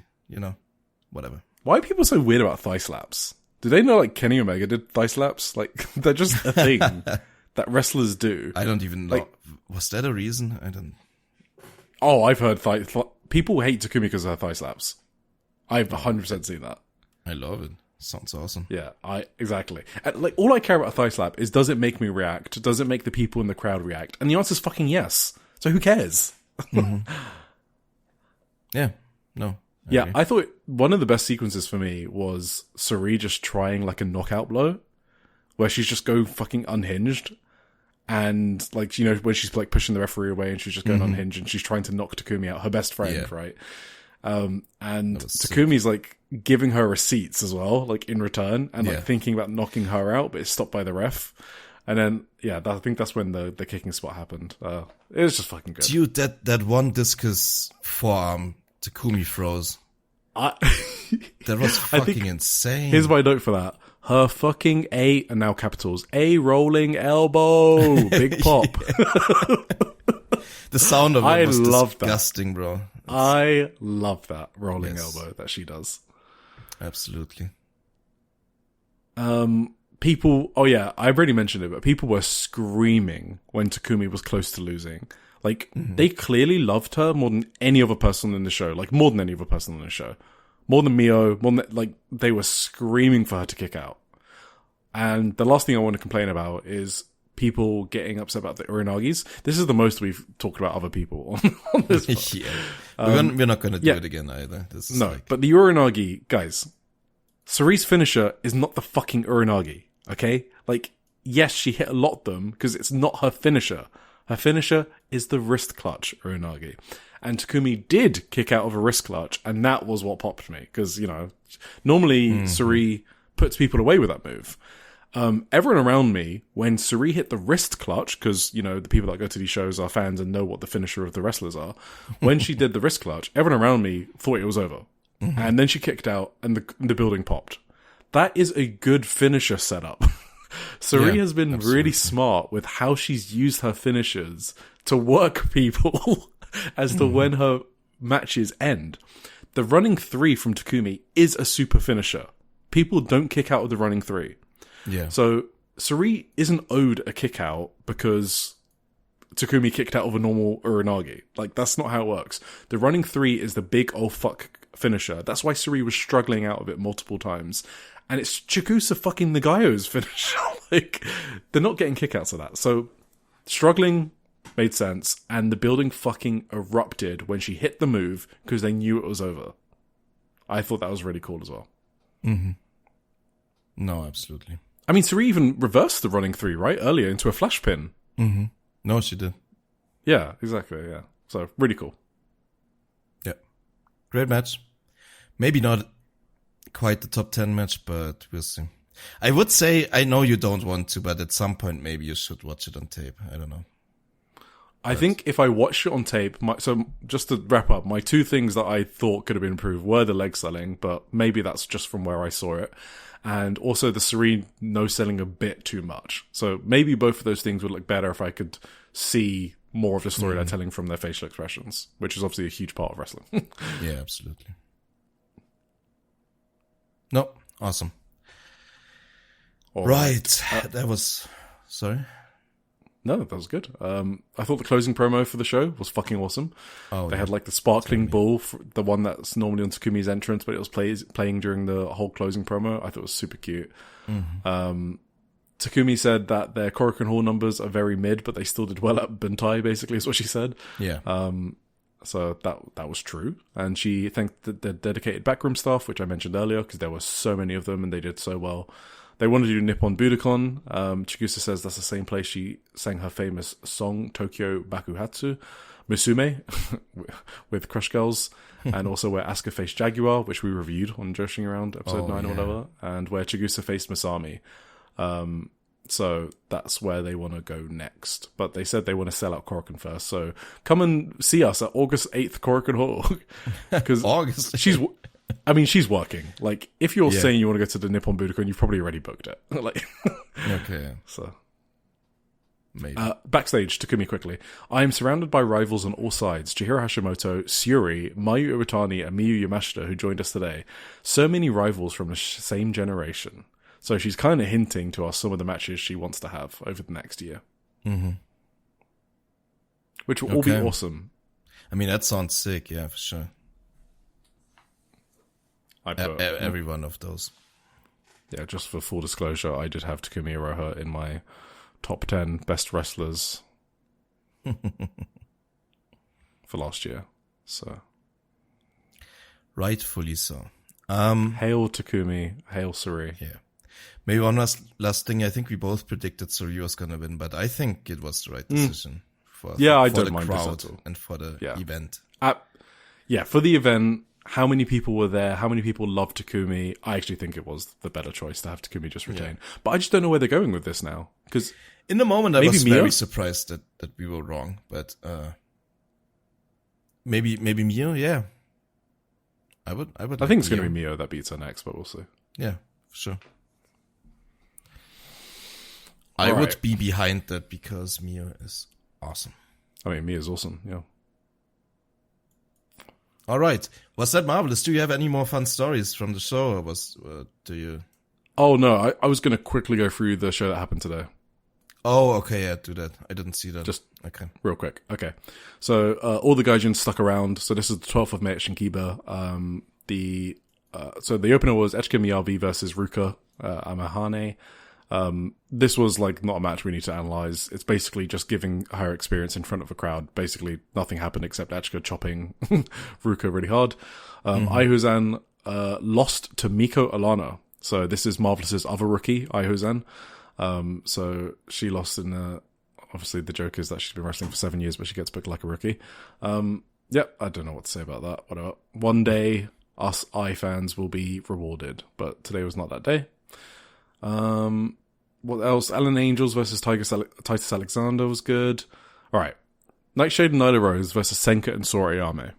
So this is a funny one, and this is my last story from Buntai. And I don't think I'm speaking out of turn, because it wasn't like privileged information. But after the Buntai show, I spoke to Nightshade, sort of like ran into her, and she's really lovely. She's actually awesome. And I was telling her, I would like to see her defend against Senka and Sora. That would be cool. And Nightshade was basically like, me too. I wrestled Senka at Shinkiba a while back, and I loved it. And then lo and behold, on the next card, she's facing Senka and Sora. So it's not for the titles, but maybe my headcanon is that they asked Nightshade who she wants to wrestle, and she said Senka and Sora based on my conversation. So I'm taking credit for that. And it was a fun match. It was a really fun match. Sora's been a fun wrestler to watch, so much so that when she hit a jackknife here, I fucking popped. Like a pro jackknife. So she's just got that really cool connection with me, I guess. So, and I like Senka and Sora as a team. I just want them to team up more often, I guess, is why I wanted to see that. Main event was Jesse Jackson, Johnny Robbie, and Masha Slamovich. We already spoke about that, she's saying, versus Mio Momono, Suri, and Takumi Aroha. So that's like the marvelous power trio, even though Suri's a freelancer. Yeah, it was cool. Fun match. Party match, basically. Mio was pinned by Jesse Jackson after some miscommunication. What happened? So, yeah, so it was just like some misfires, I think, from Takumi or whatever, which could be leading to a story, but it didn't seem like it. So Johnny Robbie demanded her West Coast Pro title back and asked her where the belt was. And Mio responded that she left it in the dojo on that day and apologized in English, which I thought was hilarious. Jesse Jackson made the point that she was the one that pinned Mio, and then Johnny Robbie asked Jesse Jackson who she was, and Jesse responded, "Who are you, bitch?" So anyway, Jesse Jackson's challenging for the 31st of May, on 31st of May for that West Coast Pro title at Shinkiba. Okay. Is that the way back for this title? Or? Maybe.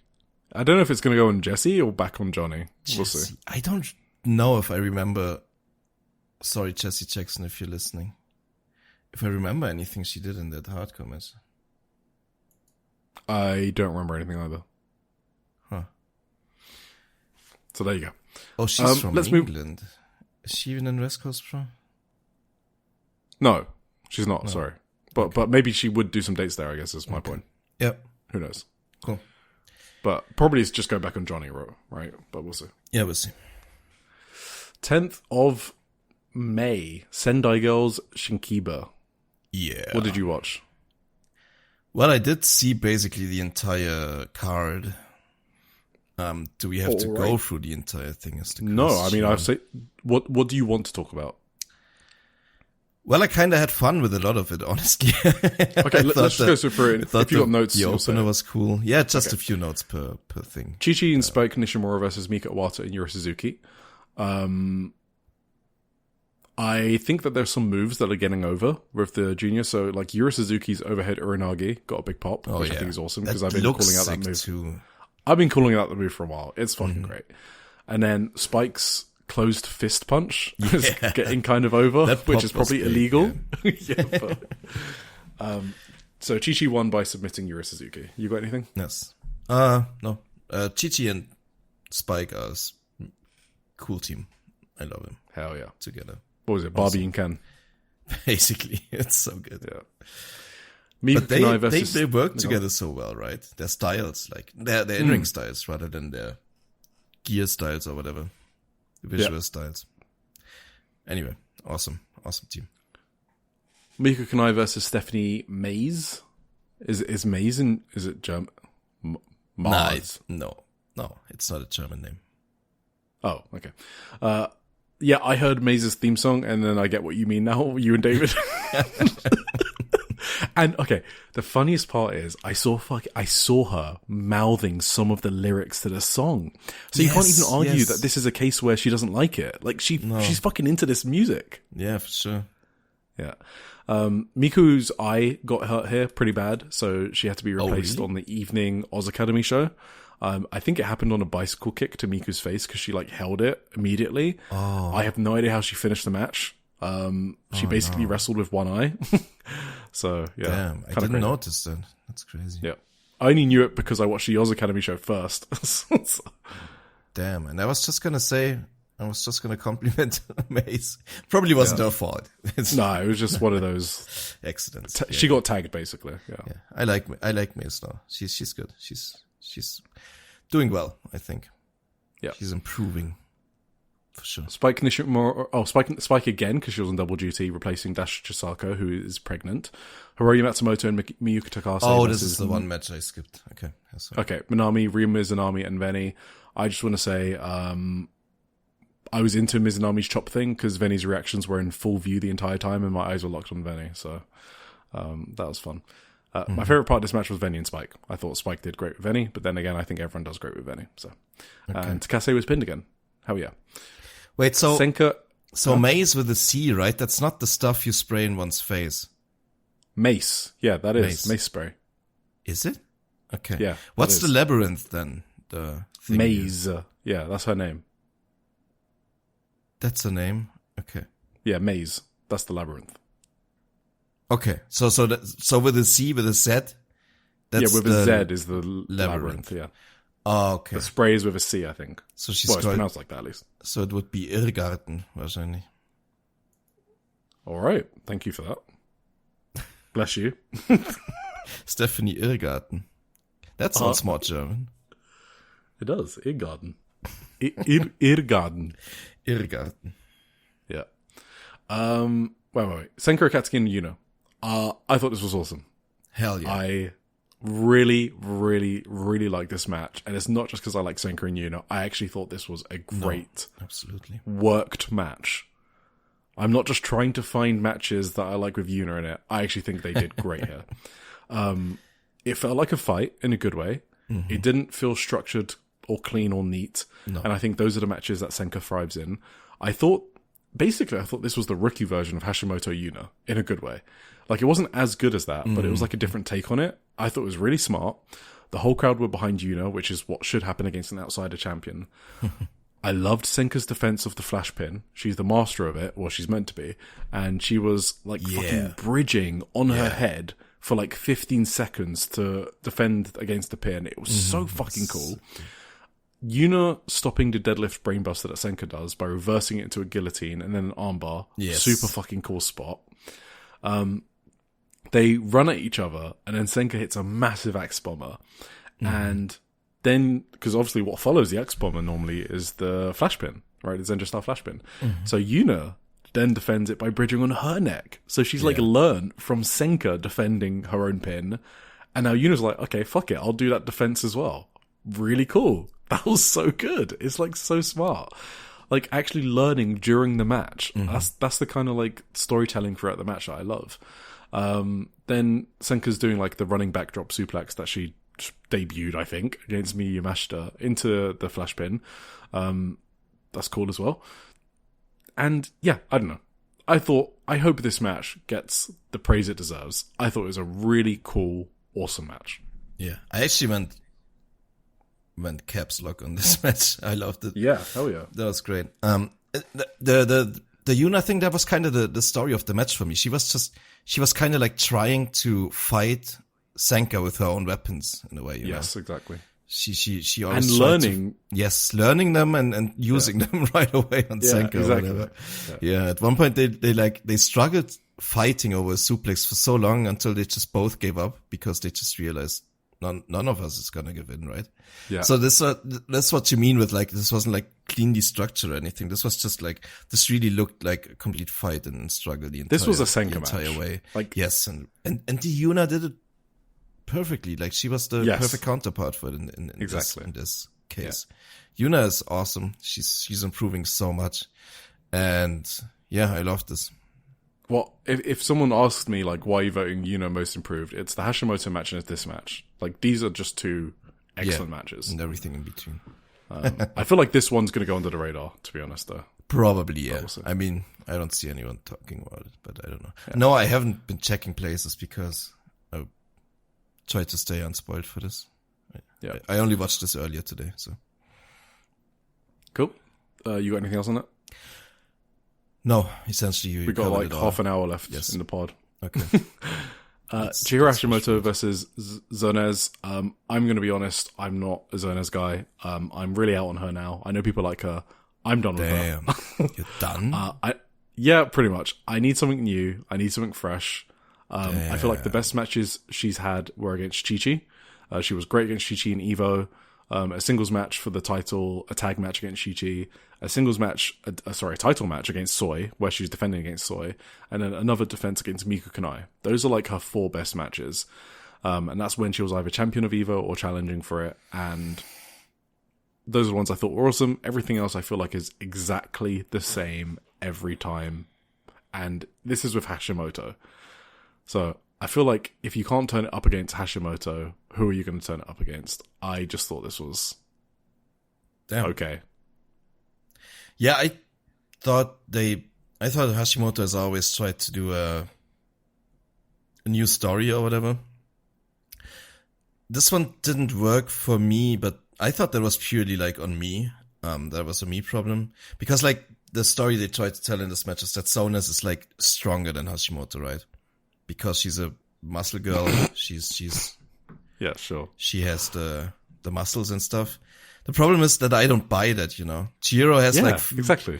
Chihiro has fucking rice farmer Olympic wrestler strength. You're not gonna out muscle her with like your bodybuilder. That's body. what I mean. Like Zonez only has one idea in her matches, which is I'm muscly. It's like so one-toned, and this is the one where it fell flat for me. I'm like, why are you doing this in a Hashimoto match? Like, what are we doing? I did think... Like, can you not just wrestle seriously like you did against Chi-Chi? I did think Hashimoto did a tremendous job trying to sell it to me, that she was being overpowered by this Zonez. I just wasn't willing to suspend my disbelief, so didn't work on me, but I think Chihiro once again showed that she knows how to sell really well too, and it was I thought it was good, but it was just didn't work for the concept of the match didn't work for me because I couldn't suspend my disbelief for it. Suspend my whatever it's called, you know. Yeah. I mean, that annoyed me, so that made me not like it because I've just seen Zonez too much. I guess I'm overexposed to Zonez a lot. Do you think she's gonna lose the title to Ryo Mitsunami? Oh, no. That'd be crazy. Huh. But that also would be something Micah would do, so possibly. That's also something Ryo Mitsunami would do, so. Yeah, exactly, yeah. We'll see. Main event was Hyperactive, Anita Vaughn and Sapphire Reed versus Bobo Momo Banana. I think Anita is standing out to me more than Saf, because I guess I already know how good Saf is, but Anita has been looking great during these tours, so. Yeah, I liked Saf in this a lot. Anita too. I like them. I was having dinner during this, so I didn't really take any notes, but it was a good match. I'm sorry to the Brits watching. I don't have much to say about this one, but you know I like Hyperactive. Bobo Momo Banana is always awesome, of course. So fun little match. We talked about their finisher last week. Yeah. This week it looked kind of iffy again. They hit it really well one time. The other 2 times that I've seen so far, yeah, they kind of need to figure it out a bit more, I think. And that's Sendai Girls. So, as always, good show from Sendai Girls. Yeah. So that's maybe one thing I wanted to say. Like, if I watch these mini shows of Sendai Girls is an excellent promotion. Like, all of the shows are just, at minimum, they are really good. If not excellent, most of the time. Like, the wrestling on these shows is incredible, actually. Kind of. For these little house shows, you know? Yeah, they're really easy gateway promotion. Is like if someone's getting into Joshi, I would almost send them Sendai Girls rather than Stardom in a way. Maybe, yeah. Just because it's just really easy to follow, really good wrestling. So I think they're like a good gateway promotion. Mm-hmm.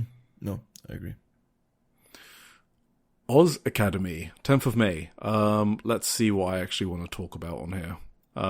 The Little Goblins faction, by the way, you would love. Karu Yonyama, Momoka Hanazono, and Ram Kaichao. I mean, I know they them. basically, well, they have like matching theme song and entrance gear in Oz Academy, and it's just... I reviewed the last match, I think, or the last two. Yes. I don't think they had the matching entrance stuff. Oh, maybe not, yeah. Yeah. Because I didn't see it before, at least. I only saw it here. I wish we saw this unit more than once a month, though. Anyway, it's just like these totally helpless, useless wrestlers in kayfabe, and they just have to resort to the most annoying fucking shit to try and win. It's so... It's like toddlers running around in the thing. It's so good.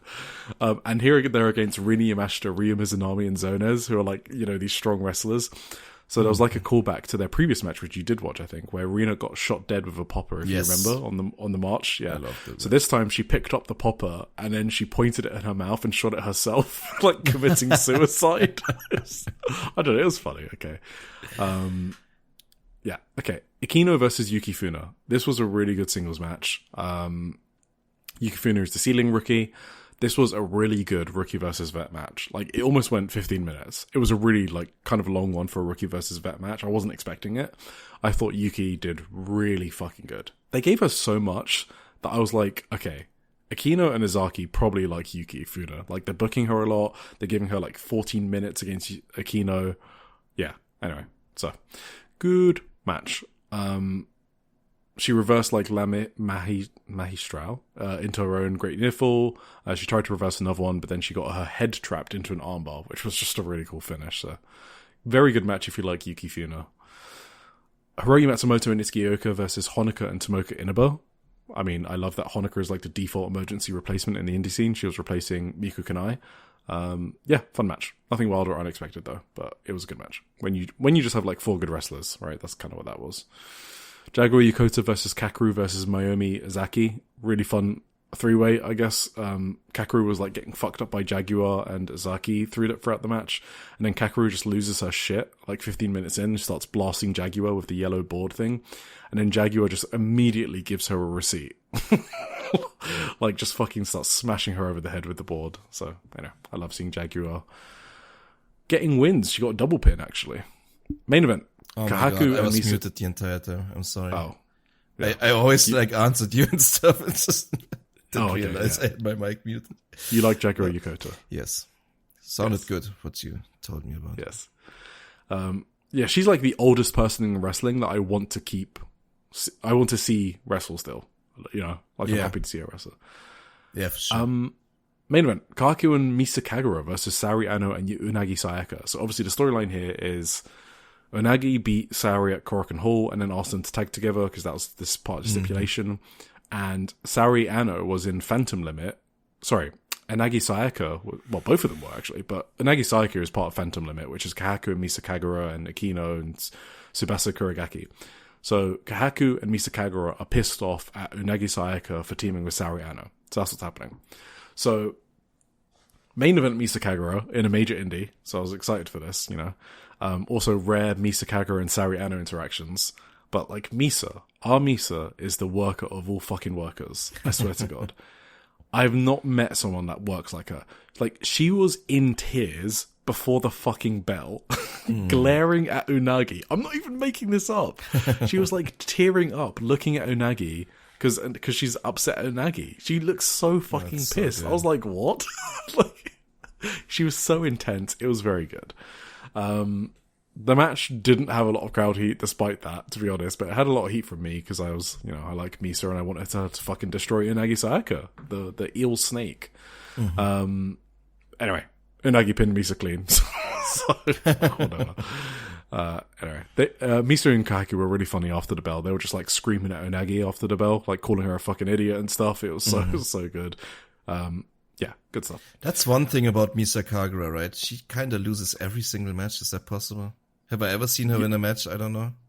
She's like the most giving freelancer.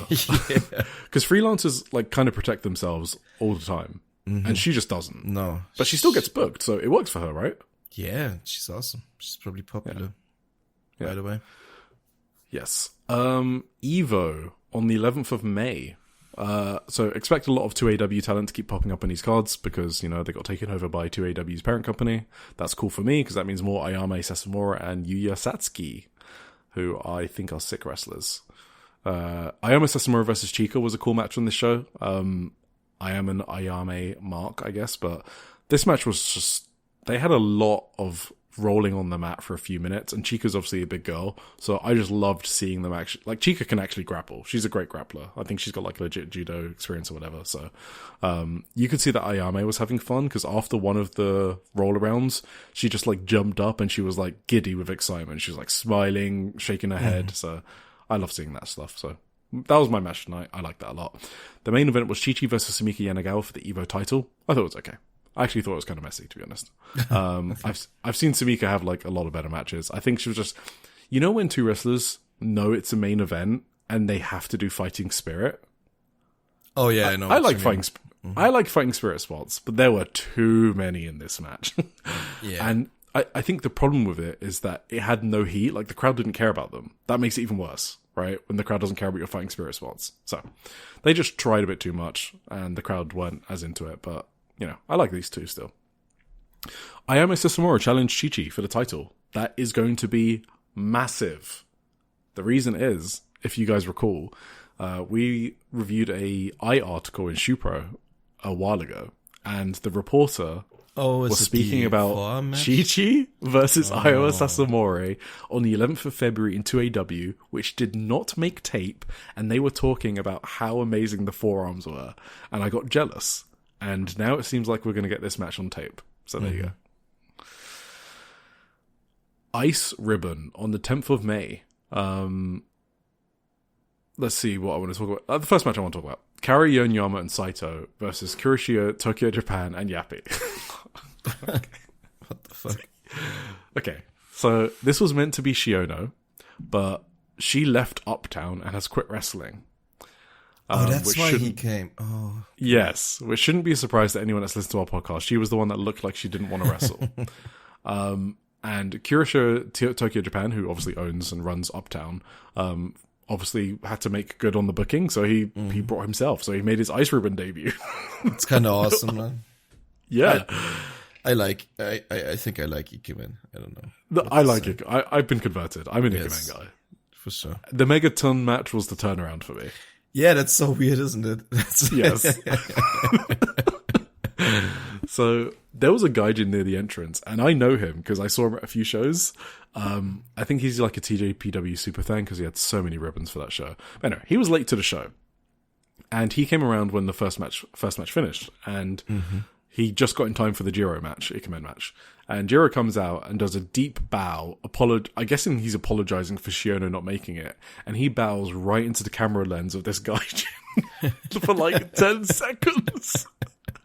And then he turns to another fan with her phone out and does another deep bow for like 10 seconds. He jumps into the ring and rolls out of the ring again just to deeply bow into more fans' phones. It was hilarious. He hugged the same fan 3 times during his entrance. She had an Uptown shirt on, so I think that's why he did it. Okay. So, yes. And then, like, after the match, was it after the match or during the entrance? I think it was during the entrance. He fucking sprints after Masahiro. It was during. It was like... Yeah, okay, it was during the entrance. So, Masahiro is like the 9-year-old that we talk about, right? She's obviously a second at ringside. And he just sprints after her, and she's screaming her head off, running around. Yeah, it was during the entrance. Because then he's trying to leave again after chasing Masahiro. Yeah. And Yuka is trying to direct him into the ring. And then, I don't know. It was fucking great, okay? I cracked up. It was during the match, I thought it was just hilarious. He was bumping his fucking ass off for Saito, his rookie. Like, she drop kicked him, and he did like a full, Who does those rocks? The Rock, right? Yeah, The Rock doing the stunner cell, right? He went full fucking stunner cell on that dropkick. Or like Shawn Michaels. Yeah, or Shawn, yeah. Awesome stuff. You got So anything? funny. What happened to Kaori? They kind of so brought at some to the point- back, and then when they resurfaced, Kaori was like all up in bandages and like sold it like she was gravely Yeah, I think injured. But I think it was just the work. I don't know. Well, I thought the implication was that Ikemen beat the shit out of her backstage. Yeah, I think that was the implication. Which is That's a very hilarious funny. bit. Then Yoneyama at one point just shook it off. It was totally fine. It was a lot of fun. They pinned Ikemen, all three of them, even his partner. At the same time, yeah. What else do I want to talk about? Shit, I spoiled the finish. Check it out anyway. No, I don't think anyone's watching the Ikemen match for the finish. Okay, that's true. So, semi-main event was Arisa Shinose and Yuka versus Diana's Nanami Hitane and Sumika Yanagawa. And this was basically a preview between Yuka and Sumika for their number one contenders match in a few weeks on the 31st of May. There was just some really good shit between Yuka and Nanami. That's all I got to say about this. Yep. I agree. Yeah, really good shit. Ice Xfinity title, Kaho Matsushita versus, defending against Tsukina Umino. So, spoiler, Kaho retained. It was a really good, hard-hitting match, which is just what Tsukina Umino does as well. They were just hitting each other. Holy shit. She is a total fucking sicko. Yeah. They were hitting each other with all sorts of cool shit.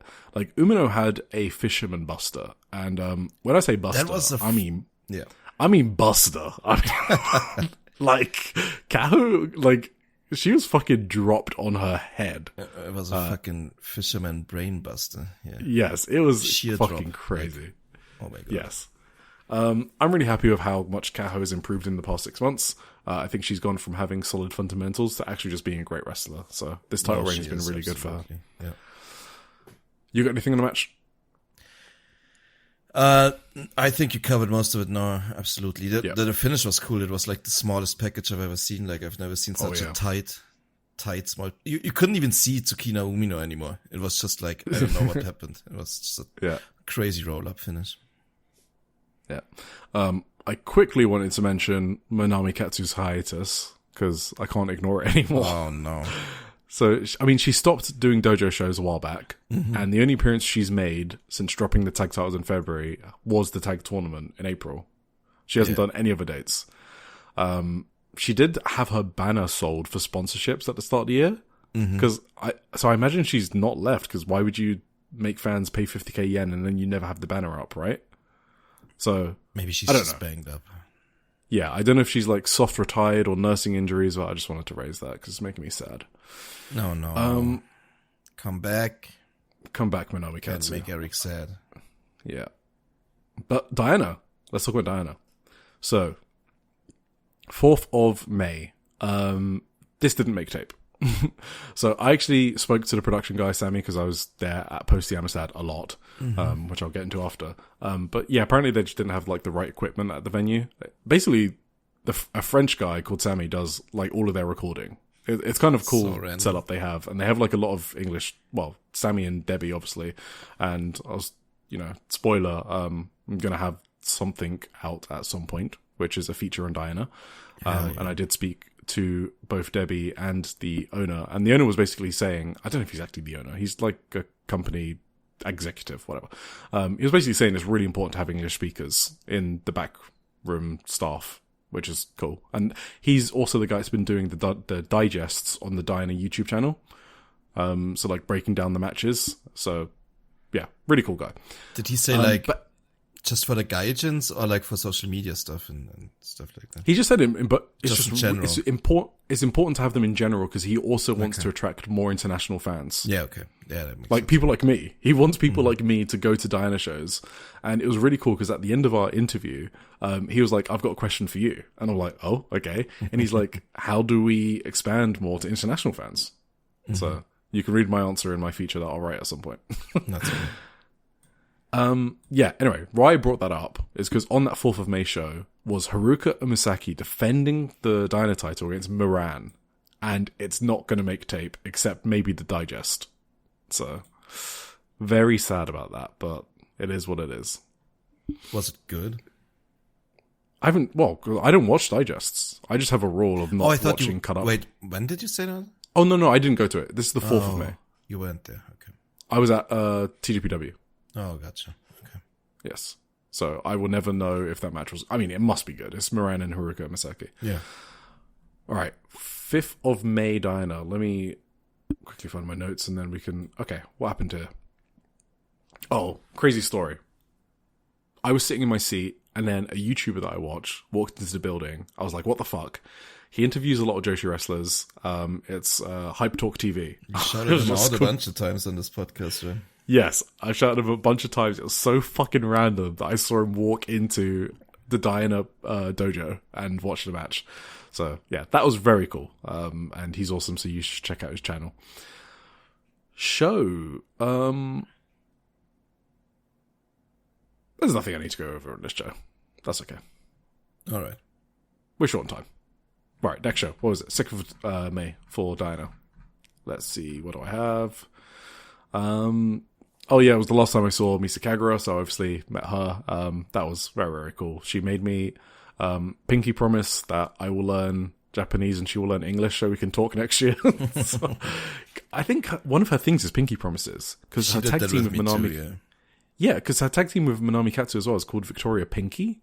Mm-hmm. So, wait, she made you pinky promise? Yeah, she made me promise I come back next year and... Oh, that's so cute. She's done it to both of us now. You didn't tell me that. Why didn't you say that? I don't know. Whatever. Didn't I? I don't know. No, you didn't. You didn't tell me that. Okay. Yeah, so her match on the card was Debbie Kaito, a singles match, which was good. I liked it a lot. I was very behind Misa Kagura, obviously, and I even had my Misa Kagura t-shirt, so Debbie scowled at me at some point, but yeah, that was very fun. This was just a good show, to be honest. Like, Anna and Moran versus Kaho Kobayashi and Nanami was also pretty good. Like, Kaho Kobayashi was just fucking destroying Anna with drop kicks. It was insane, to be honest. So, that was cool. Yeah, don't need to go over after anything else. But anyway, I really like visiting Diana. I will have a feature on it. It's a cool promotion with cool people. They will be in France from the 9th of July to the 12th of July at the Japan Expo. Debbie and Nanami will be there specifically. So if you're in France, go check it out. Do you know where Paris. specific? Paris. Okay. I think it's in Paris, yeah. Cool. Yeah, shout out to Dinah. Shout out Wave. to Diana. You wanna... Yes. Nothing more about, like... Okay. Yeah, you can read the interview then. Well, yeah, exactly. I'll write it all up, so I don't want to dwell on it too much. It was just a really cool experience, meeting everyone Debbie at was Diner. cool, right? Also. Debbie is fucking awesome. Irish wrestler, if you don't know her, I mean, you should know if you're listening to this deep into the indie zone, but she is so fucking lovely. It is insane. She tried so hard to get, like, an interview with me. To accommodate me, my request. Mm-hmm. But she was busy. She had a couple of events to go to. But in the end, we did a written one. And via like Twitter DMs, like I sent her a document and she filled it out like literally the next day. And the answers she gave were really thoughtful, like not just fluff. Like I'll give like a sneak peek into the feature, but I tell her, hey, the owner told me this, which is kind of weird. And then she was like, yeah, this is one of the things I disagree with him on. And I'm like, oh. Okay. And it's awesome. No, it's like healthy disagreements, right? About like how this is when she was like, story sell tickets. That's what she said to me, right? Okay. So it's about how much do you go into matchmaking versus long-term storylines. Because I don't know if you remember, but remember they like vacated all their titles and made all these units. And I was like, that's a fucking awesome long-term storyline. And then when I spoke to the owner, he was like, yeah, we don't really focus on storylines. We just focus on matchmaking. I was like, what? So then when I brought that to Debbie, she was like, yeah, this is one of the things like we healthily disagree on. So anyway, that and a lot of other cool stuff coming up. Awesome. Wave. I was at Korakuen Hall Catch the Wave tournament on 3rd of May. I'm actually wearing my Catch the Wave t-shirt today, so there you go. Awesome. I love this tournament, I guess, so we will be following it throughout the tournament. I guess some funny stories is I didn't realize that Arisa Nakajima would be there, because obviously Mira Koga was on the card. So she had no one at her table. Okay. What? And I was like, I can't fucking like let Arisa Nakajima just be by herself. So I went up to her. Nasty guy. Yeah, exactly. And I gave her the business card. And I said that, I write about Seedling, and I showed her on my phone. And I was like, how can I interview one of your wrestlers, like Norihana or Wrestling Mizora. And then she went into her wallet and she gave me her personal business card. She only had one of those, I think. Oh, wow. So she had to, but that was really cool. So I've got like Arisa Nakajima's personal business card and I'm probably going to keep that somewhere. But that was awesome. And then I thought about it and I was like, I need to get a fucking signature from Arisa Nakajima, like a portrait or something. I'm going to be a mark. So I went up to her again and I was like, do you have like a portrait for me to sign or something? And then she looked around and was like, no, it's just Miria's stuff. And I felt bad. So I just bought another Miria t-shirt. I've got 3 Miria merch and she's not even my favorite rookie just because of how bad I feel when I go up to like these seedling tables. So anyway.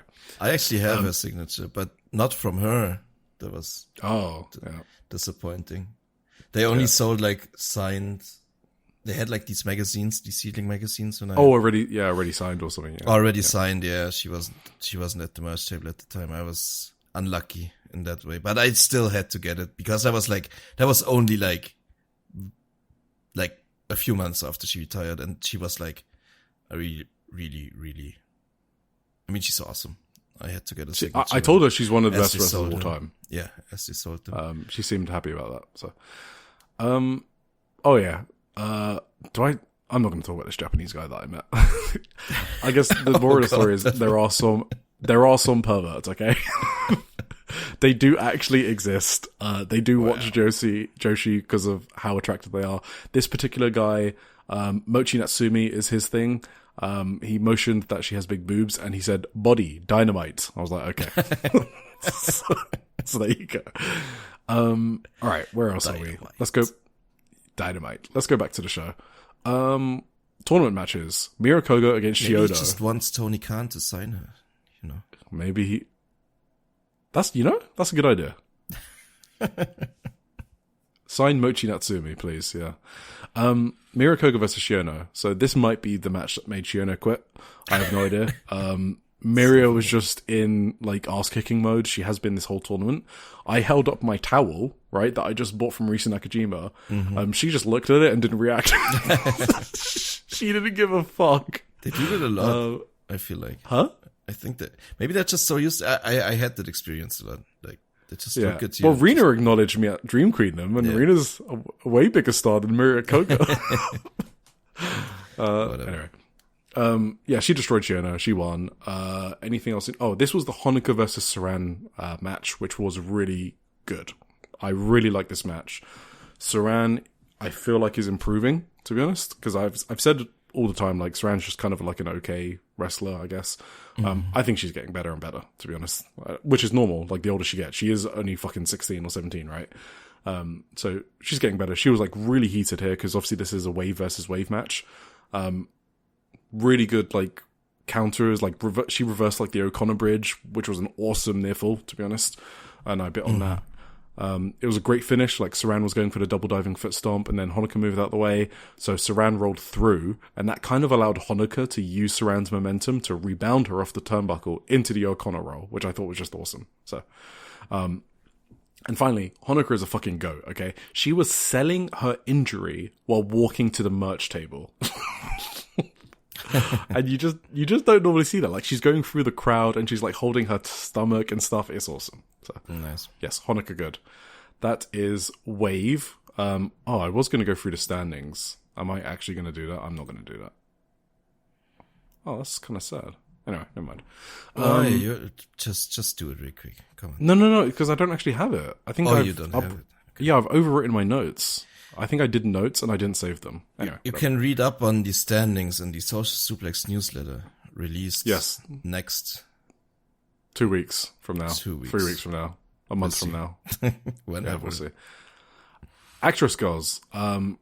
Obviously I wanted to talk about this a bit quicker than I'm going to be able to. Because they had 2 big shows. Mm-hmm. So one was a Korakuen, and then one was Natsuki's retirement, which is obviously a big deal because she's like the best worker in Actress Girls. What did you watch on the Korakuen? The top 3 matches. Okay, fine. So, quick stories, I guess. Kani Yufuku, I met. She's a huge ball of energy. She literally wouldn't stop smiling and saying she loves me in English. I think it's like the only phrase she knows. She was literally just like, I love you. I love you. It was insane. Anri, she is awesome. As in, you know, there's some wrestlers where you can tell they've had, like, experience meeting people. So, like, they maintain eye contact, they ask you questions, you know, that sort of thing. Yeah. Yeah, she's just awesome. Like, she was able to, like, strike up small talk with me about my Starlight Kid shirt and stuff like that. So, super chill, super cool, and obviously she's an awesome rookie. So, my viewpoint of her shot up even more after meeting her. Nice. Top 3 matches. Let's just jump to those. What have we got? Okay. Ayano, Iri and Maru versus Natsuki and Rio. So this is Natsuki's penultimate match ever. And I thought this was awesome. It was like the type of chaotic, heated brawl that Maru specializes in. I thought it was so good. I thought they used Rio perfectly, who's a rookie. Like, there was some like great near falls between Natsuki and Maru. It was kind of helped on by a super fan near me who like lost his voice cheering on for Natsuki and Rio. So, but Natsuki was just so over, and Rio was like really over as well. So, I thought this was really good. Does the Shinkiba show count as one big Natsuki match? You know, it might do. Yeah. When you say this was the penultimate one. Yeah, sure. She had 4 in the Shinkiba one. Yeah. Yeah, I think Rio is very impressive. She's pretty new as well, right? She only started last year. A year. Yeah. That's always crazy to me when I see her. She just carries herself, not as someone that started last year. She carries herself as like a full on, exactly, almost like a vet, you know. She's not doing like the rookie selling or whatever. She just wrestles in there. It's good. Like it. Yeah, she's great. I love her. They obviously they did the retirement spot already on this match, so where like the whole locker room runs into Natsuki and stuff. Oh yeah, they did that on the show. Iri beat her up with flowers like 3 times over these 2 shows. Oh no, they reversed it on the second. We'll get to it. Whatever. It was fun. You know one thing. Oh yeah, one thing about this show in general. This was the other time I was gonna mention this. They filmed it really weirdly. Obviously, you didn't see that. I think I told you, maybe. Like, it was almost uncomfortable to watch. Like, not because, like, I'm uncomfortable with zoom-ins or whatever, but it was, like, so close up that you almost got, like, motion sickness from it. I don't know why they zoomed in that much, like, and they had to follow, like, the wrestlers' movements like that. Like, it was really badly filmed, to be honest. And like, from this not upside down, but like from the bottom up angle, from this like weird angle, and like zoomed in, and it was not really great to watch the show, honestly. I don't know if they wanted to avoid showing the empty seats or whatever. I don't know what the plan was or why they did that. Maybe it was a mistake. It was kind of weird. Well, apparently Sakaguchi was very upset about the attendance. So that's the AWG owner. So maybe. Yeah, maybe. I didn't have a great time watching from that camera angle perspective. It was kind of strange. That's fair enough. A couple next to be left after that match, by the way. So they were only there for Natsuki, I think. Oh, okay. Damn. That was funny. Semi-main event was Mari and Neni Arahata versus Harahara Red, which is Marina Sahara and Yukina Uehara for the tag team titles. Mm-hmm. I have some spots in here that were really fucking cool. Like there was like a wrist clutch powerbomb from Mari to Marina, which was fucking sick. Mm-hmm. There was one kick out on the first German suplex, the MRN smash, which is Marina's finisher, into a fighting spirit. But then, Marina was still holding on, and then she just fucking dropped her on her head for a second one. That was like a sick finish. I love that. So yeah, Mari did a sleazy ass pin after that last right powerbomb. That was Zoom-in helped for that. Yeah, Mari is she's the baddie of the whole wrestling scene. Yeah. You anything else on the match? No, it was cool. I enjoyed it. Did I have anything? I mean, the main things I wrote was the same things you just said. So I don't know. Okay. Oh no, one thing. Mari was hitting Yukina. They brawled over to the table, the match table or whatever that was. And Mari started hitting Yukina with like a little plushie dog. I think that's the mascot, right? Oh yeah. Of the Hyunin. Yeah. And she just said like, wow, every time she hit her, like made a dog sound. That was kind of funny. Wait, How do dogs woof in Germany?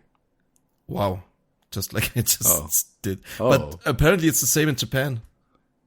Like I think it's the same in Polish as well. Is it just English that's different? Wow. Where it was woof?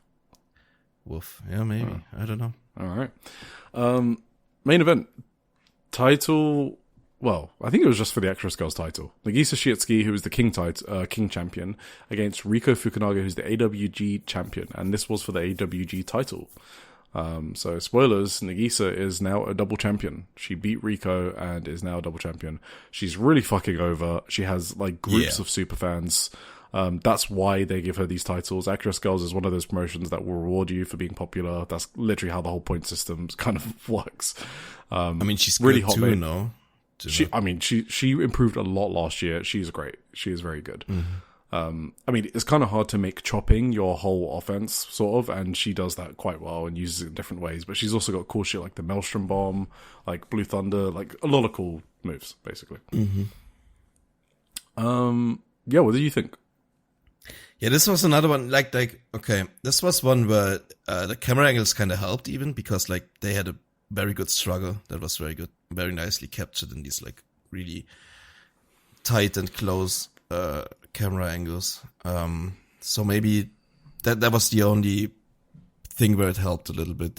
This was better to watch than the previous matches because they sold the struggle really, really well.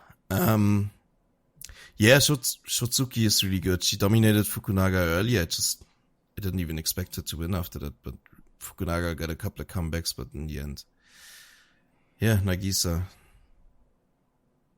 Yeah.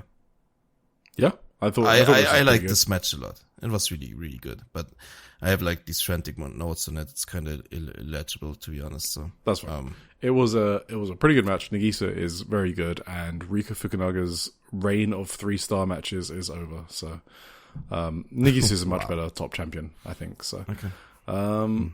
Yes, that was cool. That was Actress Girls on the 30th of April at Korakuen Hall, and then they had another show which was Natsuki's retirement on the 2nd of May. Oh yeah. And this. Did you see that Tiger Suplex they did? That was weird. Yeah, I think Nagisa kicked out the Tiger Suplex. It was like she lost her midair. It was almost like a release Tiger Suplex, but she still somehow did a bridging pin on it. So I think she lost her midair and then caught her again. I don't know how that worked. Yeah. That was confusing to me, and I don't know. But it looked cool. It was good. Whatever. That's one thing I know. Cool. So Natsuki's retirement show. So yes. It's going to be hard to compare to other shows, but this will hold a special place in my heart. Natsuki is the first wrestler I sort of like latched onto when I started watching it, just like a year ago or whatever, and started covering it. Mm-hmm. Yeah, so really, really fucking awesome show, to be honest. There's a lot of meet and greet stuff here, but I'm not going to bore everyone with. But like Yukina panicking, signing my portraits because she's trying to speak English and failing completely. And I just keep telling her it's fine. And she just keeps digging herself a bigger hole and just writing over English and making toes. Like May the tooth instead of May the 2nd. And it's just stuff like that. It was kind of cute. So yeah, I thought it was just a really good celebration of her career. A lot of people turned out to see her. I'm pretty sure it was a sellout. Really jubilant environment, very happy vibes. The whole roster was on point. Natsuki was a fucking pro during all of these matches and promos. Like, she held it together the entire time, the entire show, until the end. She was great in ring. Yeah, I think she was just a total fucking pro, and it was incredible. And I thought the show was just a testament to how awesome she was. And Actress Girls, by the way, got this retirement show right. Because obviously when I first saw her, I was like, why is she just not retiring at the Korakuen, which is a bigger show? But this was actually better that they could build an entire Shinkiba show around Natsuki. Like, because you can't really do that at Korakuen. Because you've got big storylines to do. So they actually booked it perfectly, to be honest, which is not something I say often about Actress Girls. And it's kind of a tragedy that Natsuki wasn't a bigger star, to be honest, because she's like an excellent worker, retiring in her prime, but that's kind of just what happens. So you think she's gone? Oh yeah, she's gone, for sure. Okay. Yeah, damn, family stuff. That's too bad. Oh, okay. I think she just wants to have a family, that's all. So okay. I mean, good for her, obviously. Yeah, exactly. Sex first.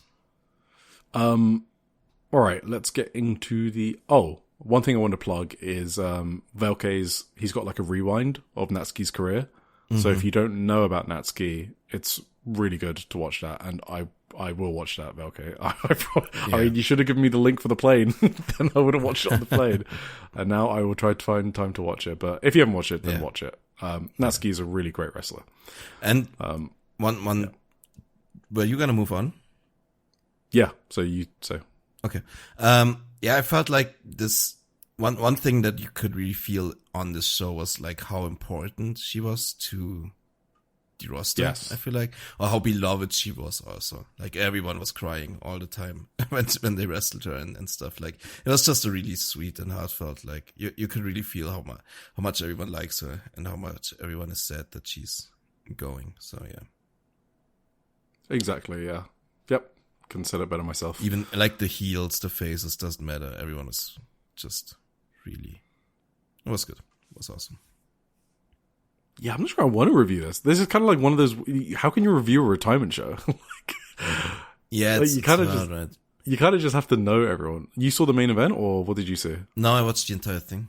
Oh yeah, okay, and you got that feeling, right? Like it was. Yeah, absolutely. And I think really it was like constructed really well. Yes, that's the feeling I got. I'm obviously a newbie to the promotion, but it felt like first she went up against like with all the rookies, and then she did like, I don't know. So then it was like, against the heels and against the So she was teaming with Nagisa for the second match, which is her long-term tag team partner. So Midsummer Seabreeze, that's has been like one of the longest like tag teams in Actress Girls, like established tag teams, and they were against like the Killers, like the two heel groups.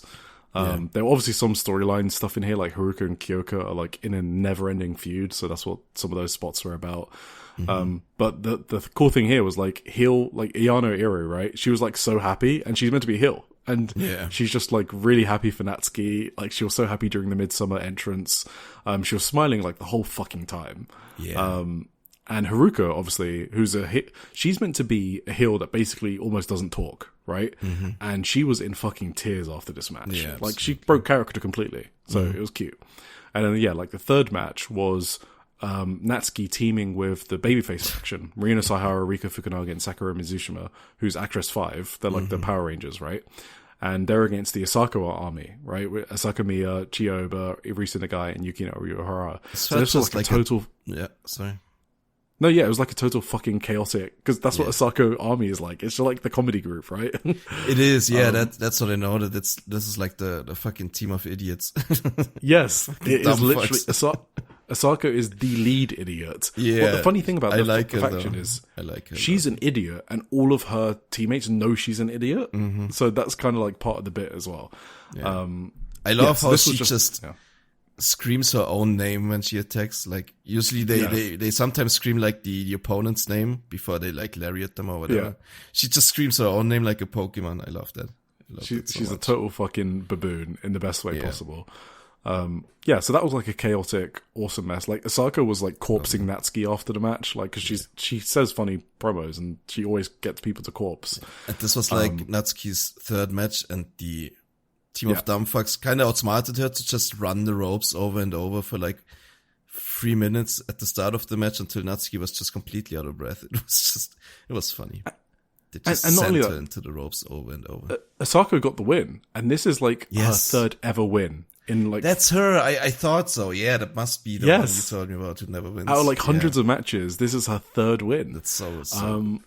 And at one point, she had a kick out into a fighting spirit. It was hilarious. It was like, cool. I all caps that actually. Yes, so fucking good. So good. Like because that was a finisher too, right? That was like the twisty suplex. Yes, it was the Midnight Sun or whatever. Yeah. Asuka kicked out of it. That's crazy.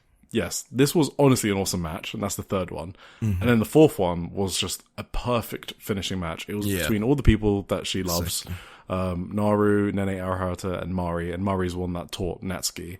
And that's why Mari, who's a heel, like, right? And she was like the one that didn't want the match to end, so she was like running away with the bell, right? Yeah. And she was like doing all that shit. And again, it's like people are breaking their characters to like celebrate Natsuki. It's like one of those things you just can't really recap. It's just awesome. I just loved it so much. And I won't forget this show for a long time, basically. Oh, I believe you. Naru just captured the ref in the corner and wouldn't let him. Because count the they pin didn't and stuff. It was so good. Yes, they didn't want Atsushi the ref to count, so literally Naru slowly pushed him into the corner, and then the whole roster just kind of piles on top of her to help Naru, and then Mari's running around with the bell, and then when they did wrestle, like Mari and Natsuki, they're just so sick together. Yes, like teacher and student, they're really really good. There was like a cute "I love you" crossbody as well in there. Naru's assisted moonsault, even though it's a 4-way, like they. Oh, that's sick. That assisted moonsault is incredible. Yeah. So, and then Mari's crying while folding Natsuki with the abyss drop for the win. And then just tears are flowing. A lot of the seconds are in tears at ringside. Everyone's bawling. Yeah. Awesome stuff from Actress Girls on that retirement show. Can't believe you almost skipped that show. It was awesome. Yeah. Well, you mean skip reviewing it? Yes. Oh, yeah. I don't know. It's because it's hard to review. And I don't know. Yeah, whatever. Yeah. It was awesome. Okay. No. People should know about it. They should. Pure J, 4th of May. I've got one fucking thing to say about this. Okay. So if you guys remember, it's Kreia. Oh, it's that show. Yeah, okay. Hanako Nakamori for the Pure J Openweight title. And in December 2025, I said I was going to swear off Pure J because I had seen Kreia lose a 26-minute match to Saki at Korakuen Hall for the title. And I was so mad because they worked me. Like, I actually thought she was winning because the match went so long. And then Saki just won. I was so angry. And then Nakamori just won a few days later. It was her 6th run with the title because apparently she needs another run. And she's a double champion now. She's the ace. And Kreia, who's obviously the best wrestler in Pure J, was left with nothing. So I got worked. I was very angry. The wrestler I supported, I wanted to win. She didn't. Damn. So this was her second chance against Hanako Nakamura. She lost again. Oh no, she did? So that's it then. She fucking lost. Hanako Nakamura's been the champion 6 times. She's a double champion. Why are you doing this to me? Why are you working me? What do you want me to do? When is Kreia winning the Pure J title? Why is Kreia still in that fucking promotion? Just leave. You can go anywhere. Go to Ice Ribbon. You already have a gimmick there. Literally, go anywhere. I'm actually not reviewing this match. It actually was Hanako's best match in ages, but I'm not reviewing it. I'll protest. Actually, there's one fucking spot I have to talk about. Okay, hold on. Hanako hit her finisher on Kreia, and guess what she fucking did? She looked right into the fucking camera, right into my fucking eyes, and lifted Kreia's head off the fucking mat. And then in a title match. Oh my god. In a fucking title match. While looking at me. And then she kicked her in the face and then hit another finisher for the win. Fuck you, Hanako. Ah. Alright. Oh my god. Gokigen Pro on the 1st of May. That might be the last time we ever talk about It's like the MJF style work, right? It's actually insane. Where you're like, I'm not gonna watch this promotion anymore. you just got worked. Nah, that's not exactly. That's not how like work is supposed to work, guys. Hey, that's just heel heat, buddy. Yeah, it's just good heat, man. Oh my god. Alright, Gokigen Pro on the 1st of May. I actually just want to skip. Like, I've never gone to a Gokigen show, and I don't watch them regularly. I have to put them over. They are fun shows live. Very fun. They're very good at doing that. Oh yeah, I can believe that. Yeah, so if you're ever at a Gokigen, like, in the vicinity, and you see the card and you think it looks bad, just go. They will come up with some shit to make you have fun. I laughed a lot during the show, even though I don't like a lot of the wrestlers on the show. I did laugh a lot. Like Moeka Haruhi versus Momoka Hanazono, and Moeka is dressed as a duck, and she's unable to speak. And she like had to use a pad to communicate. And on one of the pages, she has give up on the page, and she kind of like kept teasing switching to it, like during submission. Like if she switched it fully, then she would tap out, but she didn't. So she just kind of, it was really funny. Moeka like smacked the dog away, the toy dog. You know, the same one that Ikemen used to bait Chisako on the Sendai Girl show. So Hanazono had it. And then Moeka just fucking smacked it away, which was funny. Funniest spot by far. Moeka is apologizing with the board. Sorry. I'm just thinking of something. Was it on the Marvelous show too? Did Rina Yamashita get distracted by the dog? Or was it on some other? Maybe. I think Rina Yamashita got distracted by it at some point too. Is If that it's- like a if it's thing? I don't know. If it's Momoka's, then yeah, I don't know what. No, that was on never- some other show then. But I saw some match where the dog played a role too this week, I think. But I can't remember where or when. I don't know. Marigold? Wait, was it? Maybe it wasn't Marigold. I don't know. No, Whatever. let's move on. I don't remember. Okay, yeah. So funniest spot was Moeka apologizing with the board, so it says sorry on the board. Because Momoka's doing her crying bit, right? So she's crying and Momoka's apologizing with the board. And Momoka just punches through the fucking board. That just cracked me the fuck up. She just punched through the paper. Anyway, main event, I want to say, was actually just an awesome match. Like, straight up wrestling match. Haruka Umasaki and Makoto versus Yuka Satsuki and Yuka from Ice Ribbon. Oh. If you ever find this match, you should watch it. I thought it was awesome. My voice went because I was like screaming for both Yukas. Damn. Satsuki is so popular there. She was getting cheered more than Haruka Umasaki, and that's her home building. Umasaki's a great sassy bitch heel. Yuka was getting very over, Ice Ribbon Yuka, so that was awesome. The Yuka's elbows, obviously we know about the forearms on the hot tag, fucking incredible. Yeah, I just love this match. I thought it was sick. So there you go. Yuka is making the rounds, huh? It's awesome. Yeah, she's getting more bookings. A lot of the Ice Ribbon people are actually. So the Seedling people. Like Yuki Funa is getting booked in Oz Academy. So Celine, by the way. She's on the next Oz show in 24th of May. That's nice. Yes. So very interesting stuff happening. Tenru Project, I'm literally... Oh, actually, Michinoku Pro. I don't have notes on it. Oh, fuck, I definitely don't have my notes. You don't have notes on the Michinoku Pro? No. But it was MIRAI versus Manjimaru on the 6th of May. It was my shit. It was fucking excellent. I actually have a lot to say about this. I don't know if you should. We're 5 hours 20, you might as well go for it. Yeah, I don't know. So, yeah, this is... I mean, it's your shit. Do you wanna... You don't have any notes? I don't know. Well, no, you go first. Okay. Well, I have this whole thing, you know. So for those who didn't see it, first of all, you should go watch it, probably before we spoil it for you. Because it's like one of those unique kind of deals where it's gonna be hard to describe as well. Like you gotta... Manjimaru, first of all, is a guy. It's like one of those guys that you don't really want to probably like. He looks like a mean person in real life. He looks like Yakuza. Yeah, he has like a shaved head, like tattooed arms. He's like big arms too. He's like in full black, like black shirt, black long pants. He looked like really ominous. Like you don't want to be on the same side of the road as this guy, you know. And he was just fucking Mirai up, essentially. And like Mirai started elbowing him and he gave like one elbow to Mirai's face and Mirai just rolled to the outside and just kind of lost it. She like began to tear up. Yeah, she basically started crying. She went back in and got beat down again and she just got beat down over and over and was crying and like she did get some blows in on him, but like it wasn't enough. Like in the end, he put her into like a after the third time he beat her to the outside, she kind of learned to absorb these blows or like kind of withstood them a bit better. But then he put her in like a Boston Crab.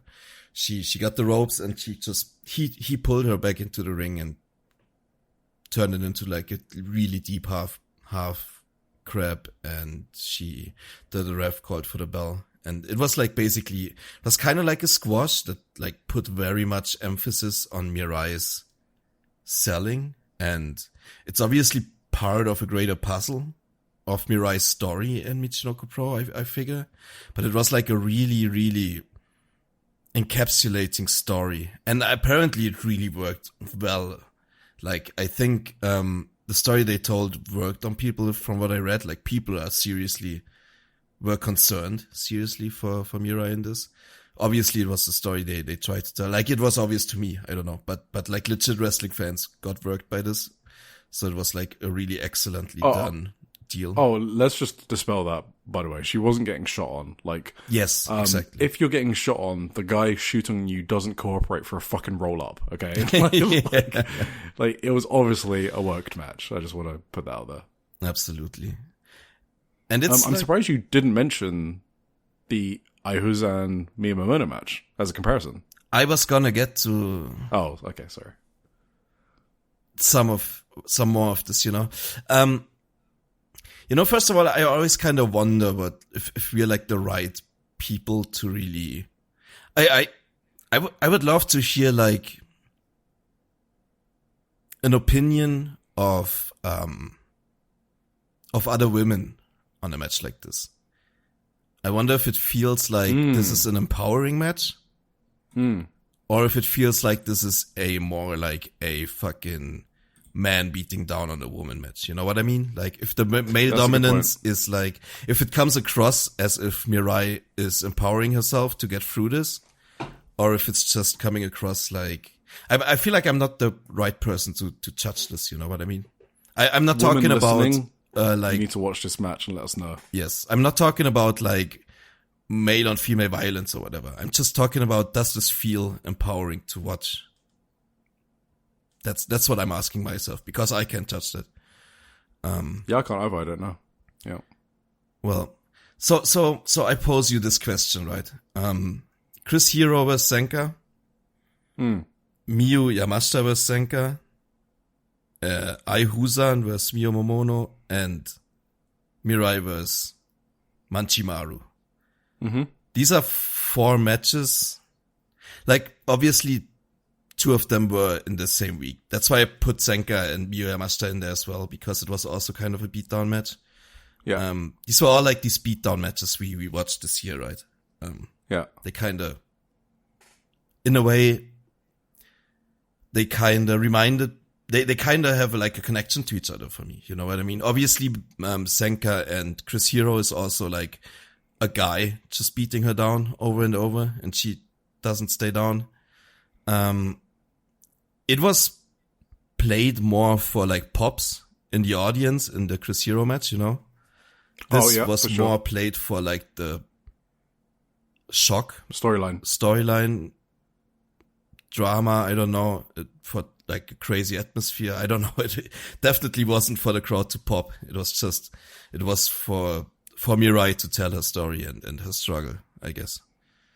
And yeah, in a similar vein, like Ai Huzan and Miyo Momono, as you already mentioned.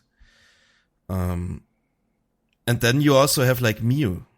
Which one of those do you think is the most like impressive, or like the most lasting impression? Probably the Ai Huzan one, right? But yeah, so an important part of this is how spoiled you are. It literally is. I obviously went into the MIRAI match knowing something was going to happen, because it was recommended to me, because I don't normally watch Michinoku Pro. Mm-hmm. So I already had that expectation. And then as soon as I saw her leave the curtain, like come out for the curtain, and she had that look on her face, I was like, oh, okay. I already put together what was happening. Okay. Like, as soon as she was walking to the ring. Did you know Manjimaru?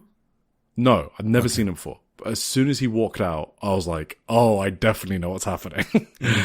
And so that kind of alters my enjoyment of the match, obviously. Okay. If I had watched this blind, I think I might have even liked this more than Miyu and I. Well, if I was watching Michinoku Pro regularly, sorry. Mm-hmm. Having the lack of context and also being spoiled is the only differentiator. But MIRAI's performance in this match is actually better than Ai's or Mio's in that other match. I'm not even joking. MIRAI's performance in this match was fucking incredible. Absolutely. Like the tears, the selling, just like taking time to regain her breath. I thought her performance was better than anything in that Ai Huzan Miyamoto match, because the power of that match is actually in the post match and the context and like the sheer shock of it all. Whereas this one, I feel like, was just a better performance, if that makes sense. Yeah. Yeah, no, I agree. If you compare it with like a movie or whatever, this is like the type of movie that is brilliant, but it's hard to watch. You like the kind of fucked up movie you don't really want to see. While like maybe Aihozan and Mio is more like the dramatic. For sure. This was way more Sad fucked up thing. than This- Iron this Mio, is- for sure. This is more fucked up thing that I don't know. That's hard to digest. There was a shoot headbutt in here. Yes, absolutely. There was a shooter button here. I get what you mean. I wasn't spoiled in the same way as you.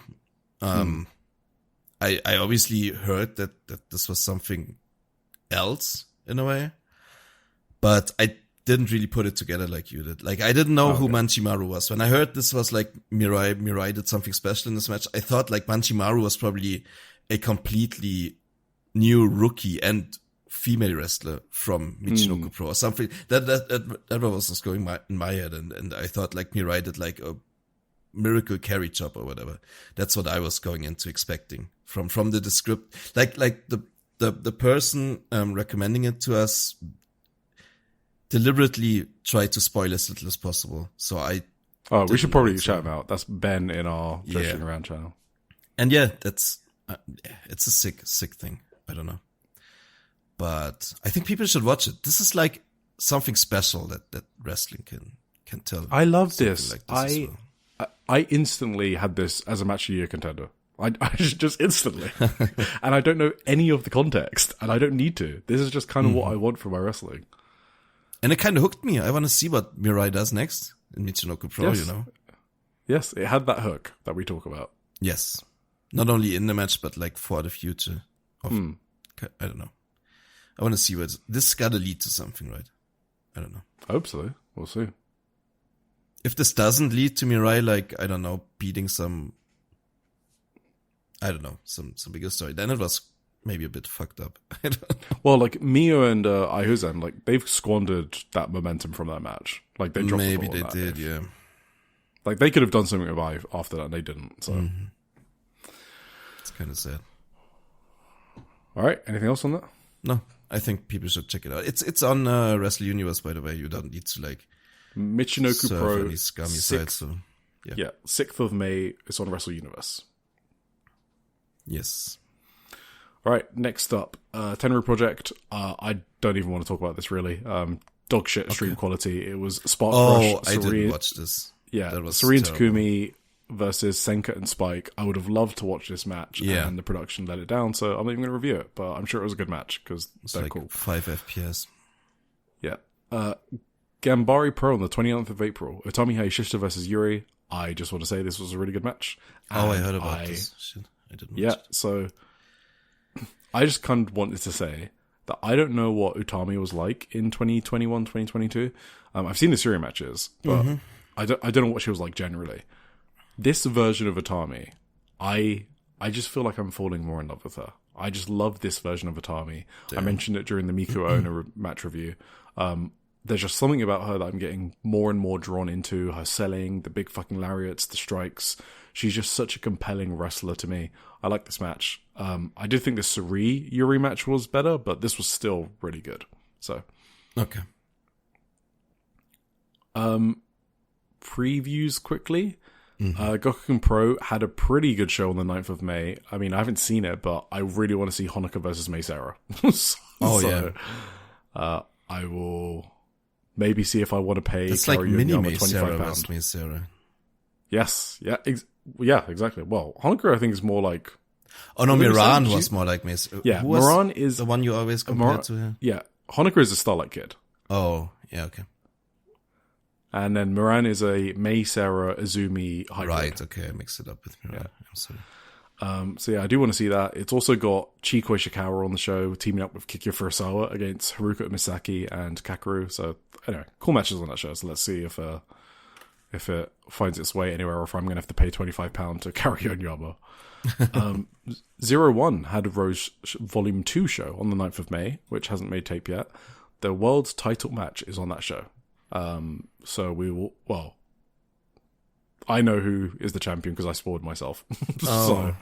Oh no, I spoiled myself as well. Yeah. Oh, okay. Do you want to just talk about it then? Yeah. Yeah. So I mean, spoilers for the audience though. They don't know.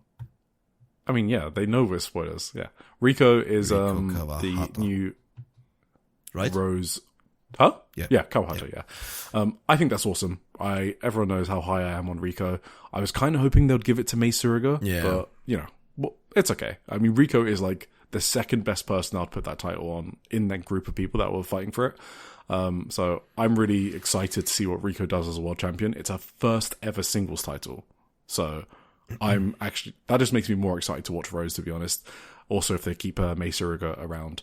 The news coming out of that was Yuki Mashiro will be out of action for a while. Their ace. That's crazy. Yes. Unlucky. So Rico will have to carry the promotion for a bit. This card also had Veni versus Yuka Satsuki, which is an insane match made for me. Damn. I'm looking forward to that.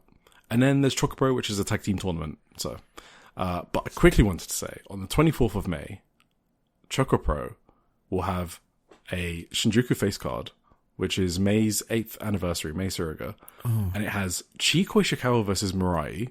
Hell yeah. Oh, what? Okay. Yeah. That's a banger. That's sick. Miya Yotsuba versus Suzume. That's a fucking banger. What? Suzume is showing up? Yes. And then finally they have Balian Aki versus Mei Suruga. So I'm excited about that one. Because I think Aki's actually a good wrestler and quite underrated. They obviously have chemistry too. They have this is only their second singles match. The first singles match was the first one though. In April 2020 during the pandemic. Yeah, I think I saw that actually. So obviously they've got chemistry, they're a tag team. So I'm actually really excited for that. Yeah, that should be good. 24th of May, Choco Pro. I still have to figure out the 01 streaming service, by the way. I still haven't tried. As soon as that show gets put up, I will figure it out for you. All right. Because we can't not watch 01, because there's some good stuff on there. All right. Match of the week. Match of the week. Well, should I start? Yeah. I would say it's Suri and Takumi Iroha. Also shoutouts, of course, to Miyo Momono and Mei Sarah. And also Miyo Yamashita and Senka from this show. I also wanted to give a shout out though to Sakurara and Matoi and Ane. I think this deserves a special mention. I really, really like this. And also Yuna and Senka. A lot of Senka this week. Cool. And also like the entire Natsuki retirement show, I guess. Yeah. I have a lot of, there was a lot of great wrestling. Oh, Mirai Manjimaru, of course. There was a lot of great stuff this week. So much good wrestling. I don't even know how to rank all this, but I think Suri and Takumi takes the top spot here. Would you put the Mirai thing over that? I don't even know. It's you can't even compare those things. It's such a weird thing. They're totally different. I guess in my geek rankings, I guess I have them at the same level, like low level match of the year. Yeah. Mm-hmm. My match of the week is the Natsuki show thing. Yeah. Main event, whatever you want to pick from that show, obviously. Being there live obviously bumps that up. Mirai versus Manjimaru, Suri, Takumi, both Mio matches, to be honest. Senka Miyu, some DDT matches, I will shout out. Hideki Okatani versus Yu Koroku, Chris Brooks versus Junta Miyawaki, both awesome. The Gokigen match I mentioned, Haruka Misaki and Makoto versus Yuka Satsuki and Yuka, and also the Senka and Yuna match too. Awesome. So, I figure everyone has probably listened up to this point. How many listeners do you actually think we have left? Probably only about 8,000. Yeah, because normally we're at like 25,000. So yeah, that's probably fair. That's probably fair. Is your brain mush? Absolutely. Yeah. I think it was mush since about like Marvelous, but I think I got it together for the Actress Girls review. It yes, exactly. After the Marvelous, I was like, okay, Tim's fading out. You used all of your powers on Suri Takumi. Well, I'm sorry for that. We're not gonna do that again. Like talking down to other people's opinions, but we want to thank you, everyone, for staying around. We obviously didn't have a show last week, so we had to like do catch up stuff. We basically like did a double make good with like 4 additional hours last week and now a fucking XXL episode this week. So I hope we're good. And next week is pretty light, I'm pretty sure. Yeah, I hope so. We deserve. Like the indie zone is almost non-existent. Okay. I think the following week is gonna be big again, right? Yes. So we got stuff going on there. Oh yeah, next week is short. It's literally like Stardom Korakuen, Marigold Korakuen, and then that's it. Okay. Maybe we can do something fun then. Maybe we figure something out. Or we're just gonna have like a 90-minute episode. That would be cool too now. Hell yeah. People probably haven't like finished listening to this one by then, so. True. Just combine the lengths. Yeah. If you do like 1 hour every day, you spend 6 days on us, you know. I think some people do that. I think yeah, they I think listen. so too. Well, shout out to you all. We appreciate it. We just like talking about wrestling, and it's free, and we don't get paid for this, so you can't complain that it's too long. Don't complain. No complaints. Anyway, thank you all for listening. This was awesome. Thank you. Bye. Bye. Boy. Give us a rating. Oh yeah, and check out the Social Suplex Podcast Network. Yes, and the newsletter. Yeah, all the good podcasts, you know, Tunnel Talk and stuff. Just Sarah. One Nation Radio, I think so. Wrestling Out with Chris Stings and the AEW Match Guide. Keeping that strong style, of course, also. Yeah. All right. Bye. Thank you. Bye, Emmy.